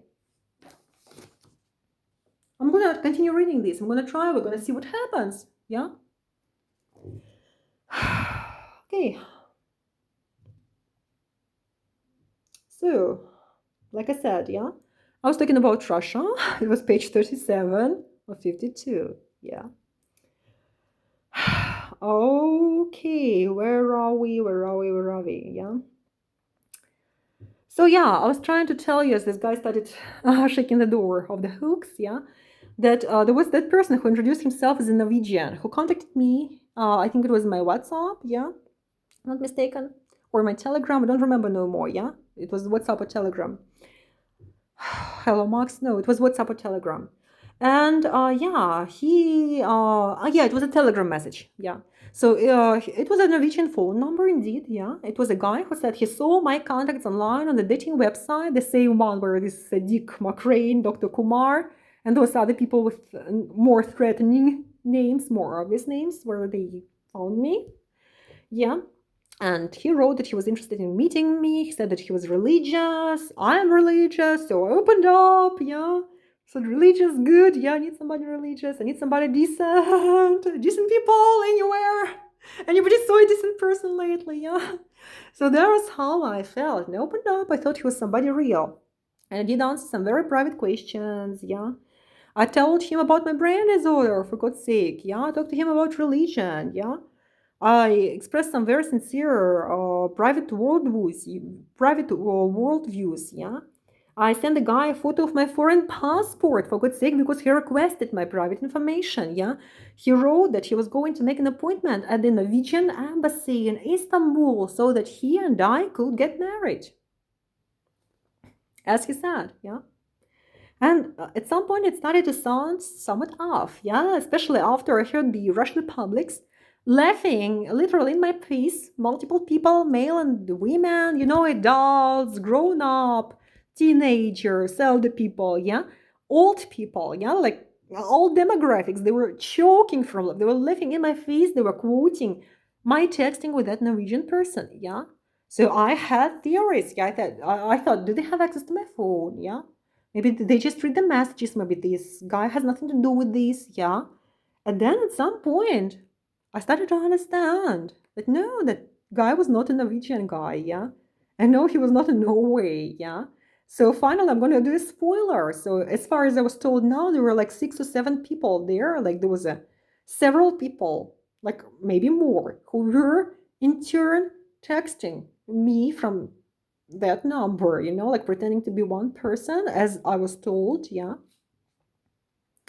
And it was all massive harassment and persecution of me, yeah. There was no such thing as that person, yeah. There was no Norwegian embassy in Istanbul. If you Google, yeah, you find out that Norwegian embassy is in Ankara. And they can perform marriage there, indeed, yeah. But in Istanbul, there is only a consulate and does not perform marriages, yeah.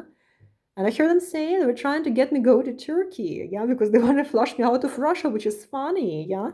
But there was also a humiliating part to this because a lot of them go there for vacation, yeah. The Russians love to choose Turkey for their vacations, yeah. So there was a humiliating part. They did not want to simply get rid of me, yeah, but they wanted to get rid of me in the way that they are gonna privately enjoy as a good joke. And it lasted for a long while. It lasted for a very long while, yeah. They wanted my private information, all of these things, yeah. There were some insulting things that were dubious, that were ambiguous, that could be misinterpreted, yeah. There's going on. And yeah. And then at that breaking point, before I realized that, yeah, there were some people who would say to my face, yeah, oh, we just want to take a good guy away from you, yeah.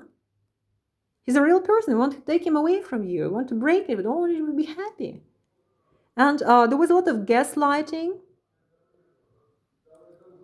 There was a lot of ridicule.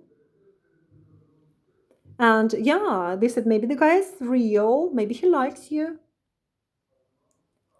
Maybe we are acting this out, they said.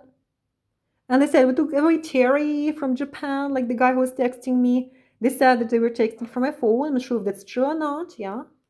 Oh, there was a fat German guy. They called him fat. Yeah, actually, not me. Yeah, but I'm just gonna quote them. Yeah.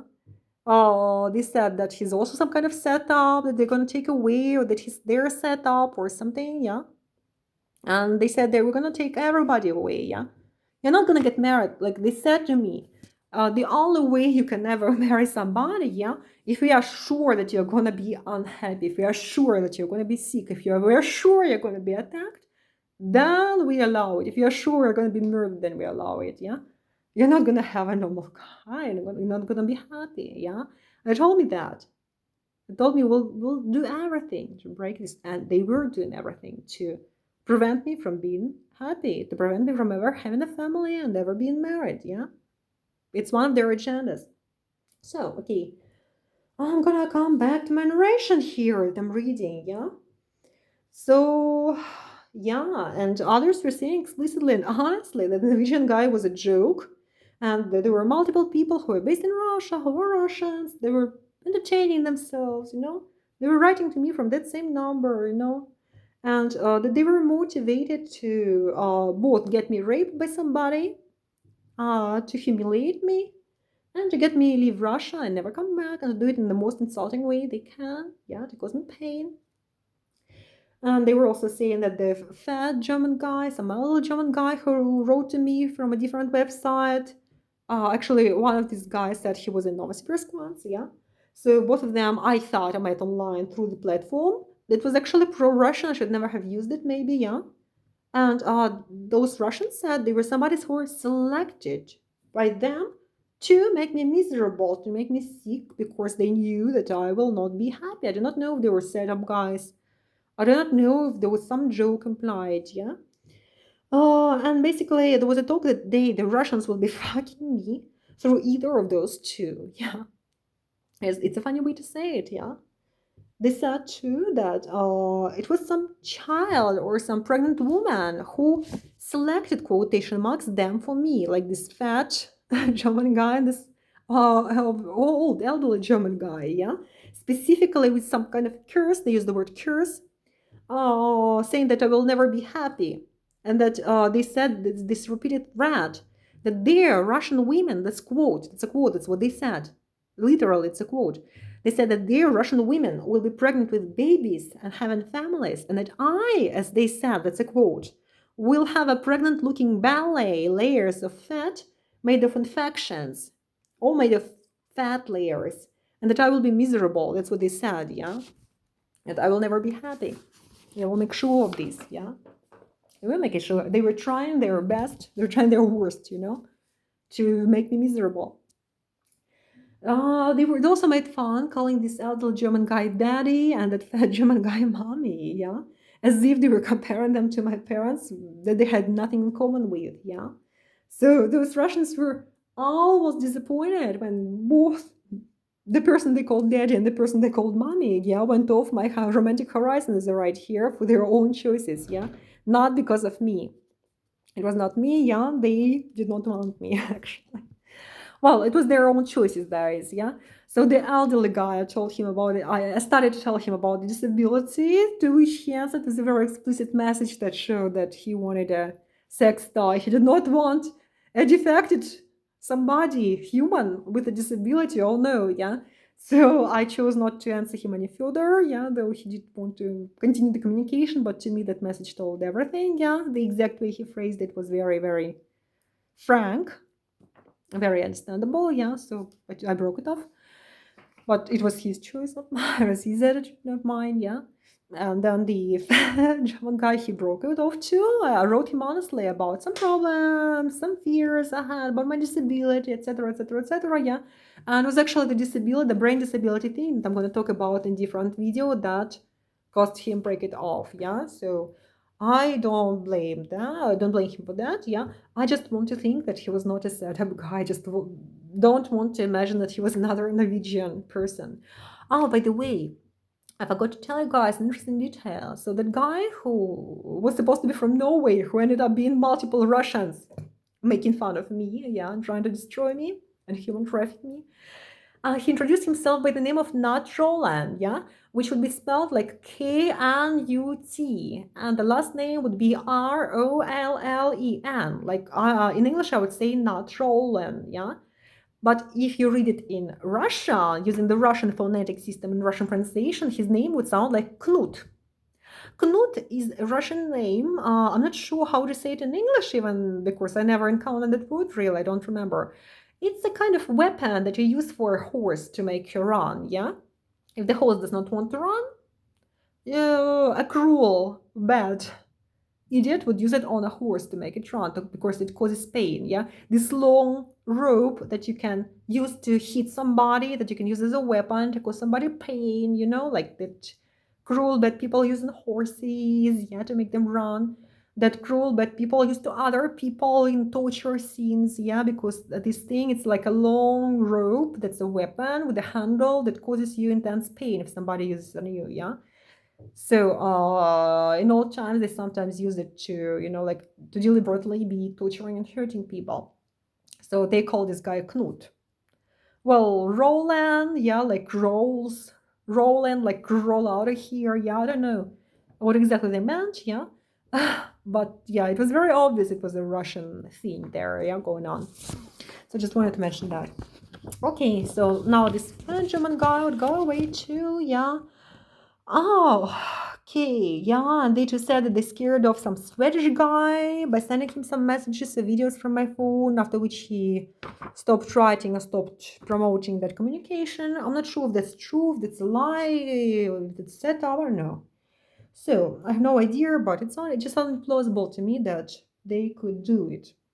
Well, actually, when some maniac from South Africa wrote to me, yeah, a guy, so there was, I got a message from a guy from South Africa, and he actually, I think he was a genuine guy, yeah. He was a very old person, yeah. He was a very elderly person, yeah. He was a very elderly person, and he looked nice and he looked kind in his photos, and a very open-minded person. I'm a very open-minded human. I thought, if you're a good human, maybe we can get along. I don't care where you are, yeah. I don't care how old you are. It depends to me if you're a good person, if you're decent.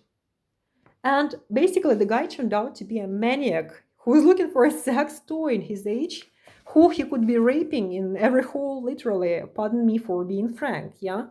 So he got rid of me after I told him I would not have any forms of sexual activity that I did not accept, like some forms of sexual activity that I would never accept, like I will not comment here, yeah, it's private information.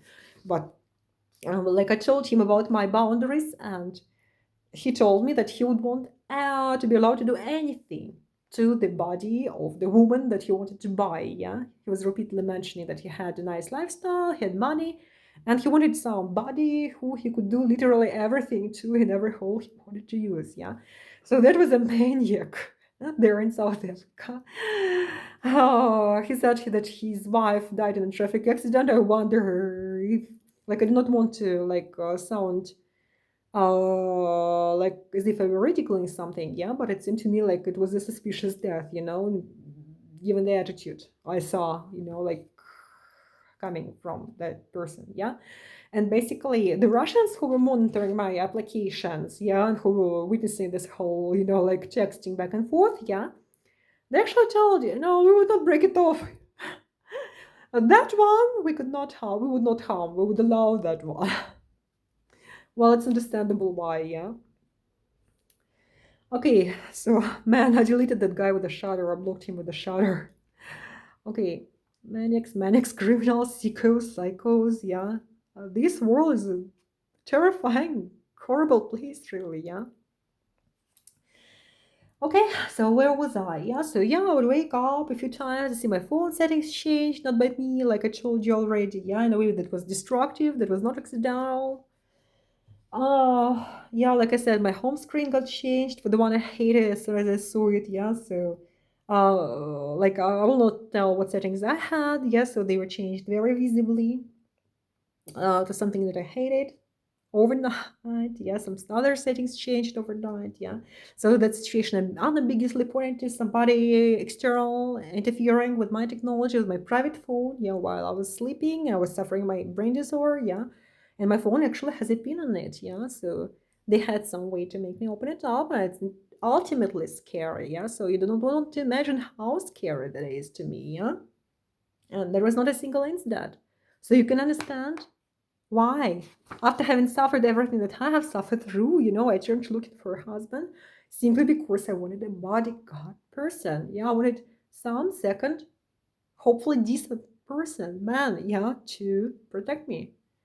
And it turned out to be a vague hope,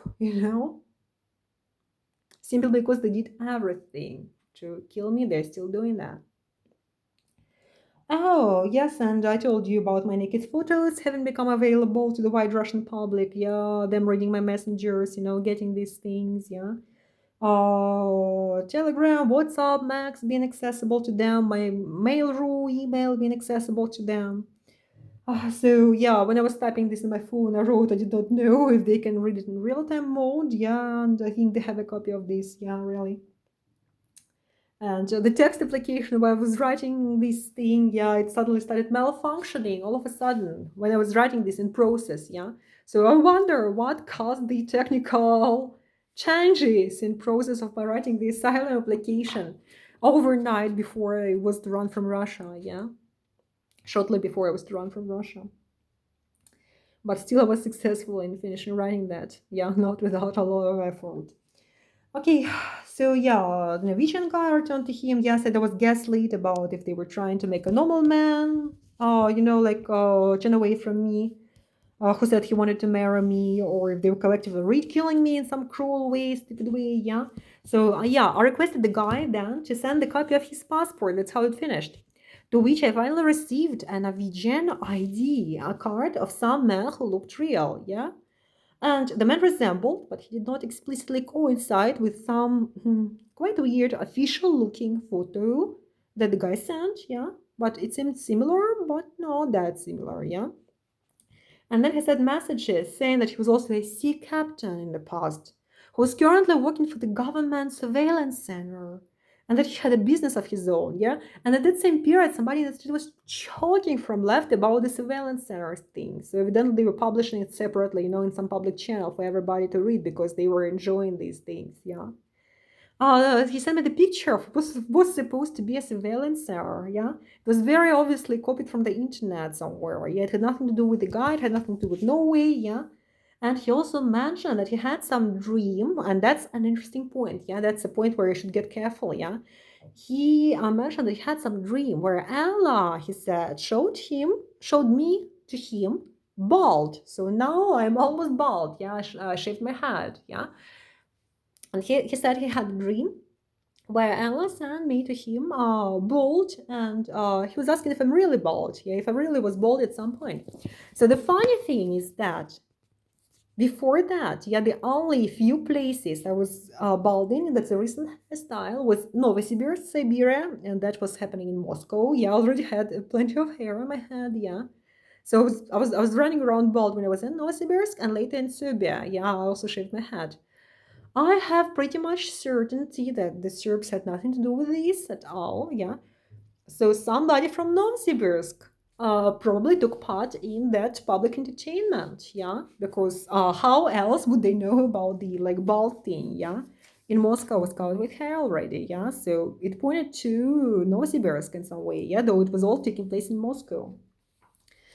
Okay, and it also showed that no Norwegian guy was ever involved in this, hopefully at least, yeah. Okay, I'm going to turn the page. What I'm doing now is I'm trying to take this page off again. Yeah, I'm trying to go on reading, despite all the terror and horror that's going on here, yeah. So that's page 39 of 52. Yeah, so that's what I wrote. I shaved my head bald a few times. Yeah, once in Novosibirsk, Russia, and once again in Serbia. And there was no way a person could know that fact. Unless he was one of those Russians. Yeah, the Serbs had nothing to do with this. Yeah, I wrote this. I sincerely doubt that the ridicule had anything to do with the Serbs at any point, at that point, that specific ridicule, I mean, yeah. And that's when I went to the internet then, yeah, and I found there's no Norwegian embassy in Istanbul where he was trying to make me go. And he was trying to make me go there in the beginning of July. The whole thing was happening in the end of June, yeah. But he wanted me to go there a week later, as he said, as I know, said, yeah, in the beginning of July. July, lie, yeah, lie.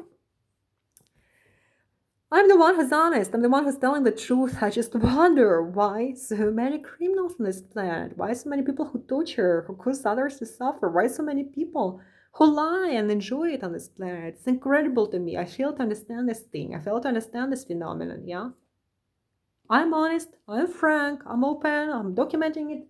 I'm not afraid, like those Moldovan guys are, to make pictures, to make videos, to put things online. Yeah, if that's honest, if it comes from me, yeah. I'm inviting you. If you see some smear on me, send me this evidence, send me these things, send me those photos, send me those videos. Like I told you already, I want to see these things, these fake, these criminal things, yeah, that people circulate about me, yeah, that have nothing to do with me. I'm saying the truth, I'm honest, I'm decent, yeah. I have nothing that I want to conceal. Yeah, I have nothing to be ashamed of for sure. Yeah, I'm an honest, decent person. Yeah, so all the situations, they badly horrify me. But I'm open, I'm honest. Yeah, I'm not afraid to put things online. Yeah, when that's my asylum application, for example. Yeah, or my disorder statement. Yeah, or some real stories that I need to share. Yeah, in context. Okay, so let me read further. Yeah, okay. So yeah, I found this out. Yeah, I found that there is no embassy there. There is a consulate, does not perform marriage ceremonies. Yeah, the lies, the humiliations of me became apparent. There are some sexualized images that I thought was a coincidence. Yeah, at that point I thought the guy did not intend it that way. He did not intend it sexual insult. He did not intend it to seem sexual, yeah, or harassing or assaulting, yeah. Oh my god, it was intentionally chosen, of course, yeah, by the entertaining Russian public. Okay, so yeah, people on the street, like I told, of both genders, different demographics, recommending loudly, explode with laughter, some of them to my face, like some of them were really enjoying this. And it was obvious, it became obvious that the Norwegian guy never existed, yeah, and later I was told it was like 6 or 7 people, though I believe maybe it was more, yeah, who were doing this, yeah, and the whole wide Russian public was enjoying this, yeah, as a public joke. It was Russian organized humiliation of me, yeah, because they made me write private things, they made me express my private worldviews, yeah, like about religion, about philosophy, about my attitude to the world, yeah, how to overcome psychological difficulties, yeah, things like that that I would never want to share with criminals, like I would never want to be personal. Yeah, I sent my passport copy. I don't know how many criminals, like share these things, yeah.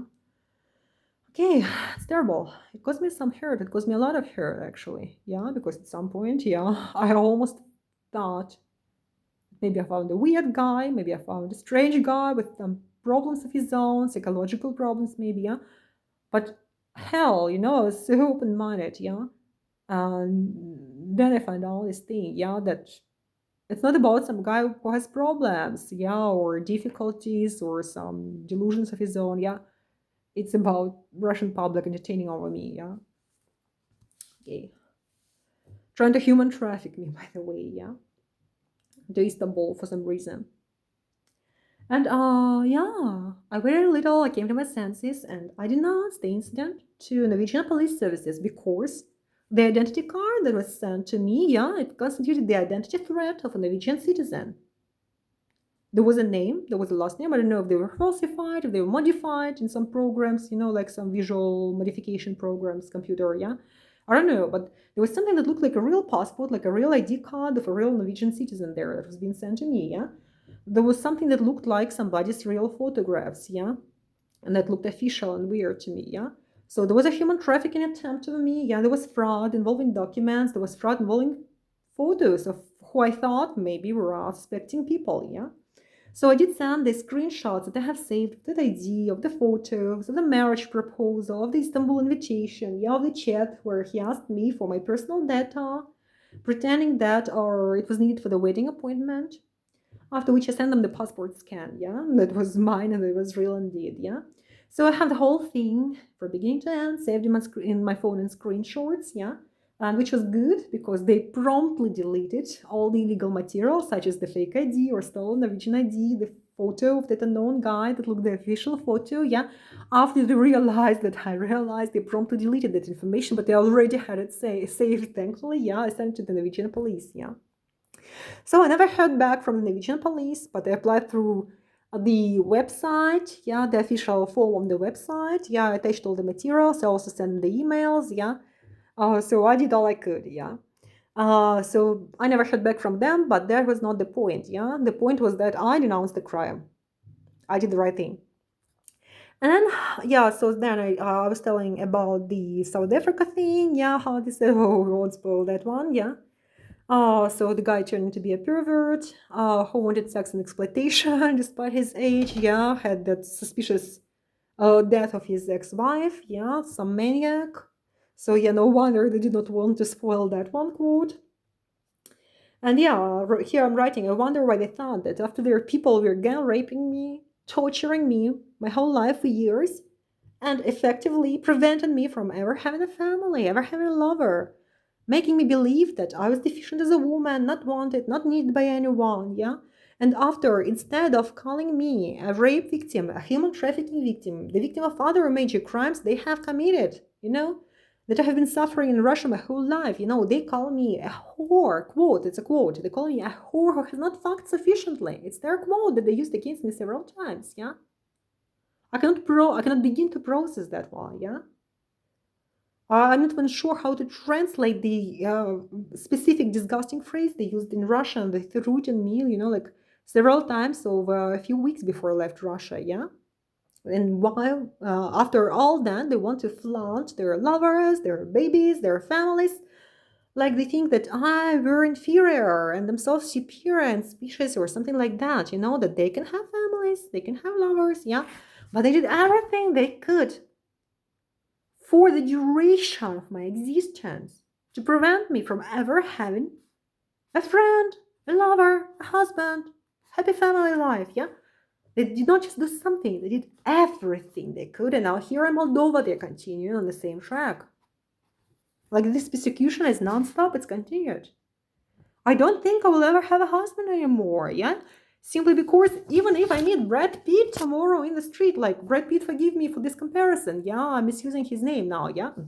But if I meet a Hollywood actor, like in the street tomorrow, who will tell me that he loves me madly and he wants to marry me and to die in the same bed with me, like many happy years later and to continue to the afterlife together, yeah?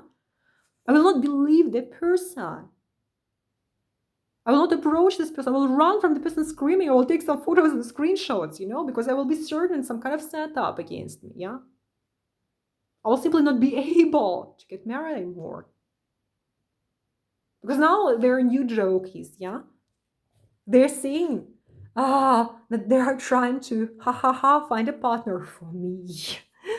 To make me have a family of their choice, yeah? Somebody male of their choice, yeah? To be fucking me that way, using their other quote, yeah? Or when I was still in Moscow, Russia, they used the word spite. That's the word you use for a dog when some pervert wants to find a male dog for a female dog for them to have sex and to make puppies, yeah? They use the word, yeah? For animal sexual activity, yeah? They use it for me, like insinuating, something very derogative. And they continue to do that. So now I shy away from anybody who as much as steps close to me. I'm scared. Men, women, whoever, yeah? I don't think I will ever have a husband or a friend ever again in my life because just they continue and continue and continue harassing me, humiliating me, threatening me to that extent. Where I'm afraid of everybody around me at this moment. Everybody I can think of around me. In this country, in Russia, in many other countries, yeah? Hell, I'm scared. Hell, I'm feeling humiliated by all these things, yeah? And I feel angry because it doesn't seem fair that a decent, honest person, myself being an decent, honest person, has a disability, who is vulnerable, who is a victim of their crimes, will not be able to ever have a friend, a partner, a husband, like ever. I'm 39, yeah? And that's cruel and that's crazy. But I have God. God is with me. God is not a setup. God is the real thing, yeah? God is real and He's with me. I know He's holding my hand through all this. He's holding me through all this, yeah? He does not let me fall. He does not let me, like make mistakes or do something stupid. Yeah, He keeps me going. He keeps me strong. He keeps me focused.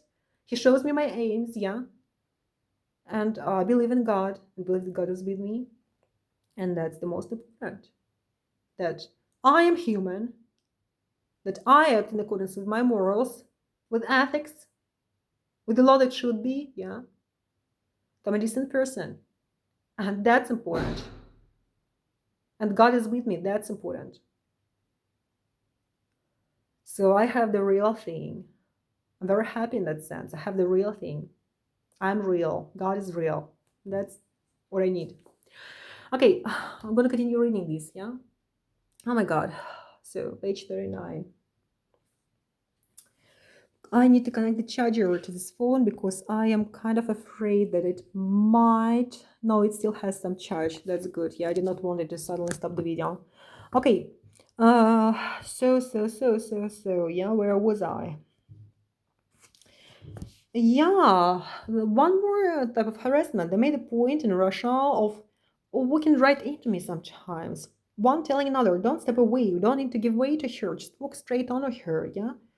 And they made a point of riding their bikes, riding their roller boards, right onto me, right into me too, yeah?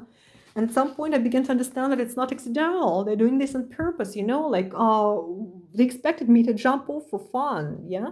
I do remember a guy who rode straight at me, and it was actually during the Norwegian period, yeah? And he was wearing this beautiful thing that was covering his body in that a specific way. The guy said he was Muslim, religious, yeah, and he was wearing something, on the topic, all black. And he was running straight into me, a young guy, intending to scare me at full speed, yeah, speeding. I did not jump off. And the last moment, he turned away, he almost fell. He cursed me. He said something rude, yeah. It was loud. And then actually I understood. I stopped reacting to all of them, yeah, once I noticed that intention. When I was running to Belarus, yeah, They made sure I'm late for the bus in the evening because the taxi that I called, yeah, the first taxi did not come at all. The guy said he stopped, like at some distance from the building where I was, yeah, and I had to go with my, like 5 separate bags. I could not buy a suitcase. But why could I not buy a suitcase then? Yeah, because the Russians harassed me into inability to buy the suitcase at that point. Yeah, I wanted to. I could physically not buy a suitcase at that point when I went to Belarus. Yeah, later I managed to buy one in the Russian Trade Center. Actually, in a miracle, I managed to get it. I really like it. I'm really fond of it. Yeah, but at that time I could not. So I had these 5 little dirty bags, like standing around me that were heavy, that were like difficult to carry. And a guy said he stopped some distance from the building. I had to go look for him in the middle of the night when I was in a hurry to get my bus. I was late for the bus, yeah, already. And they made sure I never catch that bus. I know now, I heard later from them themselves they did it on purpose to make me late, yeah. The second driver from the same service that came, yeah, he took my money and then he stopped at a distance from the bus station, yeah. I said, oh, I cannot go any further. I said, why not? I said, I'm not allowed. That's it. Get out. I paid him my money. I could not have it back. He threw my bags out. He threw me out. I was late. I missed the bus. I had a second ticket for the early morning. Yeah. I did not want to wait a night there. That's why I actually bought this first ticket was the second one. Yeah, I bought it for the evening because I did not want to spend another night there because of how threatened, physical threatened I was. Yeah. But they forced me to spend a night, a sleepless night in the railway station. I was literally dancing on my spot not to fall down, not to fall asleep, not to get unconscious anymore. Yeah, I did not want them to do a single crime over me again. Yeah, I was scared to be there. There were those people who were literally bumping into me, trying to bump into me, trying to bump into my things. Yeah, they were pretending they were going to the toilet, people on the railway station, male and female, all genders, all demographics. Again, they were physically, intentionally, laughingly walking right into me, in some artistic way, pretending like it was casual, but it was very intentional, it was very visible. There was a lot of hate and mockery to that, yeah? When somebody is walking straight into you like you were an empty spot, trying to collide with you physically, yeah, expecting you to jump off, to run away from them, was their entertainment. I got so angry that after some time, like I tried to say, don't do this, please don't do this, yeah. But after they continued doing this, yeah, I started exercising, I started moving my legs back and forth, yeah. And I was happy about the solution. And I was doing throughout the night, you won't believe it, yeah. On and on. When I saw somebody move, I would start doing this, yeah. Kicking my legs all around me, literally. Not because I was happy to do this in some hyper-exhausted state, yeah, but because I did not want those individuals to continue to harass me that way physically, yeah. And it helped some. Okay. So what am I doing? What am I doing? Yeah. And yeah, people were describing me as old and ugly. I'm 39 years old now, yeah. A 90-year-old woman can be beautiful and lovely and feminine. And a 90-year-old woman, a 95-year-old woman, a 100-year-old woman, whatever, yeah, has the right to wear beautiful earrings, to have your hair the way she wants to look for a husband, to feel romantic, to feel feminine, to feel loved, to look for love. If she wants to, if she needs to. She has every right to do so, yeah? And you can be beautiful and feminine and enchanting when you're 95, when you're 100, at any age, it doesn't matter. I'm 39 now. They were trying to brainwash me, making me believe that I'm old and ugly. That phrase that was repeated many times in Russia, that was a phrase that was repeated now many times in Moldova, They all talk about my age. I'm 39 years old. I look old, I look ugly, maybe. Why do I look this way? Let's talk about it. Because they were torturing me physically. Every physical defect I have comes from their torture. Physical torture, from their harassment, from their physical abuse of me, from the suffering they caused me, physical and mental. Every appearance defect comes from this, yeah? It has nothing to do with the age. And I haven't saying they are deliberately trying to what's called to disfigure me, yeah? Using my nightly state, my unconscious state, they're trying to deliberately disfigure me visually to make me look as old and as ugly and as sickly as they can. Because in their sick imagination, they think it's gonna justify them in the view of the foreign public, like, and somehow make them misrepresent my asylum seeking. I don't even know what connection they make when they say this, yeah? But I heard them saying here in Moldova, yeah?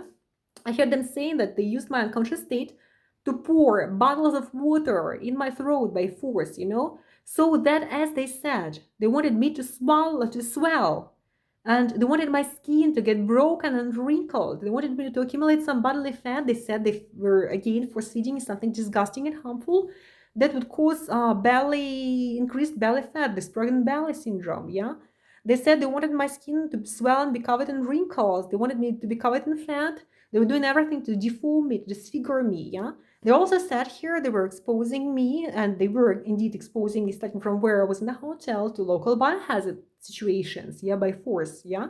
And indeed I was exposed to some, yeah, because they caused it to me deliberately. And I think those were Moldovan guys, but I think it was orchestrated by somebody Russian. That's my idea, yeah? At least they all have their hands dirty, the Russians and the Moldovans here, yeah? They united in torturing me here already, yeah? As I'm seeking asylum. That's what I got to believe from hearing. What I got to hear during daytime, hearing them, listening to them, yeah? Observing what I had to observe, watching my body and the symptoms, sudden symptoms I got to develop, yeah? And it all coincided in one. That's the conclusion I made, yeah? And I'm pretty certain I'm right to this, yeah? Man, I don't imagine how sick can somebody be mentally when somebody wants to infect the other person with some irreparable biohazard. When somebody wants somebody's body to be destroyed irreparably, how sick can that person be in their head? Huh? I cannot imagine that. I cannot understand that ever. Yeah? I mean, those are very sick people, not simply evil, just sick in their head, who want to do these things to another person. Yeah? Or make somebody ugly, or destroy somebody, or torture somebody. Yeah? It's crazy. And they were doing this, the Moldovans, the Russians. Yeah? Okay, so returning back to my Russian narration. Yeah? Okay. So yeah, people describe me as old and ugly. I'm 39, like I said. Yeah, they were distracted, telling me that it was too late for me to get married. So I wonder exactly how they meant it. Yeah, too late. Multiple people were saying that I have a little to wait to retirement, that I did not need no jobs, I did not need no husbands, I just had to wait a little for the retirement, yeah? Basically, they were insinuating that I had to shop for a coffee and not look for a husband and look for jobs at my 39 years old, yeah? Somebody also spread a rumor around publicly, saying that my genitals, according to them, were defective and unfit for sexual activity. In particular, that was a repeated thing, yeah, over several comebacks to Moscow. But on my first comeback to Moscow, yeah, they would say that I had no genitals at all, according to them. Yeah, they were calling me a castrate. And on my subsequent comeback to Moscow, that was the final comeback, yeah, that I ran from now, they claimed that my vagina was too tiny. They call it a finger thing, yeah. They said it would not even fit a finger. And that whoever would be with me, yeah, whatever male would be with me would not be a male. It would be some lily or lilliput or something. I think somebody used the term. Yeah, I don't know how I first heard it. Yeah, but somebody said something like that. Yeah, I don't know in what context anymore. Yeah, but in that context, yeah. And they were saying that they would all know if they ever see a guy with me, that they would all know the guy has no penis, or that he has a microscopic penis if they see him with me, yeah. And actually, when I heard that, I thought the opposite, yeah. Oh, I actually wrote it here, yeah, I thought the opposite. They made all males without penises stay away from me then, yeah. So it was protective in a way, and neither of them had one. Definitely not in the sense of manhood. Oh my god, but around the persecution was very intense and very offensive to me, yeah? There was another funny situation that's beautiful that I want to describe. Yeah, there were those multiple people in pairs, males, like, who were instructing one another in pairs, like some very mean, some very, like, things that are humiliating to them. Yeah, I do not want to quote exactly right now, yeah, not to get into this discussion, yeah? But how? If there is somebody close to you who's making you act not like a human, but like a criminal and like something disgusting, yeah? maybe you should not listen to what they tell you to do. Maybe you should reconsider your company, yeah? And reconsider if you are being the wrong person, or if it's your own brain, yeah? Or what decisions you make and why, yeah? Those are good things to think about. Okay, anyway, I'm gonna continue reading these. And yeah, I actually could not stand that persecution anymore. And I'm writing here, I went to a gynecologist, which was a surprising thing for me to do, yeah? But I went to a gynecologist in a randomly chosen private clinic, almost in an impulse, yeah? I did not plan it, I just did it, yeah? I did not register my name. I opted to be registered as an anonymous patient instead, yeah? And I got the gynecologist consultation. And I told the gynecologist, who then had no idea who I was. Yeah, she did not seem to know me genuinely. Yeah, I did not seem to know her. Yeah, and I told her a brief story of abuse, and without, well, I did tell her about the abuse, some of it. Yeah, the verbal claims, and basically I told her all my doubts, all my fears on the topic, and I had a major question: Can I get married? Can I do the what's considered to be a healthy sexual activity? Am I capable of it, or do I have something wrong? Yeah. And the gynecologist, I'm just gonna tell you this, yeah. The gynecologist examined me, yeah. And she looked at me and she said, "My girl, who told you this stuff? Yeah, who made you think that? You have everything healthy there. Everything is beautiful there." She in fact used the word beautiful. She said, "It's all healthy. It's all beautiful." Yeah. It's visible that she said it's visible that I never gave birth. That I don't have any traumas or like scars or anything that would look ugly. Yeah, in fact, she said I have everything healthy, and she said I'm beautiful there. Yeah, and she said, of course, it's obvious that you did not have a regular sexual activity, because a woman gets on the narrow side, yeah, if she does not have regular sexual activity, yeah, or sexual activity at all for some time, yeah. She gets narrow. She said it's normal. She said if you get married, you have a regular sexual activity, you're going to be just fine, like it's the body is flexible, the body is adaptive, like you're healthy, you're beautiful, everything is good, my girl. He said, who told you that stuff? Yeah. And she was very kind to me. She was very polite. She was very encouraging to me. She said, everything is good. Just get married. She said if I wanted to have children, I would be able to have children. Yeah. I learned about it for the first time being 39 years old. Yeah, I my whole life I thought I could not have children. I learned about it at 39, that actually I could have had children if I wanted to, even now at this age, yeah. I mean, I don't want to have any children, but it was a great surprise to know this, yeah, because my whole life they made me think otherwise. The whole life they made me think I was not a woman.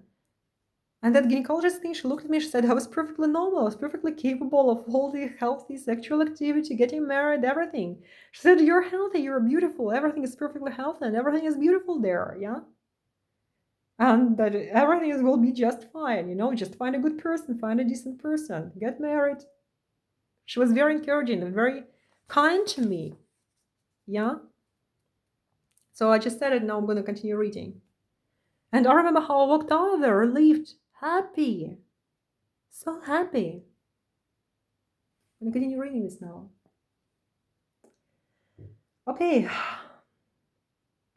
So yeah, I did tell you that. Yeah, she told me that everything was beautiful, no stretches, no visible traumas, no problems there. Yeah. And I was relieved, I was encouraged, I was happy, like I said, yeah. And after that, it was a different story. Of course, I felt so encouraged. I had an idea. I wanted to visit the cosmetologist, the next step. And I wanted to do it in the same clinic. I wanted to remove some sunspots. You can see I have many sunspots, yeah. I wanted to remove some of them, like this one on my forehead, for example, yeah. So it would look more attractive, if I were to get married, which I hoped for then at that specific time period. So that story did not end up well, yeah. I'm gonna tell about it too. So it turned out that I had to wait for about 2 hours after the appointed time. It was a different person, it was a different doctor, a different day, different everything, yeah. It also turned out that it was not a cosmetologist, but it was a dermatovenereal doctor, yeah, a dermatovenerologist, doing those cosmetology procedures, which is kind of weird to me, yeah, because to me those are supposed to be separate things. Yeah, cosmetology is cosmetology, yeah, venereal diseases, that's something else, yeah. So I think it's supposed to be done by different people, yeah, but I'm not sure, yeah, why they did that. And when I was waiting, there was somebody who looked like a nurse, yeah, who was an employee of that clinic, yeah. And I was called that insane, yeah. She called me, oh, that insane is here, that crazy is here, yeah.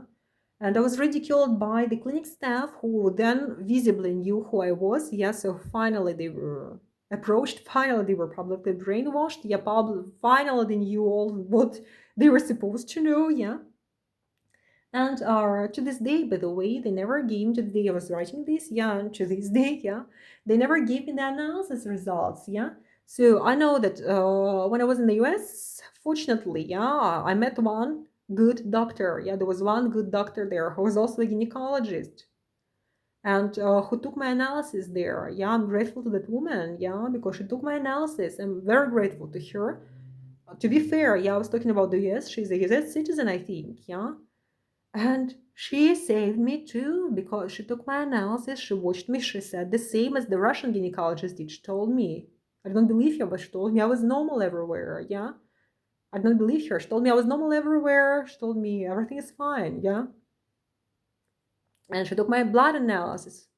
And then she would tell me it's all negative. And at that moment, all I knew I was being gang raped by who knows who, yeah? Safety or no safety, they made me believe as if I was mortally sick in Russia. Yeah, they carried this propaganda. So when that American doctor carried out my analysis and she said, it's all negative, don't worry. What is negative? And she was like, AIDS, negative, syphilis, negative, hepatitis, no hepatitis, and so on and so forth. Yeah, like listing all the venereal diseases, negative, negative, negative, you're all healthy. Uh-huh. Because can you imagine what it is for years? Ever since, it all started in Russia. I was working, I could not get myself to go to any medical specialist. I sincerely believed what those people were saying when they were calling me, like deficient physically, when they were saying that I was about to die from something. I sincerely believed them. It was the first time when they're in the US. It was when I was an immigration prisoner. Somehow, because somebody sexually assaulted me by some miraculous way at that point, miraculous combination of circumstances, yeah, I happened to meet the doctor who actually took those analyses. She was not a prison employee. It was an outside hospital. It simply happened that way. Yeah, I will not explain any further. But she showed that I was all negative and basically healthy in that sense, yeah. So it was a huge relief. It was salvation of me. Yeah, it was very new information. Thankfully, I have no venereal diseases, no gynecological diseases, no nothing. Yeah, alive, no lethal diseases, no mortal diseases. I'm 39. I'm young, beautiful everywhere. I'm not gonna die from anything. Yeah, hopefully. I want to live and to be happy and to be healthy. Yeah. Well, these people now are trying to infect me with things. Yeah. I wonder what they were doing to me. Yeah, I hope my immunity is gonna protect me from a lot of things. Yeah, hope God is gonna protect me from those criminals. Yeah, I do what I can for my health, for my body, fighting all of them killers who are torturing me here in Moldova already. Yeah. But okay, I'm going to return to my story. So those Russian employees in that clinic, yeah, to this day they did not give me the results of the analysis that the same gynecologist took, yeah, but they sent those analyses to some external clinic, yeah. And later I heard the Russian public saying, oh, she's never going to get the results of those analyses. She's healthy, but she's never going to get those results because it's one thing, she's an anonymous patient, yeah. It's nothing that's her. They're not going to be, spending their time even testing her, yeah. Come on. I mean, I know the American doctor, that one, she told me I'm all healthy, so I'm not worried, yeah. And then, yeah, I got examined after that, yeah, because of the professional thing I was running, so they checked for like one or two things, but still, yeah. So now here in Moldova, before they put me in this dormitory, they checked me for a couple of things, yeah, they said I was healthy too, yeah. So I'm not worried about anything, yeah. Hopefully I'm healthy, yeah, all healthy. Hopefully, yeah. But the fact that they did it was insulting, threatening, unpleasant. Yeah. I mean, it had nothing to do with the good gynecologist who saw me. Yeah, it was the other staff of that clinic that I'm talking about. No. Okay, it was distressing now, like the way this other staff of the clinic acted. And yeah, I remember how I was waiting for that, cosmetology procedure, weird, yeah. And I wanted to go away, but the clinic staff would return me laughing, saying some weird things that made no sense to me then, yeah. Like the woman would said, oh, at least you'll get to know if she even agrees to take you with your analysis. And she would insist on repeating that specific phrase in that phrasing, yeah? And she would repeat continuously, demonstratively, as if she was playing some spectacle for somebody else to hear, yeah? To misrepresent it for something, yeah? And the official understood meaning was this one thing that they were asking for some complete STD testing before the procedure, as I was told, yeah?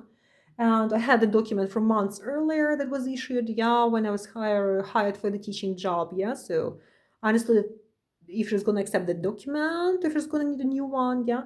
Or as another thing, they could request the sunspots themselves be checked to make sure there are no cancerous cells there, yeah, in theory. But she was repeating this phrase over and over again, yeah, your analysis, yeah, multiple times, yeah, it was weird. And then the dermatology specialist, she finished her day and she wasn't going to do no procedure. She refused, yeah. And I was unnerved, I was harassed to the point that I lost interest. I did not want no further appointment. I did not want no cosmetology procedures no more, yeah.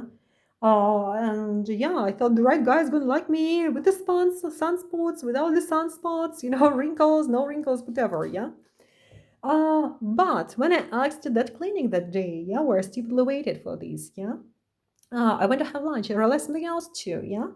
There were people who were actively discussing the rumor. It was alleging saying that I was waiting for a dermatovenereal specialist somewhere, and alleging that I had all kinds of venereal diseases, that I was a whore that was sick with all kinds of venereal things, according to them. Disgusting, terrible rumors circulating around me, like all of a sudden.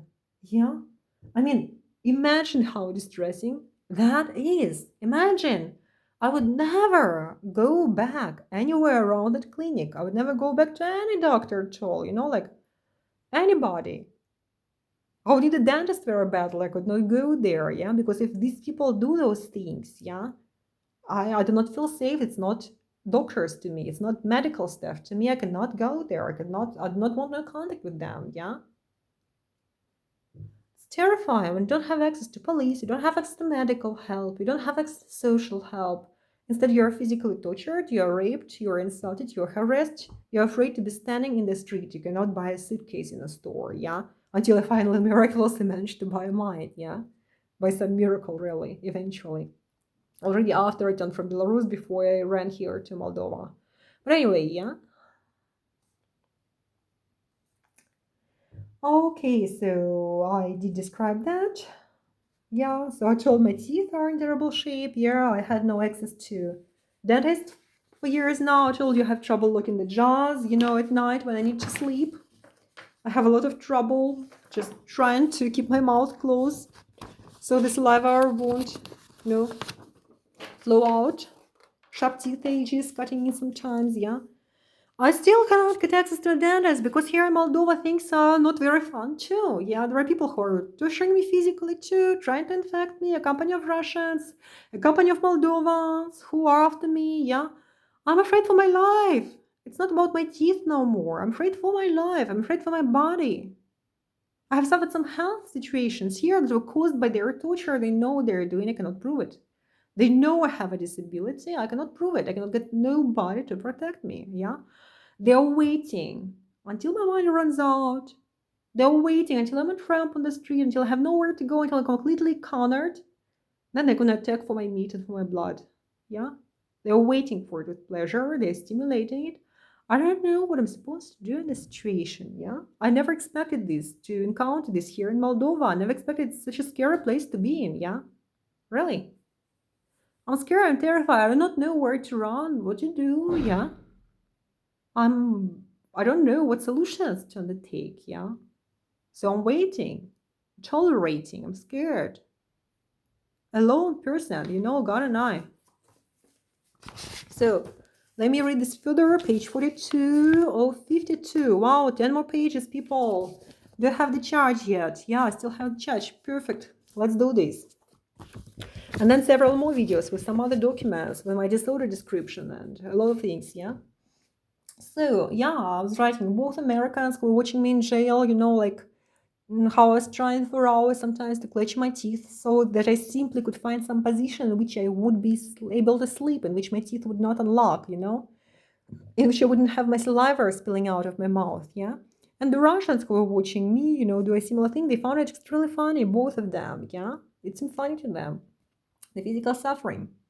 As for me, I have been urgently needing a dentist for years now, like I said, yeah, exactly as implied for the oxymoron I used, yeah. I was urgently needing a dentist for years now. And my dental photos I submitted to this Moldovan Asylum committee. Oh my God, it would be the best proof. I took pictures of my teeth from the inside of my mouth, yeah. It would be the best proof of the persecution situation I have been in, yeah. Russia, as I wrote, yeah, as I'm ready to tell you, has completely free dental medicine that's completely covered by state insurance. It's not like that in Moldova. Here in Moldova, you have to pay to get your teeth fixed, yeah. And again, it's inexpensive. As I was told, it's cheap money, yeah.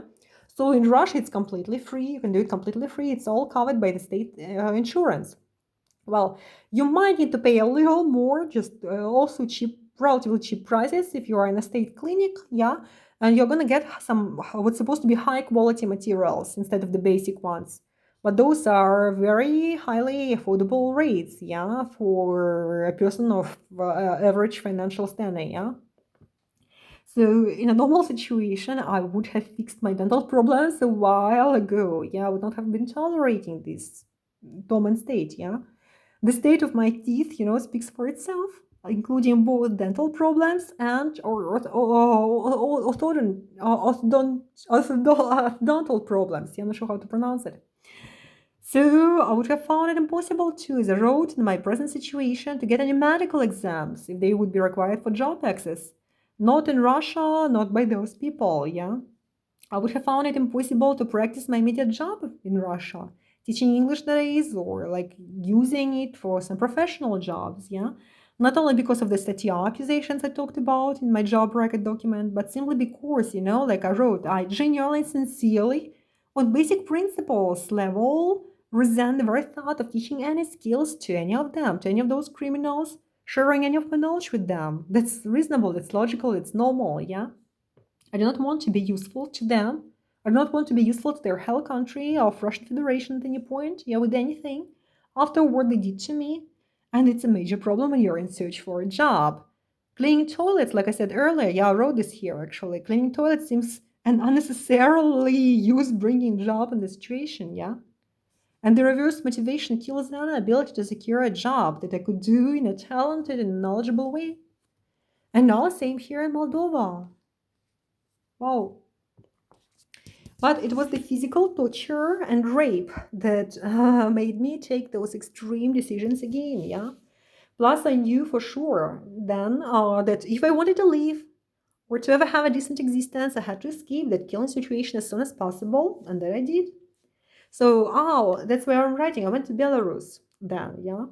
The first time I was leaving the Russian Federation to go there, I had a lot of trouble calling a taxi. I did tell you that story already, so I am gonna miss it here. Yeah, I'm not gonna say it again, but I'm gonna try to turn the page over. Yeah, so I still get the other part read aloud for you guys. Yeah. So yeah, I told you how the guy took my money. Yeah, like that he was lying. I did not make the bus. The harassment at that bus station, yeah, I told you that, violating my body, yeah, non-verbal aggression, not explained, yeah, unpleasant strangers. Yeah, I wrote here, I was fortunate they were not trying to bite me there, yeah, that was surprising indeed.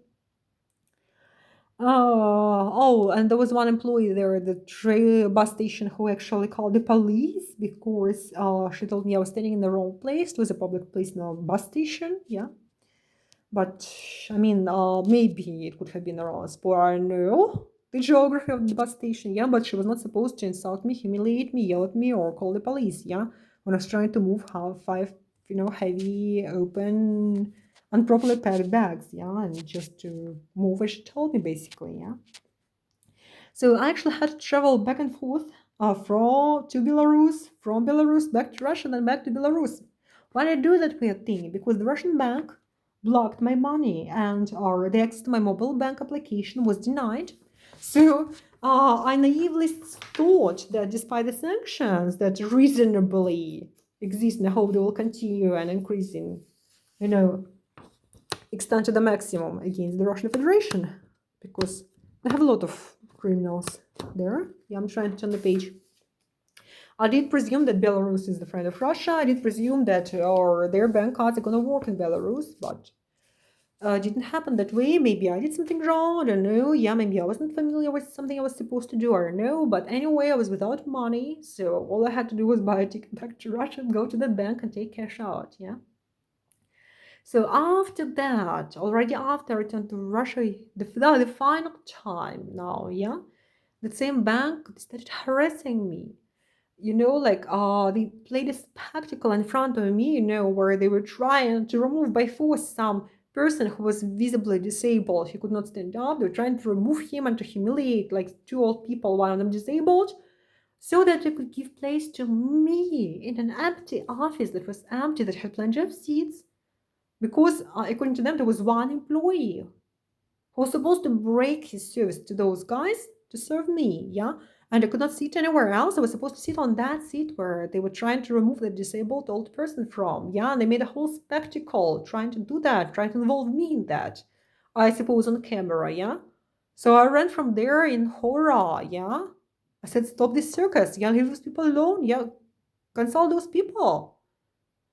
Oh, why trying to set me up, like abusing elderly or people with disability, trying to physically, psychologically abuse them in my presence, somehow connected to me, being in your empty office with plenty of seats and plenty of employees who for some reason cannot consult me. Yeah, I don't know.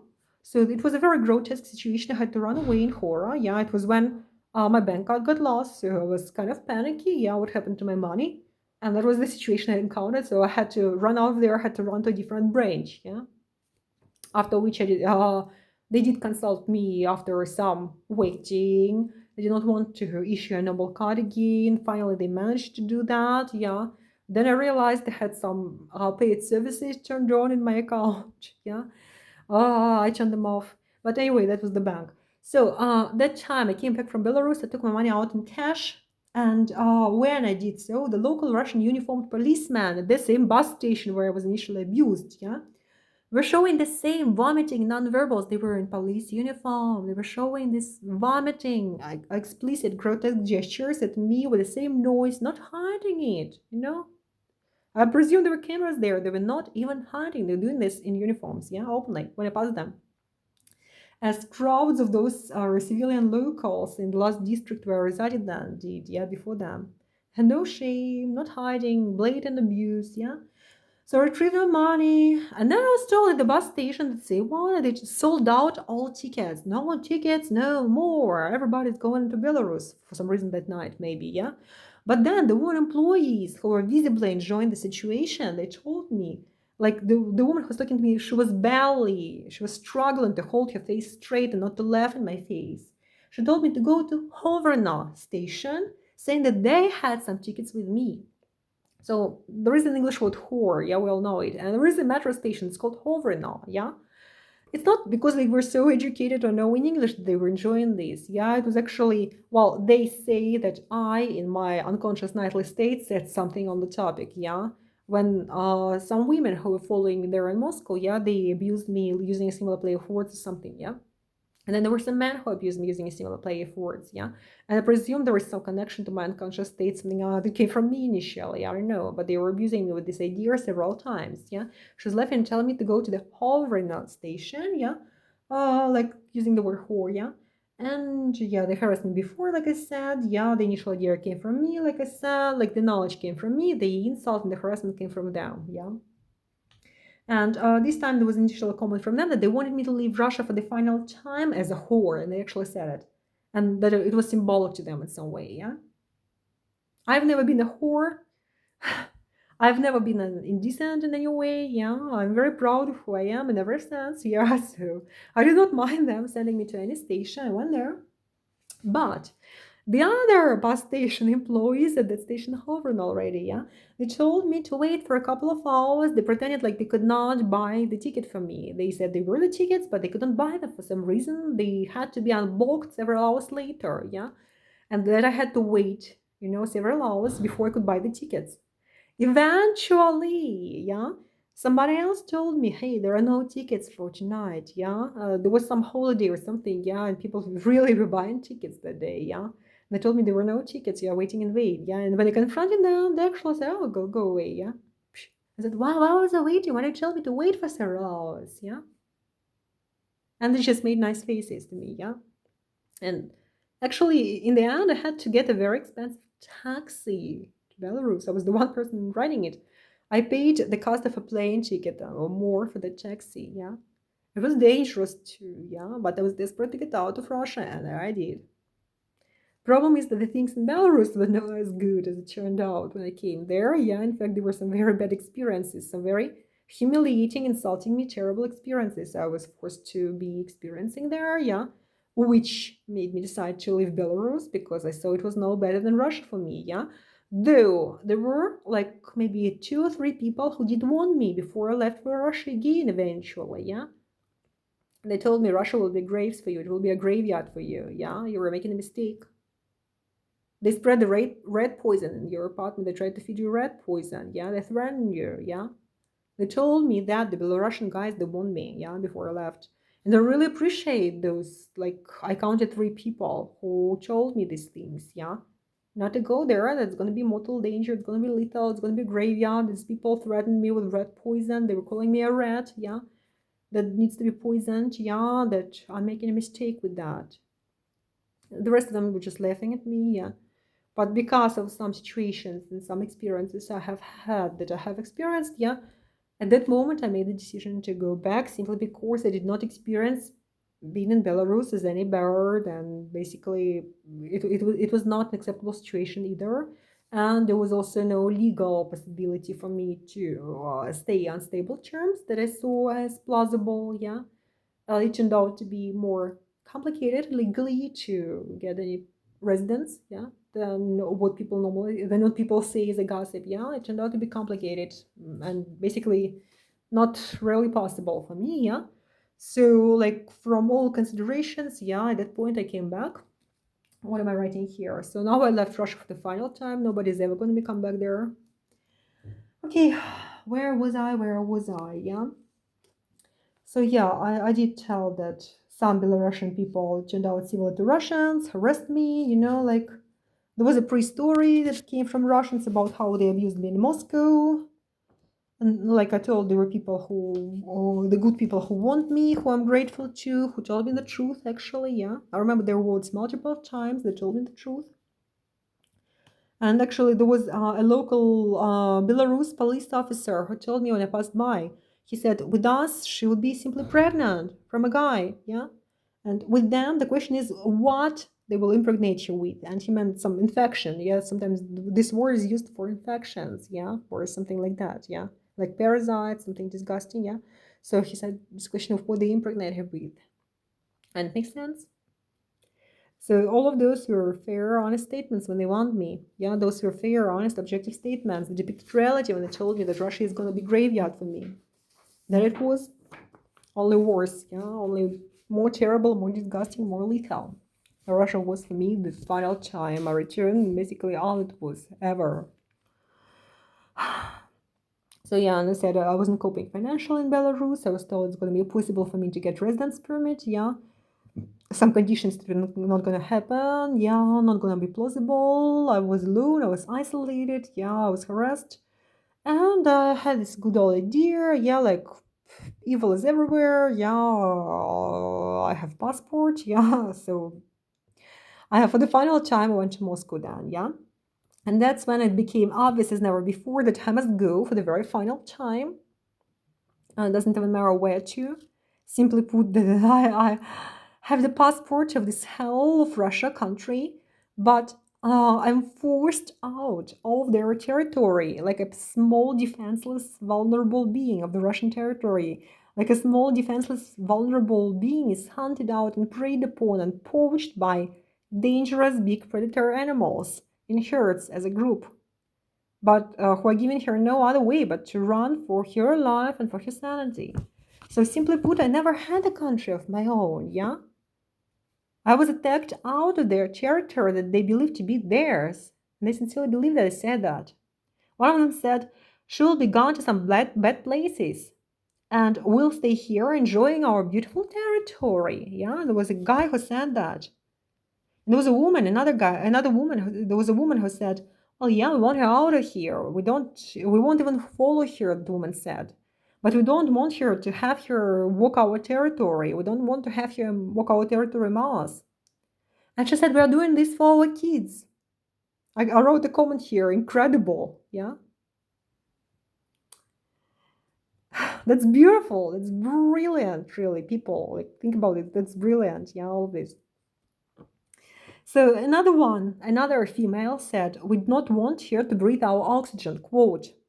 Yeah. So I don't get the specific utterance word by word, yeah, but the essence was, we do not want her to breathe our oxygen. We do not have oxygen here for her. And the common utterance was, "We want her out of Moscow. We need her out of Moscow. We need her to leave this country. Yeah, we need her to never come back to this country." Oh, and there was another comment being said that I quoted here, yeah? So somebody said that they will offer, that if I go to South Africa, I was considering different things at that time, yeah? And they said, if I go to South Africa, they will offer them money in exchange for torturing me, pretending that it is for my own benefit, yeah, lying to the local people, saying that it's my inheritance money that I otherwise would not benefit from. And those Moscow criminals said that the South Africans would deliver me on a plate for a coin. That was the quote from those Moscow people, yeah, Russian people. They said that they'll do exactly what they will order them to do to me, yeah. And they said, those Russians said, if we'll have to prove that she's an alcoholic, quote unquote, yeah, they said, we'll make them pour a bottle of vodka, I think it was vodka, a bottle, yeah, into her throat at night.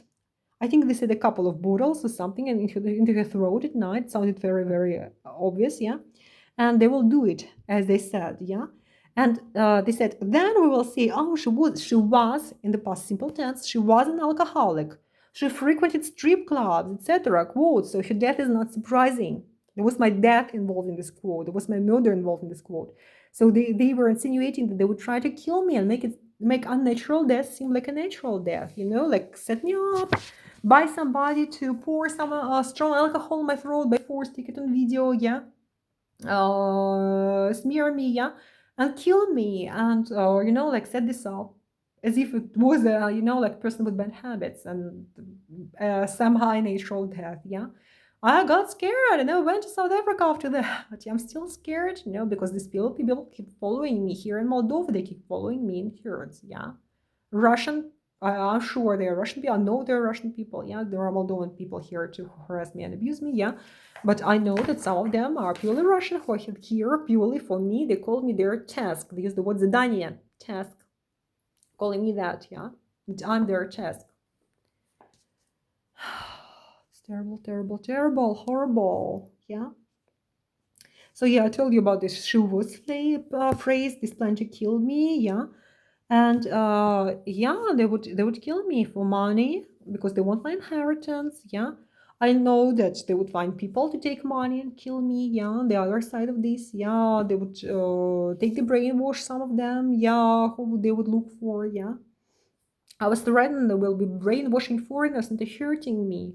Those people in Russia and Moscow, in the last address where I lived, yeah, they were threatening they will buy people, they will brainwash people into killing me, into hurting me, into causing me irreparable harm, into infecting me with all possible things, as they said, yeah, into torturing me.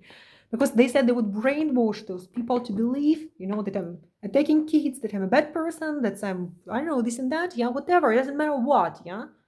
It matters that they said they will brainwash and smear me to the extent that they will make people who are strangers, who don't know me, hate me and want me death. And they were certain they would find people to brainwash to make them torture me, infect me, and kill me. And that was their ongoing threat, yeah? This inheritance money, that's an ongoing threat in Moldova here too, yeah? And the infections was mentioned, the biohazards was mentioned, yeah? The inheritance money was mentioned already here in Moldova, where they said I will never see at least a huge part of this money, yeah, that's supposed to come from my mother. They said that she will never see this money. She will never get this money, yeah? We'll make sure she won't get it. They said they will steal my inheritance money from me. And then they will give me a few coins when I'm a tramp on the street.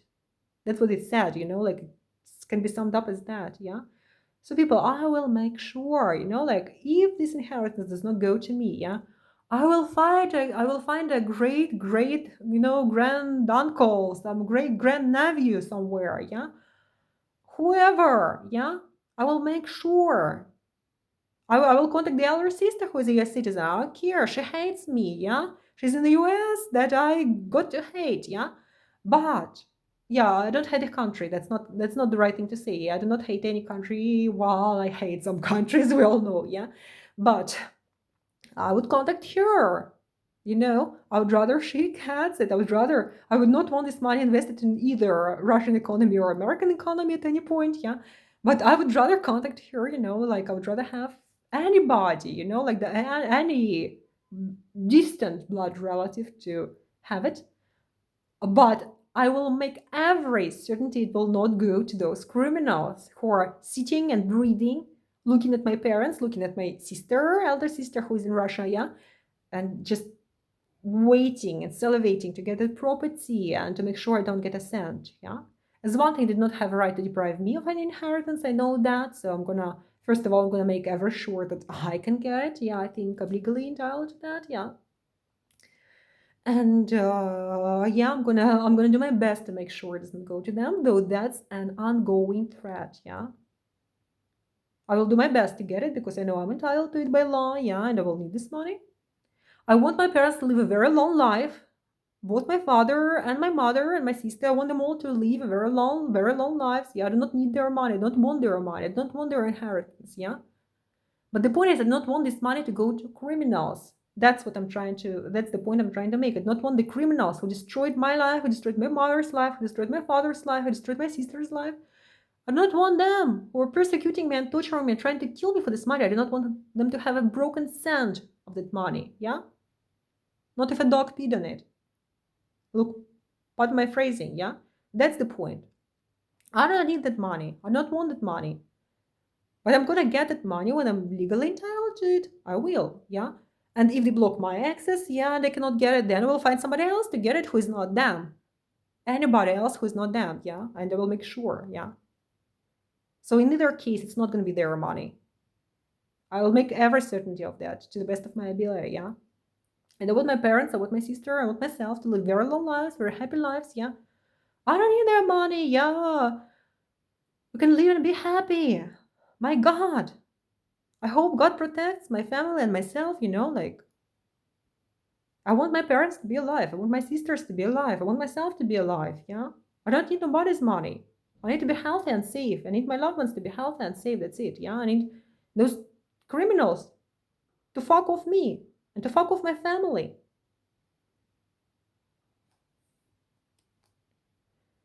Okay, I'm gonna read this further, yeah? So yeah, like I said, yeah. And they were saying they want me out of Russia. They were commenting on South Africa. They were insinuating about the future murder of me to get my money, yeah. Destroy me. Ill-wishing me, threatening me, yeah. So apartment number 6, I wrote, I was beaten on the head. I think they gave me a concussion or two. I was physically tortured. I was verbally attacked in every way possible. The local Russian threatened that they will brainwash any foreigner to falsely lead them to believe, as I was told, that I was a child attacker who hid their children, who was competing with. Oh my God, what nonsense, yeah? The things they said were truly very, very sick, very pervert. I had to listen to this pile of shit. And those were grown men and grown women who were saying those things, very incomprehensible things, yeah. They will brainwash the foreigners to make them falsely believe that I was an alcoholic or a drug addict. They said I never used drugs. I did not touch anything with alcohol in it for like years now. Yeah, I've never had a problem with anything. Yeah, I don't smoke. So they said that they're going to tell foreigners, they're going to call me alcoholic, drug addict with some chemical dependence problems, nothing else interesting about me, nothing else to know. And they told me they are prepared to trace me and track me wherever I am, yeah, and to find their own people. As they said, we'll find our own people at any place. You will not run away from us. Yeah, that was another comment I was getting. We'll find you anywhere. Yeah, we have our own people in every place, they said, yeah. Now, guys, I'm going to interrupt from this. Yeah, now is the time in Moldova now, yeah? They're telling in my presence where I can hear them A beautiful, brilliant thing. They say that if I go to Ukraine, if I drop it all and go to Ukraine, that's a war zone now, yeah? Or they're killing people. If I go to Ukraine now, yeah? If Moldovan criminals refuse me and I go to Ukraine, they said that they have their own people in Ukraine. Ukraine people. Listen to this, yeah? They said, the Russians here said, we have our faces in Ukraine, but we will not set up, will not expose, they said, we will not expose our faces in Ukraine, quote, to hunt her. So they said she will have a couple of years, she will be happy until the war finishes, they said. But they said that after the war finishes, yeah, they will make sure to destroy me. So it will be a pause, not a stop, as they said, yeah. And they said that they have their faces, as they said, their лица in Ukraine. No, but they said they're not going to expose those criminals and spies, to hunt me. Yeah, that I was too little upon for that, maybe. Okay, there are some people on the corridor who are threatening me now here in Moldova, and just in this asylum-seeking dormitory where I am right now. Yeah, that's the staff members. They're supposed to be local police. So I'm reading all this in a huge stress. Yeah, trying to focus on what I'm saying. That's very difficult. Okay, so yeah, where was I reading? It was page 46 of 52 now. Yeah. So the Russians threatened they're going to rape my inheritance. They said they're going to follow and find locals to kill and torture me, and they're actually doing this, I believe. Yeah. They want to escape from them anywhere, and it ended up being true. Maybe, yeah, I don't know. That they will produce false videos, false statements to make any foreigner, man or woman, hate my God, as they said, as they threatened me, yeah. And there was a very specific threat that said that can be summarized as any foreigner will be willing to cause me lethal health harm after their brainwash campaign, after their fake smear against me, yeah. And then there was that sudden call from the police I already told you about, where they were trying hard to collect all possible smear and misrepresentation of what was happening, or to have foreigners repulse me, as I believe, yeah. So my position is very simple, yeah. There is nothing like the truth. The truth is the best thing in the world, yeah. Being honest, the truth is the best thing. So, like I said, meaning the truth, complete, absolute, bare truth, the best defense. That's my best defense. That's my best strength in all and any situations. And that's the thing to hold on to. Not to be afraid of, not to be embarrassed by. Yeah, the truth is on my side. I'm honest. Okay, and yeah, like I said, I actually received another. Yeah, I actually received another call on my phone before the police call. Yeah, days before I left Russia for the final time now, and I understood that specific call to be to imply some threat against me and my father and some insult of me. Yeah. So some woman, I have this call recorded too, in part, but I have it recorded. Yeah. So some woman with background voices that could barely be heard but audible, yeah, pretended that she was calling from a hospital, asking me if I knew a patient called Samson Yurievich. Samson Yurievich, who she later gave a fake last name of Chinchik or Chizhik. Yeah, something like that. So the patronymic was my father's name. My father's name is Yuri. Samson could be interpreted in various ways. Yes, Samson, but I don't really want to be analyzing. Yeah, except for the sun part. Yeah, or there is a son part too. That's sleep. Yeah. Sam means self. Yeah, it's used for babies often. Yeah, for children. I don't know. I wonder if the invented last name stood for a bird. There is a bird that's named Chizhik in Russian. Yeah. I recorded the call just in case, yeah, but it was threatening to me, yeah, because they used my father's name. They said they were calling about a patient from a hospital, and that was threatening to me, all of this, yeah. So first, before I started recording, yeah, she said that she was calling about a patient from a hospital, asking me if I knew him, yeah. That's the thing to do when somebody gets in hospital, when somebody's in trouble, and there is some emergency or accident. That's when somebody gets this call, yeah. So that's how I got scared. And then in the later conversation part, she changed her rhetoric, she changed her background story. Suddenly, she said that my number was wrongly indicated in the patient's medical card, contact section, yeah. And basically, she made it sound like something totally else, yeah. And it was a weird call, unpleasantly made up name, yeah, my father's name used for the patronymic. that imaginary person, yeah. And it made me question where she was calling from, what it was. Yeah, I experienced a threat to my father, the threat to myself, especially with those background voices there being audible, yeah. Okay, the soap in the last apartment where I was in, yeah? Actually, they repeated this joke here in Moldova, yeah? I will tell you about this later in a separate video, maybe. So the soap I was using in that apartment was liquid soap diluted with some corrosive chemical. It got diluted by somebody intentionally with some corrosive chemical because my hands went hyper dry, skin was breaking apart, it was burning, it was literally crawling off my hands into some sharp crow lines, yeah, and bumps and crevices. Yeah, I used to have healthy, very well taken care of hands, yeah. And after a basic limited normal use of hand wash of the toilet before eating, yeah, I noticed some very abnormal thing going on, yeah. And after I made the connection, I went to buy solid soap in the store and see what's going on. Yeah, somebody observed me, some male telling his company, "Oh, the joke is over. She got it. She's buying solid this time." Yeah.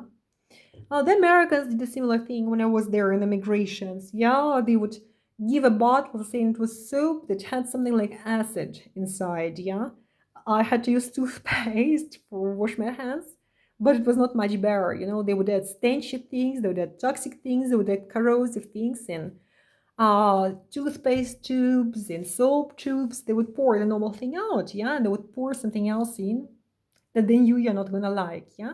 And then they would call you a very unhygienic person. You do not want to wash your hands with soap or with acid. Sorry. You do not want to acid on your face. Bad you, yeah? Oh, you don't want your teeth to fall off because there is acid in your mouth, yeah? Not brushing your teeth. Oh, bad, yeah? It's a popular joke with sadists all around the world, obviously, yeah? In the US, in Russia, here in Moldova, they made the same, yeah? Somebody replaced my soap with something corrosive there, right? That gives a pile of white bubbles all over the sink. The other made my hands burn. That made my skin crawl off. Yeah, I don't know what it was. It's obviously like a joke that's, popular with different sadists around the world from different countries, yeah? Okay, so what am I doing now? Yeah. So like I said, you're comparing one sequel to another sequel to another sequel. Yeah, I wrote how they're all similar. Russian criminals, American criminals, Moldovan criminals. Yeah, how they're all similar. Okay, so I'm gonna turn the page. Have a few more pages. I need to finish up here in this video now. Yeah. So, like I said, the obvious thing was to me that I had to be out of there, or I would physically die, I would go insane, whichever happened sooner, or both, it doesn't matter where. And when I was in that apartment number 6, that's when they made me eat out of the trash can, the garbage dumpster on the street, that is. That's when they made. It was one more place, the second place, where they made this food torture of me inside Russia, yeah, that I knew of, yeah, where they were trying to make my digestive system explode, where they fed me some harmful, dangerous, disgusting things. Yeah, it was the second situation in Russia that I didn't know about on that type. Yeah, so there was a lot of tortures where they gave me the concussion, I believe. Yeah, they were beating me on the head. Yeah, all of these and some more things. Yeah, I'm not going to talk about everything now. So I wrote, please note that Russia is the biggest country of the world. Yeah, let's talk about this. Yeah, it has tolerable ecology. It has economy that's tolerable, even though, yeah, though it's giving away some.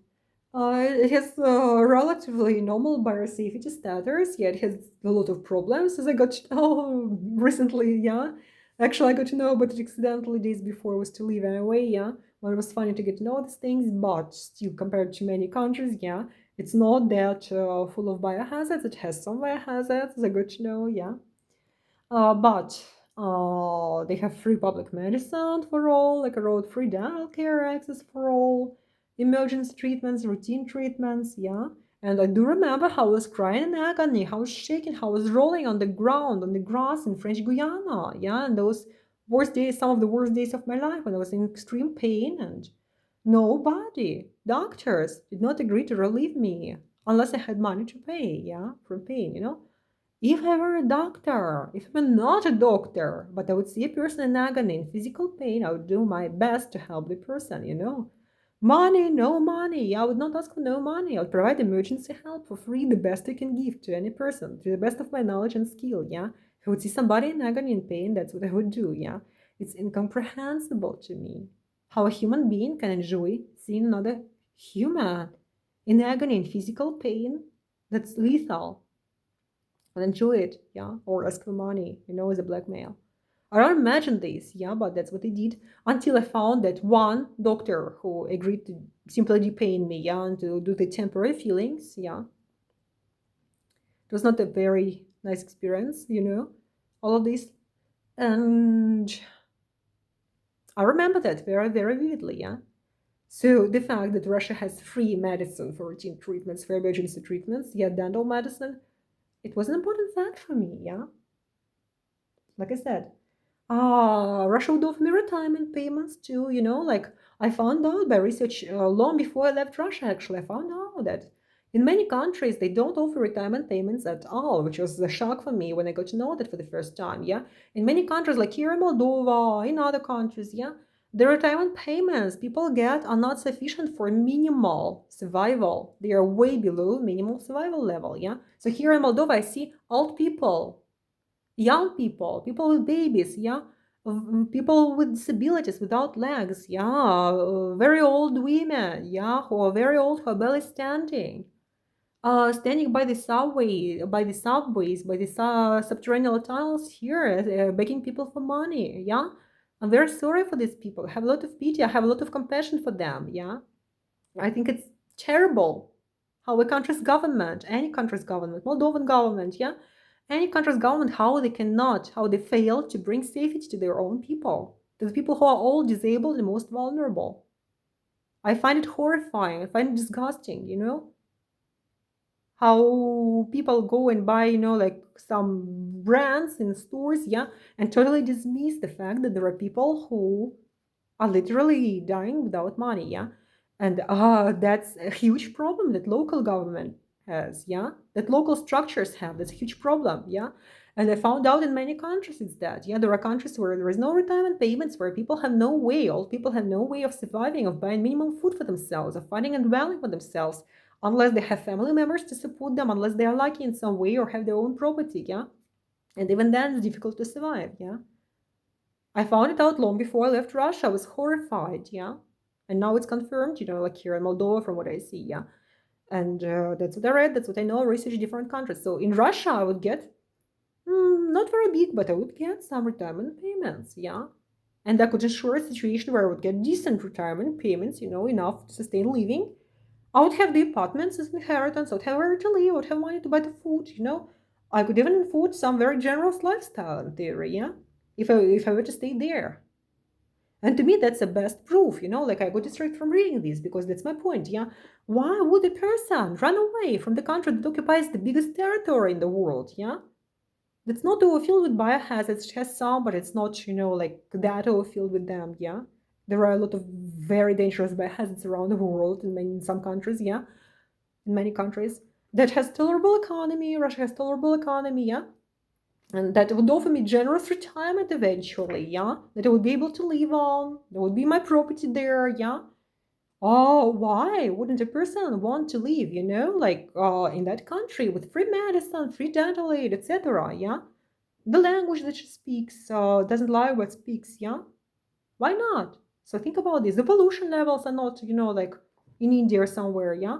I don't want to insult no country, but yeah, but that's important, like environmental index, etc. Yeah, like all those different parameters. Yeah, so you ask yourself a question: why did I go out of the territory? Why did I keep running and screaming repeatedly? Yeah, now I went to nowhere.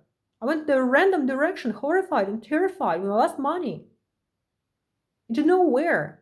I'm scared here. I'm scared of these people in the corridor, yeah? I have nobody to support me but God. And I'm scared to hell. I'm exposed to biohazards that were intentionally exposing to me to biohazardous things here in Moldova, trying to infect me deliberately.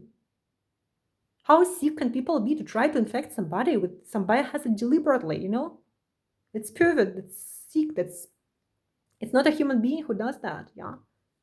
And my suspicion is that it was Moldovan people, but they were orchestrated by some Russian people. That's my suspicion based on what I heard, yeah. And there I am, like I'm exposed, I'm suffering, I'm vulnerable, I'm absolutely helpless, I'm absolutely horrified. Yeah, I have nobody on my side but God and myself. So you ask yourself, why would I leave? Like a financially comfortable situation, an environmentally relatively comfortable situation, yeah? And Russia is pretty beautiful, like if you look at the architecture, yeah? Has a lot of space, yeah? So why would I run from that situation? Where I had property, where I had family, where I knew the language, into nowhere. With two suitcases and my old, exhausted 39-year-old self, yeah? Scared into nowhere. I'm not enjoying anything. So that's the best proof for you, yeah? Every action, every choice, every decision has reasons, has motives, yeah? Sometimes you might not analyze the situation to 100%, but there is always factual reasons that make you do things, yeah? Material reasons, factual reasons, physical influences like physical forces, yeah? That do make you, act in certain ways, make certain choices, yeah? So I'm inviting you to think of that if you don't believe me, yeah? I'm continue reading this, yeah? So that's what I wrote, yeah? I did remember French Guiana, yeah? So in Russia, yeah, technically I would have access to emergency services, yeah, stuff like that, yeah. But yeah, that's the best proof to me, yeah.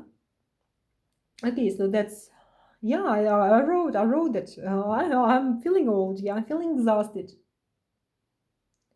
I would inherit eventually some property. Yeah, I would be financially safe. Yet, no matter how exhausted, how sick, how terrified I feel right now, yeah. And basically, I'm looking for a ground to drop that on and to finally rest, to finally just sleep. Like that's what I would want, yeah.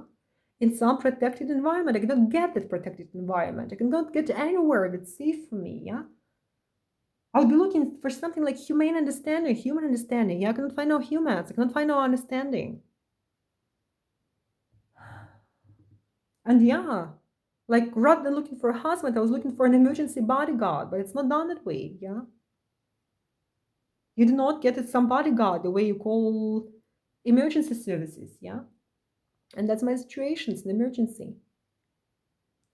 And like I said, I'm not looking for prosperity. I'm not looking for adventures or benefits. I'm fighting for my life, my physical body, for decency. Because I want to survive instead of letting them physically kill me and mentally disintegrate me. And it's a question of principle for me that not a coin of my parents' money and not a brick from my parents and my elder sister's property will go to those criminals who torture my family and me to steal this money. I said criminals should not get financed. And I mean it. Criminals should not be financed. And finally, I wrote some information, some final important information that gives a clue to my story, my disorder. So I am going to talk about it in video. Oh my God, why is it wrong? Yeah, the messy room where I'm in. Because I was trying to see the charge. For some reason, it's not showing me the charge. No, there is the charge, thankfully. Okay, and the recording is going on, hopefully. So I'm still going to read this here. I wrote some limited information about this in Russia, which I'm going to read out to you anyway right now. Yeah, but I'm going to make a separate video, a more complete video about my brain disorder per se. Yeah, where I'm taking care. I wrote here in Moldova. I used some elements from what I'm going to read now, but I wrote most of it here in Moldova. I'm going to make a separate video with this, so please watch that one too. That's very, very important. Now I'm going to read this one to you. So, like I said, I did not actually intend to tell the most important piece of information in the last turn, but I would have had broken the chronology of my story if I told it before. It's extremely important that you consider this information when you analyze my story and how the persecution was enabled and amplified. It's going to give you the understanding of why I'm so extremely threatened now, or actually trying to find a bodyguard husband in some barely realistic attempt. Briefly, maybe you read Jason Bourne novel, or watched the Jason Bourne movie. Split identity stuff, dual personality. I read the book in the US during some of the most tragic events of my life. It was not an immigration prison, just to comment. It was when I was a student there, yeah, 2012/2015. A long time ago, yeah. Some tragic events I'm not gonna dwell on now. I'm not gonna be telling you about them now. Yeah, I'm very exhausted, very tired. Yeah. So I read that book, yeah, and somebody told me that it was a very bad book. Because according to that person, the real Jason Bourne was that brave agent whose consciousness was being ousted, whose consciousness was being killed by the CIA because he presented danger to them and they needed him out of the way, out of their way. Instead, they developed artificially an alternative identity of that peace-loving, cowardly, clueless oriental scholar, as I can remember now. Yeah, I do not remember it very well. It's been years ago that I read it. But the person told me that they artificially developed that fool's identity. It was not the real one of that cowardly, lazy scholar, oriental scholar, something, yeah. It was the opposite of what the real Jason was, according to that person, yeah? And according to that person who was talking to me, the psychiatrist friend was in fact Jason's worst enemy because he was working hard to kill his brain and only to live that false game identity, fake identity, artificially created by them, of that brainwashed rental scholar who represented nothing. And that Jason was gradually being killed completely by the suppression and destruction of his real consciousness, of his only real consciousness, yeah? So I'm Jason in that sense, yeah? It's not a crazy statement here, but it's a parallel. My mind is split. I believe that I was born healthy. And then in those early years of childhood, I believe that they assaulted my brain and body, causing the split and other terrifying effects, some of which I told you about, yeah? That book in kindergarten that I never told, remember? I wonder if I may have. Let me ask you, what do you feel when you go to sleep, when you wake up? What is the in between there for you, yeah? How do you experience sleep? I'll tell you about myself. I feel exhausted, my brain is turning off, I go to bed or to the cover on the floor that I habituated myself to sleep on because of no normal bed access. While I was writing this from Russia, remember, yeah? Before I left it for the final time in Moscow. And I close my eyes and my mind dozes off into the unconscious. I often sleep till the alarm rings in the morning. Sometimes a body or my own physical need to use the bathroom, for instance, or a nightmare even can wake me up in the middle of the night. And I can then go to sleep again or stay awake. It sounds ordinary, doesn't it? I was told by multiple witnesses from varying nations, varying demographics. And I was led to fully believe, on the basis of objective existing evidence, that I'm something in the middle of a sleepwalker and a fully, completely split, completely separated, fully externally controlled in half identity case. You want to imagine how scary it is. It's ultimately scary. And it's an ultimate vulnerability that basically hands over your body and brain to anybody at all who wants to assault you, to misuse you, to abuse you, yeah, for any reason. So when my brain is completely out and turned off, my body gets up. My body gets up from bed with some unconscious or deeply subconscious, I believe it's totally unconscious structure, mechanism activated in place of my brain instead of my brain consciousness. And the resulting effect is that of a person on overdose of illegal drugs. It looks like a person on overdose of illegal drugs or somebody who is chemically decapacitated in a broader range of comparison. My body, my unconscious body, can walk and talk in some slurred, modified, slow speech, as I was told, with eyes opened in that state. Not really talk, like I said, slur and mutter statements that you could possibly elicit from a badly drunk person. My body does not realize, it's unconscious, my unconscious body does not realize where it is, what it's doing, what it's supposed to do, what it's ordered to do by intentionally evil others or idiotically evil others, or both. My body, and it's always both, because evil is idiocy and is evil, yeah? So, my body does not realize who the people surrounding it are and what they're doing to it. It doesn't realize torture or abuse or rape. It is fully unable to exercise any self-defense. It's like an imperfect robot who would not be able to defend itself against external destruction because it lacks such mechanisms. Worse, my body is following orders from external sources, no matter how killing me or how idiotic. It's capable of being interrogated, but not capable of having the same analysis or information base or responses or self-defenses that the conscious I have. So interrogating it does not lead to the same responses or conclusions that somebody could get from interrogating the conscious me. In fact, they get very, very different responses through what I heard so far.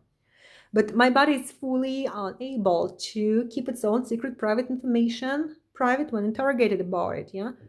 So already here in Moldova, I heard those people mentioning my secret nickname I used years ago. Yeah, there was a story about this. Yeah, they used to call me, like by the names, multiple names, like I used for myself that they were not supposed to even know, yeah? But that was a nice story, yeah? That was by one person, that was a nice story, there was a nice exception, yeah? Usually it's something bad, usually it's something, like very, very different, yeah? So I would never tell that to anybody, yeah? Wouldn't need to, wouldn't want to. So, but like I said, my body is fully unable to keep its own secret information private when interrogated about it. When it comes to this disorder, nothing is my choice and everything terrifies me. So in that state, I have absolutely no agency, no perception, no memory being recorded, yeah? Like right now, I'm recording this video, it's being recorded, yeah? But in that state, nothing is being recorded in my brain. Nothing is being processed. I have no memory of it later, yeah, and I have no cognition or perception in the first place, yeah. There is no consciousness there. When they are torturing my body, when they are raping it, when they are abusing it, when they are forcing it to do things for them by force, yeah, when they are threatening it, there is no cognition there going on. This body is totally helpless, and it's my body, it's my physical body, it's my information, it's my property, it's my life, yeah. So, like I said, my body is not able to defend itself or my property in that state, physical or intellectual or any, yeah, it becomes meat, minced meat, that they can kick or tear apart or torture or rape or kill as they want. Somebody compared me to Syria when I was in Mexico, when they realized a few things about my disorder, maybe, yeah. Then that person says, spent the next day insulting, trying to abuse and insult Siri application, his phone in the cellar, yeah, it was very, very stupid and ugly. The worst thing maybe is that whoever abuses my body in that state or entertains with it or interrogates it are preventing it from having its due nighttime rest. Meaning they make me neither sleep nor wake. Imagine that, yeah? And basically they're killing me in between those two states. There are recurrent periods of intense attacks in my life where I fear I'm being ousted into inexistence and death. Death of my mind through that. Death of my body through that, yeah? It's terrifying, it's horrible, it's ultimately scary. And after nightly torture, my sleep takes not due 7 hours, but 7 hours plus the duration of the torture, however long it lasted, yeah? Or if I wake up to an alarm, it may be that I didn't let me sleep at all. They decide if they let me sleep or if they don't let me sleep. I heard them talk about this, yeah? So it may be that they didn't make me sleep at all, let me sleep at all. And then I'd be falling from exhaustion during daytime. Like when I barely could make it to this hell place of torture where I resided then, after some incomplete shift at the jeweler shop assistant job, yeah? I remember how I was barely making it, I could barely walk, I was falling from exhaustion, my brain was turning down, turning off, yeah, my body was turning off, yeah? I could not exist because they were torturing me, they were depriving me of rest, besides causing me irreparable health harm and physical torture. They were depriving me of rest that my body critically needed. And I was not able to have a job, I was not able to move, I was not able to do nothing, I was not able to think normally, yeah? It was killing somebody in a very pure way, killing somebody's body and mind, basically, yeah? So, like I said, how did they get access to me? I was told my body gets out of premises. It goes out into corridors, out in the streets, and it's not a joke. If someone calls or gives orders, for example, to open the doors, open the windows, my body does just that, regardless of who is ordering, of who the attacker is, who the attackers are, what they're going to do to me. My body is helpless in that state. It's blind, it's decapacitated. Like in Jack Reacher's novel. He has a novel, it's called Running Blind. Running Blind. And it depicts something like my situation pretty much, very similar, yeah? Like Alexander Dumas has very similar, it has the same cases. Yeah, Alexander Dumas' later novels have similar cases, yeah, depicted like his characters of Andrea and his character of Lorenzo. So Andrea, Lorenzo, my case, read Dumas, read Jack Reacher, Running Blind, yeah. Those are not fictional narratives. They represent my problem. The uninvestigated, unexplored, unknown properties of the human brain and the split brain disorder. The Russians here, there in Russia, in Moscow, who were doing crimes, who were harassing me, and some of the local police there asked themselves the questions: is she adequate or not? Is she an actress or not? Is she an idiot or not? Is she capable of self-defense or not? So they are idiots. I don't understand how people can be so idiot and so evil. I wrote this, yeah. That is my opinion, yeah. Because adequacy status is not a dichotomy. It's not a question of whether a person is adequate or insane as two mutually exclusive options. It's not like that.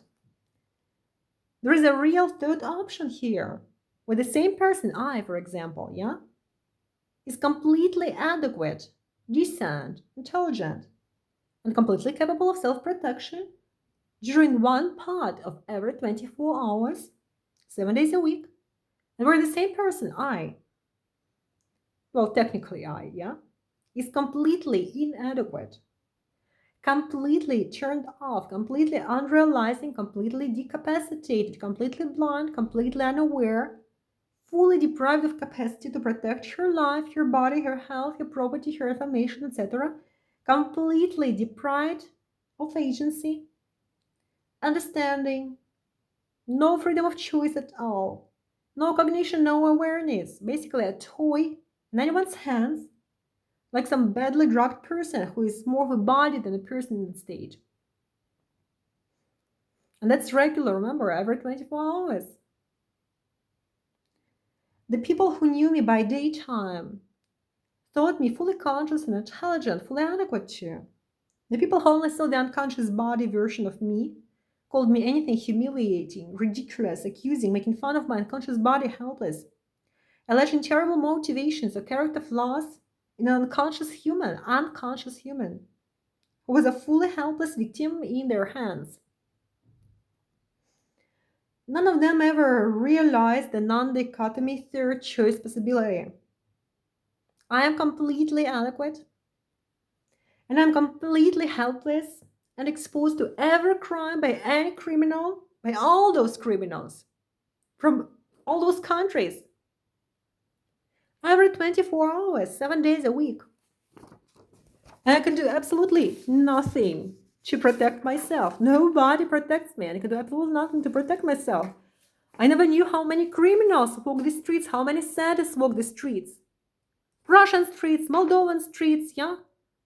The streets of many countries where I've been to. And how criminal and evil and idiotic those people are, how dangerous they are, what psychos they are, how sick they are. And how many criminals, it seems like 90% plus of them, are ready and willing to commit crimes over a person who they know is unconscious, who they know cannot protect herself.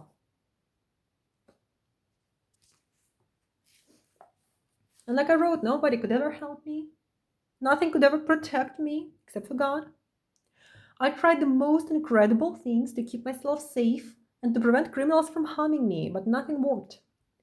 I tried the wide spectrum of any thinkable and unthinkable solutions. Nothing helped me. I'm alone with my terror. I'm alone against those attackers, multiple attackers, individual and groups and herds, crowds, murderers. Well, God is with me. I wrote it here. I mean it. I think it. Yeah, God is with me. And good forces are with me. I believe. In Novosibirsk and Moscow, they were saying that I was a local duty whore, according to them, yeah, according to their allegations, who gave it to anybody for free. I do remember one such account in Novosibirsk, or in Moscow. I don't remember where it was exactly, but I remember one woman who claimed that they put me in some apartment with my buttocks up naked, bent, in some apartment, allowing anyone to do anything to me. And they were saying that they were all, well, gang raping, fucking, I wrote here, yeah, that unconscious body. So don't ask me if they did it to my body in truth or not, because I have no idea. In that specific situation, yeah. I know they say they have been gang raping me for years, yeah. I know they say that I have been gang raped in America during this 2012, 2015 years, yeah. By all of their criminals. Then they were saying that all of those local criminals in Novosibirsk and Moscow had it with me, quoting them, yeah, were raping me, were gang raping me, yeah. That we were using me for a whore, yeah.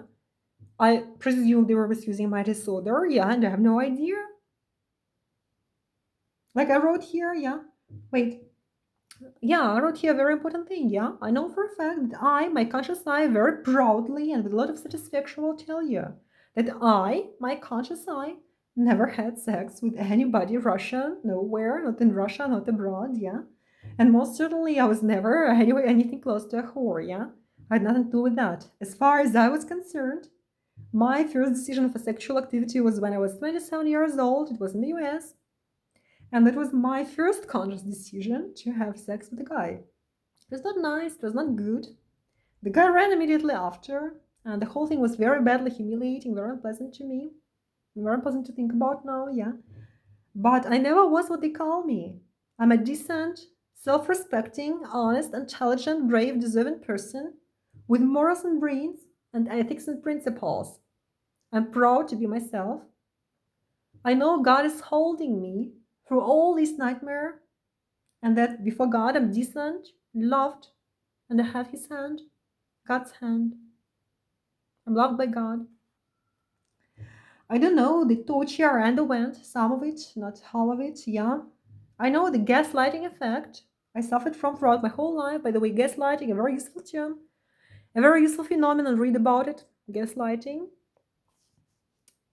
So, yeah.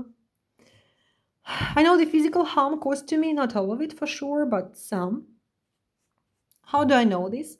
Body consequences, body traces, apartment traces, property effect, like something missing, something stolen, my phone, something destroyed, my phone changed settings very visibly overnight. Yeah, I told you about this, yeah? But mostly, my body effects, the irreparable health harm I was talking about, yeah? The symptoms suddenly appear and this illness is suddenly appearing, yeah? Bruises, yeah, injuries, broken legs, all that, yeah? Appearing out of nothing. Good morning to you, yeah? But mostly it's what the attackers and witnesses themselves say. They don't hide what they do. Not all of them, that is. The public that they share their crimes with, they're talking about this. So you can hear it during daytime. It's very curious information to listen to, really, yeah? Very terrible information, very horrible information to listen to, but very educating, very curious, yeah? I was writing this, as I wrote here, throughout one night I actually did not sleep. If I don't go to sleep, I might not suffer the effect, but I also have evidence pointing to the unconscious blackout periods even when I think I'm not sleeping. I had an experience where my consciousness went down at the point where I was going to buy dinner at night. I intended to not sleep in order not to be attacked. It was in 2015 in the US when I was in some very tragic circumstances there. It's a very bad, terrible, life threatening situation there. I got to my senses.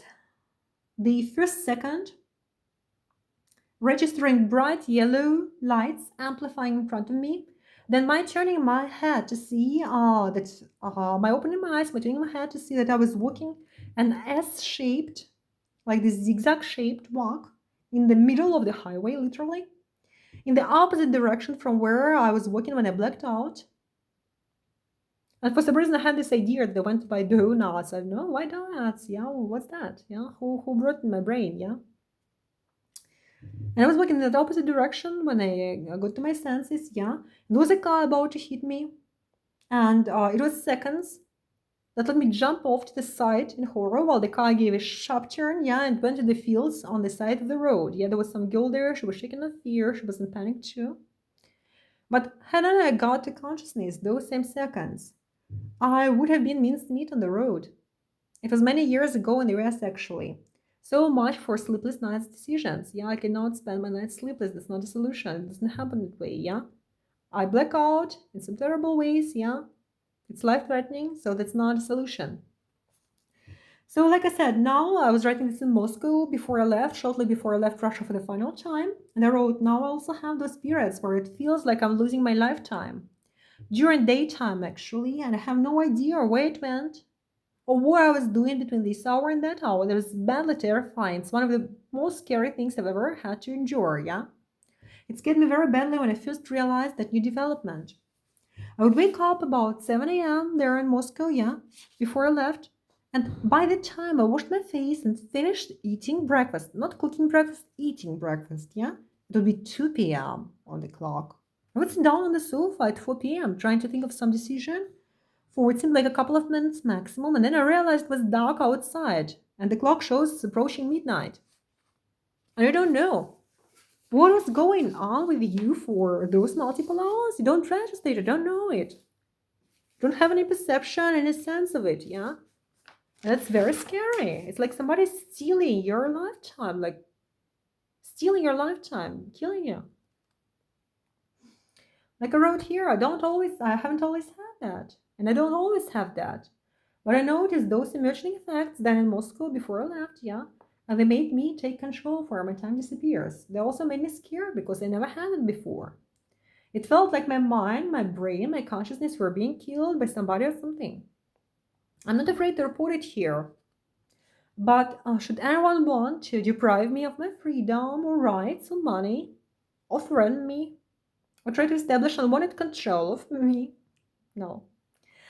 I will consider myself as having the moral and legal right to deny my own every word in order to fight for my choices and for my control of my life. I hope this is understood. Even now that I'm making this video, I hope this is understood, yeah? I was used as a subject of research in Russia and in several other countries I'm not going to mention in this video, yeah, as I believe. Well, basically in Serbia, I can quote one guy who said a very interesting thing. Yeah, he realized, in part, what was happening to me, yeah? And he said, quote, it's unclear if she has no control at all during those states, or if someone external is controlling her but at a distance. And he said in both cases she's dangerous and we want her out of here. In both cases she's dangerous, end of quote, yeah. The US immigration staff, yeah, they knew I was blacking out. They were waiting for the spirits to torture me. They tortured me physically in those periods, some very specific way, yeah. I heard him saying that they knew I was completely out. I was completely not in my mind then, yeah? They would wait for the spirit. They would wait till I go to sleep, yeah? They would know when to engage in that specific torture of me, yeah? And I could not help myself at all. The Russians, many other countries, yeah, they knew what they were waiting for, and they were waiting for it, yeah? The remember in French Guiana, you know, some woman who looked like a prostitute instructing some criminal who was threatening me, standing over my head when I was trying to sleep in the street, saying that he just needs to wait a little until I fall asleep and get in this state to rape me, to do whatever he wanted to me. She was saying it to him in my presence. You know, I was trying to sleep, for God's sake, on the street. God, people, that's terrible. That's terrible. It's horrible. It's so frightening, yeah? I'm gonna continue reading this, yeah? So, like I said, I also ask you to understand that I'm a human being, I'm not an object. Meaning any research over my body and brain should be subject to the informed consent of the real, conscious, daytime I. Yeah, like myself talking to you now, yeah? And it should be subject to the wide spectrum of legal and ethical guidelines and controls and restrictions, yeah? And if at any point I do not want to engage in this, yeah, I have every right not to allow this. So the nighttime unconscious walkie-talkie body is not able to give any informed consent to do anything legally binding because it is unconscious, below cognitive agency level of a badly overdosed drugged somebody. I use the distinction here of daytime versus nighttime periods purely technically because the real factor triggering the unconscious state split from my eye emerging is the decision to go to sleep, whether it's night or whether it's day. So I have been mostly sleeping night times with a few rare exceptions, but it's a sleep decision. It's not a night-day dependence, yeah? What I'm intending to say is that nobody with brain and morals should simply decide that they know better and do things to my unconscious body, to my unconscious split part, that bypass my consciousness, consent, or rejection, or do research on me like I'm an object, or deprive me of my rights to awareness, to information, to freedom, to protection, that are to be maintained, to be observed, my conscious daytime, I, that am myself, and not as part of tricking me or misusing me into that unconscious split helpless body. This disorder is not my fault. I believe it was intentionally caused in me by external criminals when I was in my earliest childhood. My parents never knew about it. I told my father in the latest years for the first time, and I myself got to know very gradually through a lot of gaslighting, terror, panic, overcome, for fear and comprehensive investigation of what was being done to me and what was going on. This disorder was yet another major reason why I have been hunted and targeted and destroyed since the beginning and until this moment now. The situation likely to change unless I manage to get a decent person for a husband, who in a lot of theory may be able to willing and protect me physically when I'm fully vulnerable and exposed. That's the road here before I left Moscow for the final time. So now basically I almost lost this hope, yeah. It was a recurrent theme. Some thinking me dangerous because of control questions and the split, while some others never realizing their own crimes against the helpless me, while others yet killing and destroying me intentionally. Because, according to their own words, I was dangerous to them as a living victim, witness, and evidence and proof of their crimes against me. And they would go to the extremes to rid themselves of me in those capacities to make sure I don't exist no more.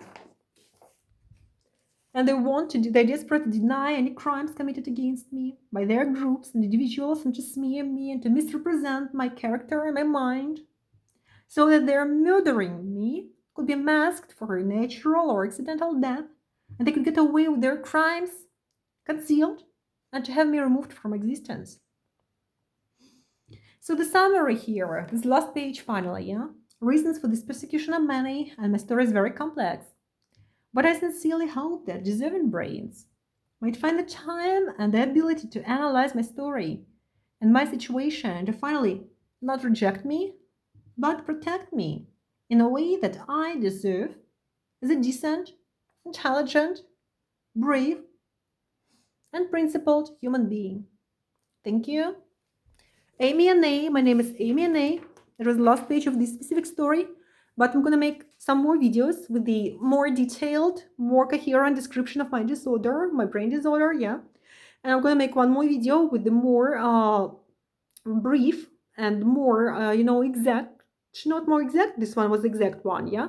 But I will make one more video with a more brief and kind of summarized description of the reasons for my seeking asylum, yeah. Okay, thank you so much. Please watch my videos. Please take part in my story in a decent way, not in a criminal way like those people are doing. Thank you. Amen.